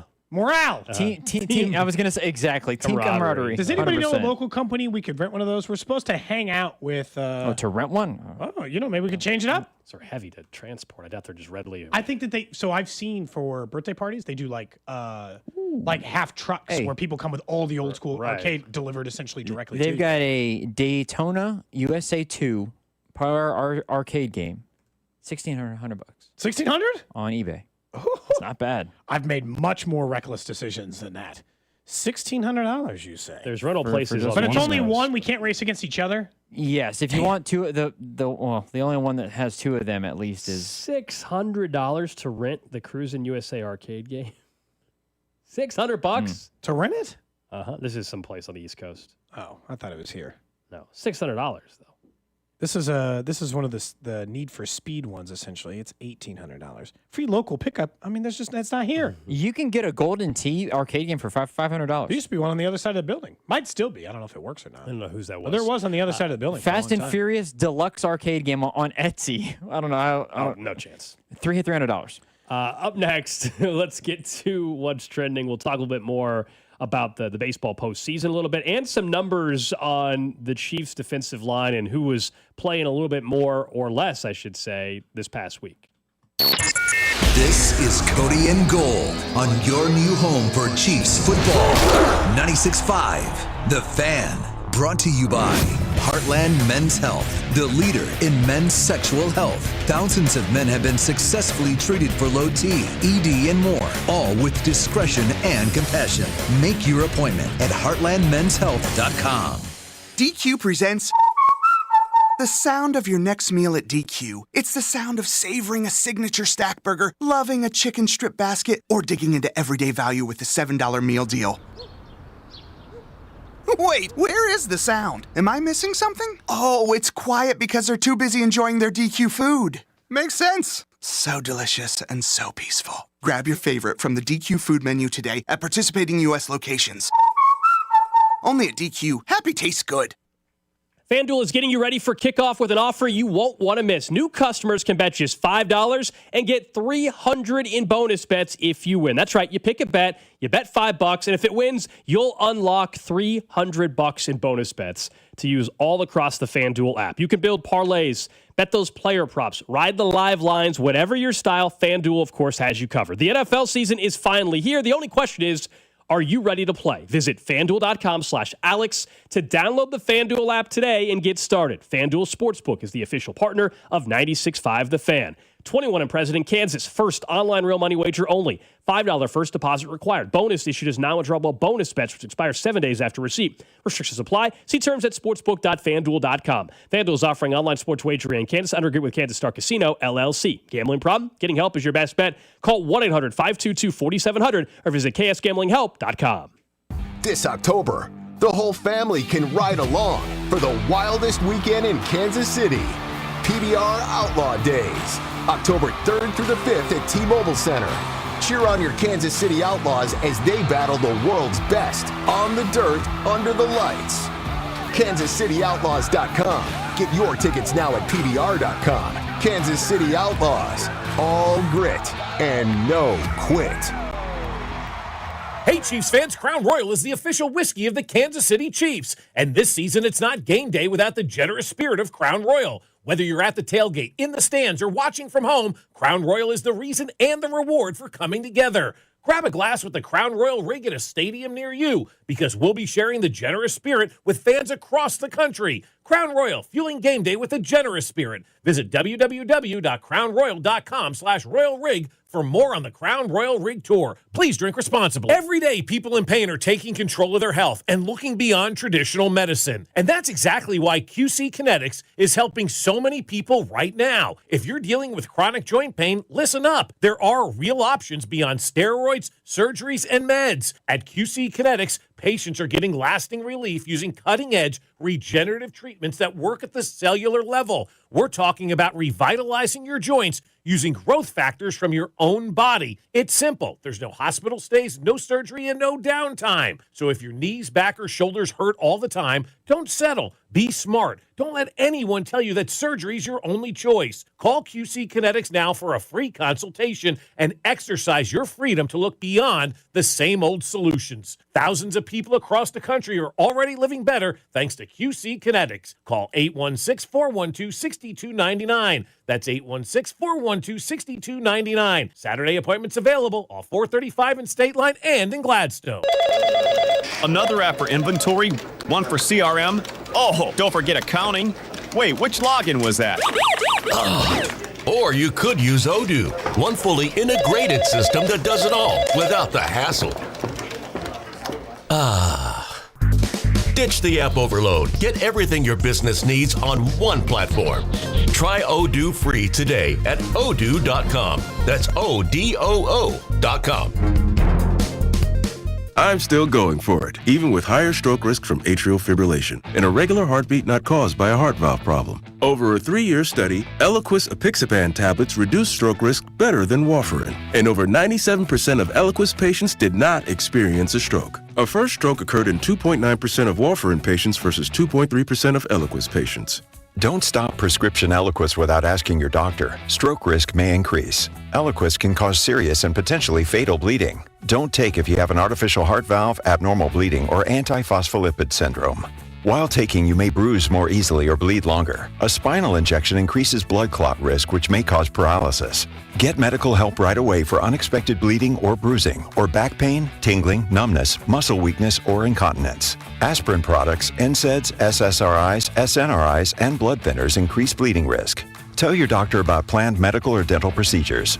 Learn more at Eliquis.com or call 1-855-ELIQUIS. Free trial is 7 days. If customer does not cancel prior to the end of a trial period, fees will apply.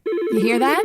That's the sound of your business losing money. Legacy phone systems weren't built for today's teams. Quo, formerly OpenPhone, gives your business a smarter way to stay connected. Quo lets you manage calls, texts, voicemail, and contacts all in one place so that you can deliver a seamless customer experience from ring to...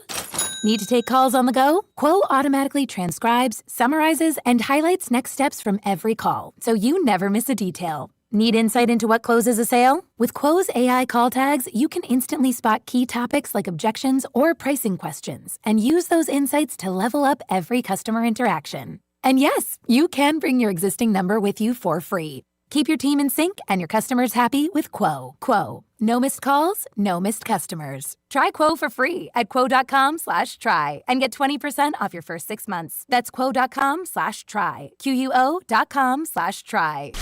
You're listening to 96.5 The Fan from the Mission Plumbing, Heating, and Cooling Studios. What's trending? Number one on what's trending. Keep an eye on playoff baseball today. We mentioned it, the Guardians and Tigers going on right now. Let's see, the latest is in the bottom of the fourth inning, heading to the top of the fifth now. Game tied at 1. They have the challenge. I mentioned it was 2-1. There was actually a replay review, took a run off the board. So, yeah, runner was off at third before the runner came across home plate. So it's 1-1 Tigers-Guardians. The Tigers could win. With a win would move on. The Guardians have to win. Later on today, Padres-Cubs at a little after 2 o'clock this afternoon. Cubs do lead that series. Boston leads over the Yankees. That's a little after 5 o'clock. In the late game tonight, the Dodgers trying to end their series this evening against the Reds. It'll be Yamamoto on the mound. I believe if the Reds were to win, Brady Singer would pitch tomorrow, I think. I think so. Little news and notes around the NFL. The Browns are benching Joe Flacco. They'll turn their sights to Dylan Gabriel as their starter. Commanders quarterback Jaden Daniels has been medically cleared and practiced in full today. But on the other injury front, a couple of others. Running back Trey Benson has surgery. He's out 4 to 6 weeks and on the IR. And Bucky Irving. Not Bucky Brooks. I did that earlier in the week because we're having maybe Bucky Brooks on the show Friday. Bucky Irving was seen in a walking boot. They're saying they don't think his ankle injury is serious, but he is week to week. He is questionable for this weekend's games. Okay. Yeah, the Cardinals now, they're down to their third running back. Connor out for the year, Benson out for a while, and now Mercado, which is just a fun name to say. Well, Michael Carter, if you're feeling... whoever else, yeah. Look, if I'm desperate enough in leagues in which I'm playing bad, I'll end up picking up Michael Carter and seeing if I can squeeze 2 weeks out of him. Elsewhere, what's trending, the NCAA today did announce that the 2028 Women's Final Four will take place at Lucas Oil Stadium in Indianapolis. It's the first time the Final Four for the women will be hosted in an active NFL venue in over 20 years. So they're going back from doing the NBA venues to an NFL venue. They're hoping to capitalize on the increased popularity with women's basketball. Makes a lot of sense, honestly.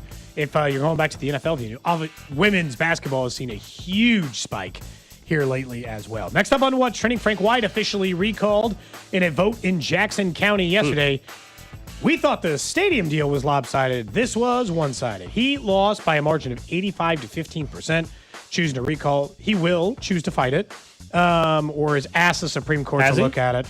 Has he? Yeah, I think he is that official? I think he was asking, or maybe he was trying to get a pause. He was trying to delay. I think he sent out a statement last night, Cody, that said he accepts the results and yada yada yada. It took a little while, at least on that end, but at least he's finally getting somewhere. At least on that front, they decided to recall him. Let's see if that makes any headway on the stadium front.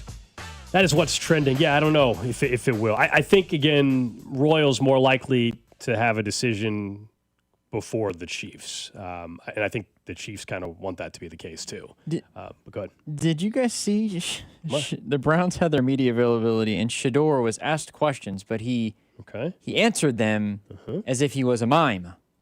He mouthed words, but did not actually. Wouldn't speak? He spoke without speaking, if you will. Well, then, okay. It's going around on social media right now. Is that real? No. It is very real. So he chose to just not talk. If you look up Shador Sanders right now on Twitter, you can see a video, and he's not talking, but he's meeting with the media. He's answering the questions, but it's all right, well, that's as if he was a mime, which is not going to go over great. I don't think. I've shifted. I don't think he's ever going to play a game for the Browns. I don't think he's going to start a game for the Browns. I think if Dylan Gabriel got hurt in this game, they go back to Flacco. And not just because he's listed as a third stringer. Not just because of that. That happens all the time, and then they still go to the young guy at this point. Was he just joking around or what? But that's not the time to joke around. Everybody knows you're disappointed you're not starting. Agreed. The time is to be serious. Be like, I'm really happy for Dylan. He's worked really hard for this. I'm happy for him. All of that stuff. He just pantomimed an answer when asked about still being quarterback 3 and what else he needs to show Cleveland. So he just... I think it's that part, Cody. He was just being goofy, but it's just like, it's not the time to be goofy. That's the problem. It's like time and place, and when Deion Sanders is prime time, and it's like he wants to be prime time, like his dad and all this money and the swagger, but there's time and a place for it. And it's just like, I didn't hear anything. I didn't hear the questions, though. I guess what I'm asking is, if he got asked what else he felt like he needed to show Cleveland in order to right, but QB3. the minute he started miming, did a reporter say, hey, so you're not going to be able to talk today? I'll have to listen. As far as I'm concerned, I saw a video that went like a minute straight where there were 2 or 3 questions in that minute, and they just let him do his thing. Nobody asked.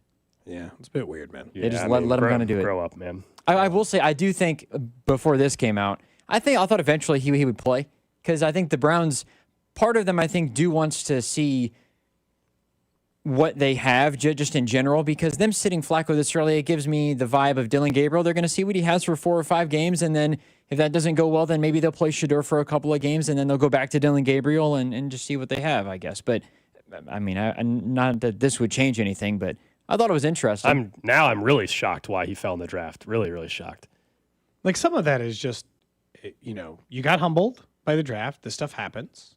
Dylan Gabriel was the higher pick. He was always going to start first. If you would just work hard and, it's like, it feels like this was a weird time to be putting on that show. That's all. Just a weird time for it. Yeah. I wonder if he'll ever have an explanation as to the why defenders the defenders of Shedeur will say he's just doing this so that the media can't twist what he's saying. Okay, that's a hell of a spin job by you could just as well. Say nothing like every other, you could just give the stereotypical answers. That's also a choice, but interesting. You know what? Like I said yesterday, Kim, I'm tired of the stereotypical answers. Give me whatever you got. I want you to be honest. I'm just saying. He could have said, "I'm disappointed. I should be quarterback right now. We ass."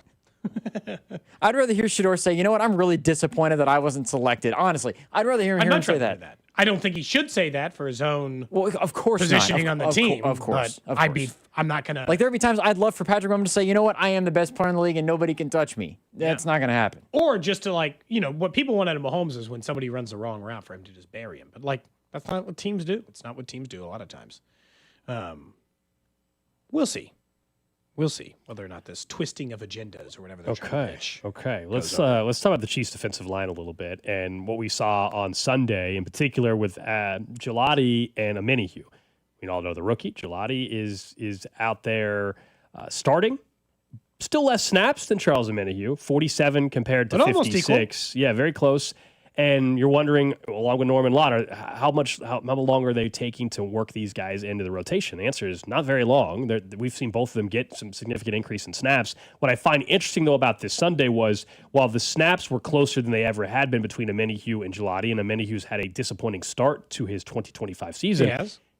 Based on some of the pressure rate and other metrics, this was the best game Omenihu had. Is this the start of something?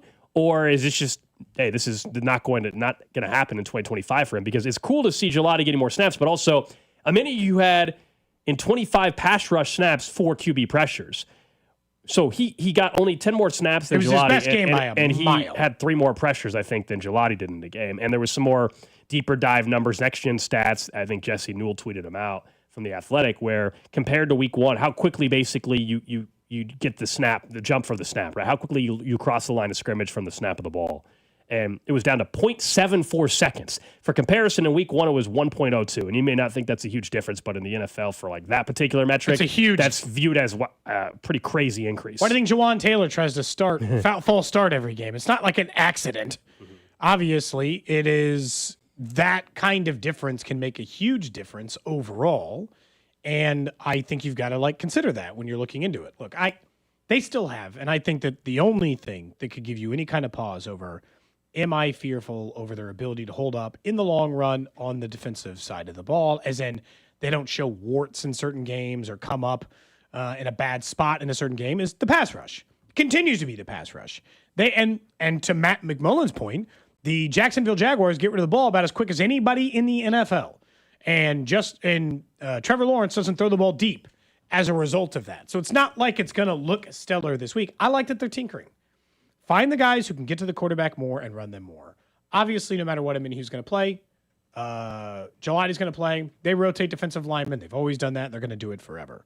The question is more, can you get one other complimentary pass rusher on the outside to go with George Karlaftis, who has 3 sacks and has overall been a very good player and has led the team in pressures and led the team in tackles for loss and led the team in pretty much every defensive line category, even more than Chris Jones has. But Chris Jones is still getting doubled every single time because they don't have a place to do it. That's why Spags earlier this week was talking about Pro Football Focus grades. Yeah. He's being asked about Chris Jones' numbers technically look down a little bit this week or this year as a result of some of those things. And he's like, it's not just about those. We see what we like in Chris. What grades are you using?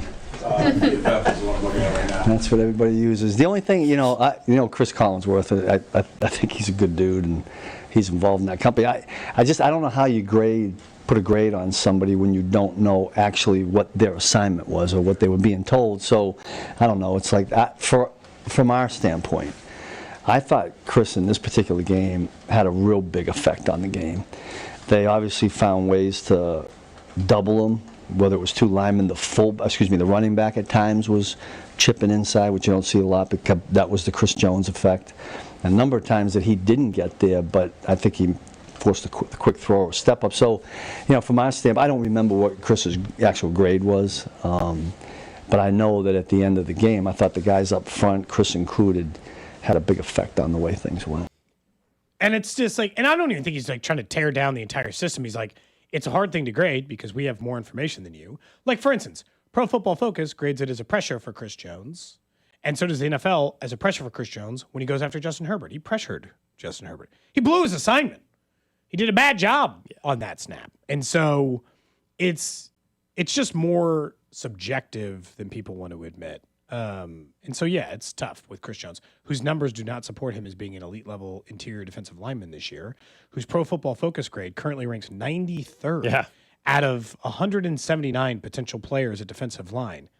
You and I know he's been better than that this year. I don't think he's been normal Chris Jones yet. No, they need more out of him, but he's not been bad. That would be incorrect. It's also like, how can you rank as the 93rd rated Pro Football Focus overall, but also be second in the NFL in pressures? How can both things be true? It's when you're not, because he's not the 93rd best defensive lineman in football. Yeah, no, he's not. But they also still need one more guy. You can't just have 2. Yeah. Eagles don't just have 2. Great defensive lines don't just have 2 dudes. And right now, they have 2. Yeah, it's Karlaftis and Chris Jones. They need a third. Or a Menahue or Gelati, a normal. They need some combination. Doesn't have to just be one of them, by the way. Yeah, you can all be pretty good. And that's why I think we're seeing Norman Lotz get a little more playing time. Gelati, they're trying to find something there to see, who can stand out, who can take that step forward, and we'll see. I mean, I still think as we go through the season, based on also now seeing that some of the numbers are really showing improvement, I think we'll get to a point where Charles Menahue will be more impactful, but he's off to a slow start. They need more from him. I mean, as a veteran, it's one thing to ask a rookie to get going. Charles Menahue, you've been in the system now for multiple years. You're healthy, all that. You want to get paid? It's time for him to obviously have a little bit bigger impact on the game, and I thought this past weekend he did. It doesn't have to be today. You and I are in agreement in this. I don't care if Gelati's the 3rd best pass rusher and it takes until week 11. Just eventually develop a guy who can get to the quarterback late in games and not make it Drew Tranquill or Leo Chenal off the edge or blitz guys. Those things will always be there. You can always disrupt it. I need one more guy that if there are 4 down linemen and nobody else is blitzing and everybody's hanging back, that somebody can get to the quarterback on occasion. What, like today or like in the future? It's not just another day. It's 2 day. Yeah. Someone says from the 913 is Felix had all year. Yeah? Oh, yeah. He's on the IR. He's done. Yeah, he can't come. Like, they did not. Yeah, he's out. He's done. Also, if that was your solution, okay. Yeah, unfortunately, I hate to say it, like Norman Lott in a regular season game already had a bigger play in a regular season game than Felix ever had. Felix had a very nice tackle in the Super Bowl. Felix is going to go down as one of the biggest busts of the Brett Veach era. Looking like it. Yeah, unfortunately. Maybe the biggest because he was taken in the first round. Yeah, it's unfortunate. Him, Sky Moore. Those are probably the 2 right now. Sky Moore is taken in the second. He's taken in the 60s. I mean, that's a great Clyde, but Clyde had a year of productivity. Yeah, he got off to a great start. Yeah, he's he had a productive year. It's very tough, but yeah, I don't know. The pass rush stuff really does need to improve. I think we understand it needs to improve, all of that stuff. And there's certainly room for improvement on it. We know that. But. What's the switching on gears a little bit? What's the baseball game today you're most intrigued by? We got one on right now. It's pretty tight. This one's 1-1 and finished 2-1 yesterday. There was almost no offense in it. The winner of this series, do I have my bracket correct, goes to Seattle. Is that right? And then the Yankees would go to Toronto, or the Red Sox would go to Toronto. I think Correct. I have that right. Okay. So, look, I don't necessarily care who wins this series. I would say this. The Guardian story is awesome. Maybe you want to see that continue. I also still think the Tigers, now that they already blew it in the regular season, to me, they're playing loose. Yeah, I like them to win the series. I don't really before yesterday. I don't really. Yes, yeah. I don't really care ultimately who wins it. I enjoy seeing the Yankees last night suffer the way they did, but I also don't like Boston. So we can just root for the Blue Jays. How about the Yankees lose this series and then Boston can lose the next series? How about that? That's fine. Honestly, the most intriguing part about it yesterday, there were three things that I thought were the most interesting stuff about what happened yesterday and what I'll be watching for today. And none of them were the Cleveland's. This series was actually the least interesting, probably. Despite the fact I know these two teams probably the best out of any. Yeah, we've seen them. The Yankees and Boston. One, because it's a classic rivalry, and the Yankees have had this, they haven't won a championship in a gajillion years thing hanging over their head, but also because they blew it. They had every opportunity to win that baseball game last night and blew it. And so that one was intriguing. The second intriguing part to me was that the Cubs and the Padres, at least on the NL side, looks to be a really good series. That's probably the series I'm most excited to watch because I think those two teams are the most even. Lastly is probably Shohei Ohtani. He is the opposite Aaron Judge. When the lights come on, when the light is the brightest, Shohei Ohtani is a monster. It's one of the rare things we see in sports. Lots of players are talented. We talk about this with Patrick Mahomes. Lots of players are talented in the NBA and can do things in a regular season game like we've talked about with Russell Westbrook. Very few players are both great regular season players who are one of the 10 best, 5 best players in their sport, and then when they matter the most, also play awesome. Patrick Mahomes is one of them. In baseball, it is clearly Shohei Ohtani. Yeah, I think he's both. Aaron Judge, that's what it's all about now is can he ever step up in the postseason? That was a story last year. Yes, they made the World Series, but he did not have overall a great postseason. And obviously in the World Series, I think he hit like 220 or something in the World Series against the Dodgers in that series. And yesterday, it's one game, but hey, when you're playing best of 3 series, it needs to happen now. And he didn't have that moment either. So the Yankees lose tonight, their season's over. So they need their best another player year to where they step came up. up short, and they made it to a World Series finally last year, and he played well in the Royals series and some others to help get them there. But then, like you said, he came up short. It's just a rare. I appreciate typically sports greatness in the sense that it is very rare that a player has both. Not saying great players can't win single championships, but that they are their best in their biggest moments. From the 816, or 913, I'm sorry. Cody, you are the biggest bust of 96.5. Such a crazy text. Keep Email out of your mouth. I want to say it specifically that way. Mouth? Out of pocket text. Honestly, that's obviously why people are more defensive about the bus conversation with Felix. With people, he's a local kid and all that. And I understand, but the reality is, Breland Speaks was a second rounder and Felix was a first rounder. So you're a KU grad and they don't like me, so they're not going to listen to us. Yeah, you think they think? No, I'm saying they're not going to listen to either of us on this. Genuinely, and I don't mean this to tear down the kid. I hope that he has a second stop somewhere else and has success in the NFL. Seems like a really nice person. What argument is there for that he's not a bust? He has like 4 career sacks in 3 full seasons as an NFL pro. How many career sacks does he have? It can't be way more than that. I have no idea. I mean, I don't even know it's that high. I don't know. 3.5, 4. The biggest thing I think for Kings or for FAU as well is it's not like injuries have riddled his career where this year it sidelined him. Yeah, but the writing was already on the wall. I think before this season started. In fairness to him, where to me, for people who say like Greg Oden is a bust, I don't think Greg Oden is a bust because injuries. If your injuries derail your career, I don't think you can be considered a bust if you played while you were healthy. Where Felix hasn't had injuries and he hasn't been able to get on the field, so that all coupled together. I think he can have second life. It's very hard for you to make the case that he's not a bust. I don't get. I don't know what the case It's just the reality. It sucks. Like nobody wants to be that, and obviously as a local kid, you want to see him succeed. Very much. Not just because of K-State, but he's from Kansas City. So being a local kid and being a bust is so much worse. Like being Bubba Starling is so much. It hurts so much worse to be like, I grew up here, I played here, I'm playing from a hometown team. It's a much tougher position to be in, and I think sometimes, unfortunately for Felix, and we talked about this when he got drafted, puts extra pressure on him. You got a lot of people around you. A lot of people around you because you're local too. That you never know what kind of advice you're getting and things like that. That could also not help you out in your career development. There's just a lot of stuff that goes into it. And it's unfortunate. We weren't planning on talking about him today, but it definitely is part of the defensive line equation of, if you're asking who could step up. We were talking about that before he got hurt. It'd be a little bit simpler if the draft pick would have worked out better. And unfortunately, that goes back to the Gelati and Norman Lott stuff. We said when they got drafted, it's not a great sign for Felix.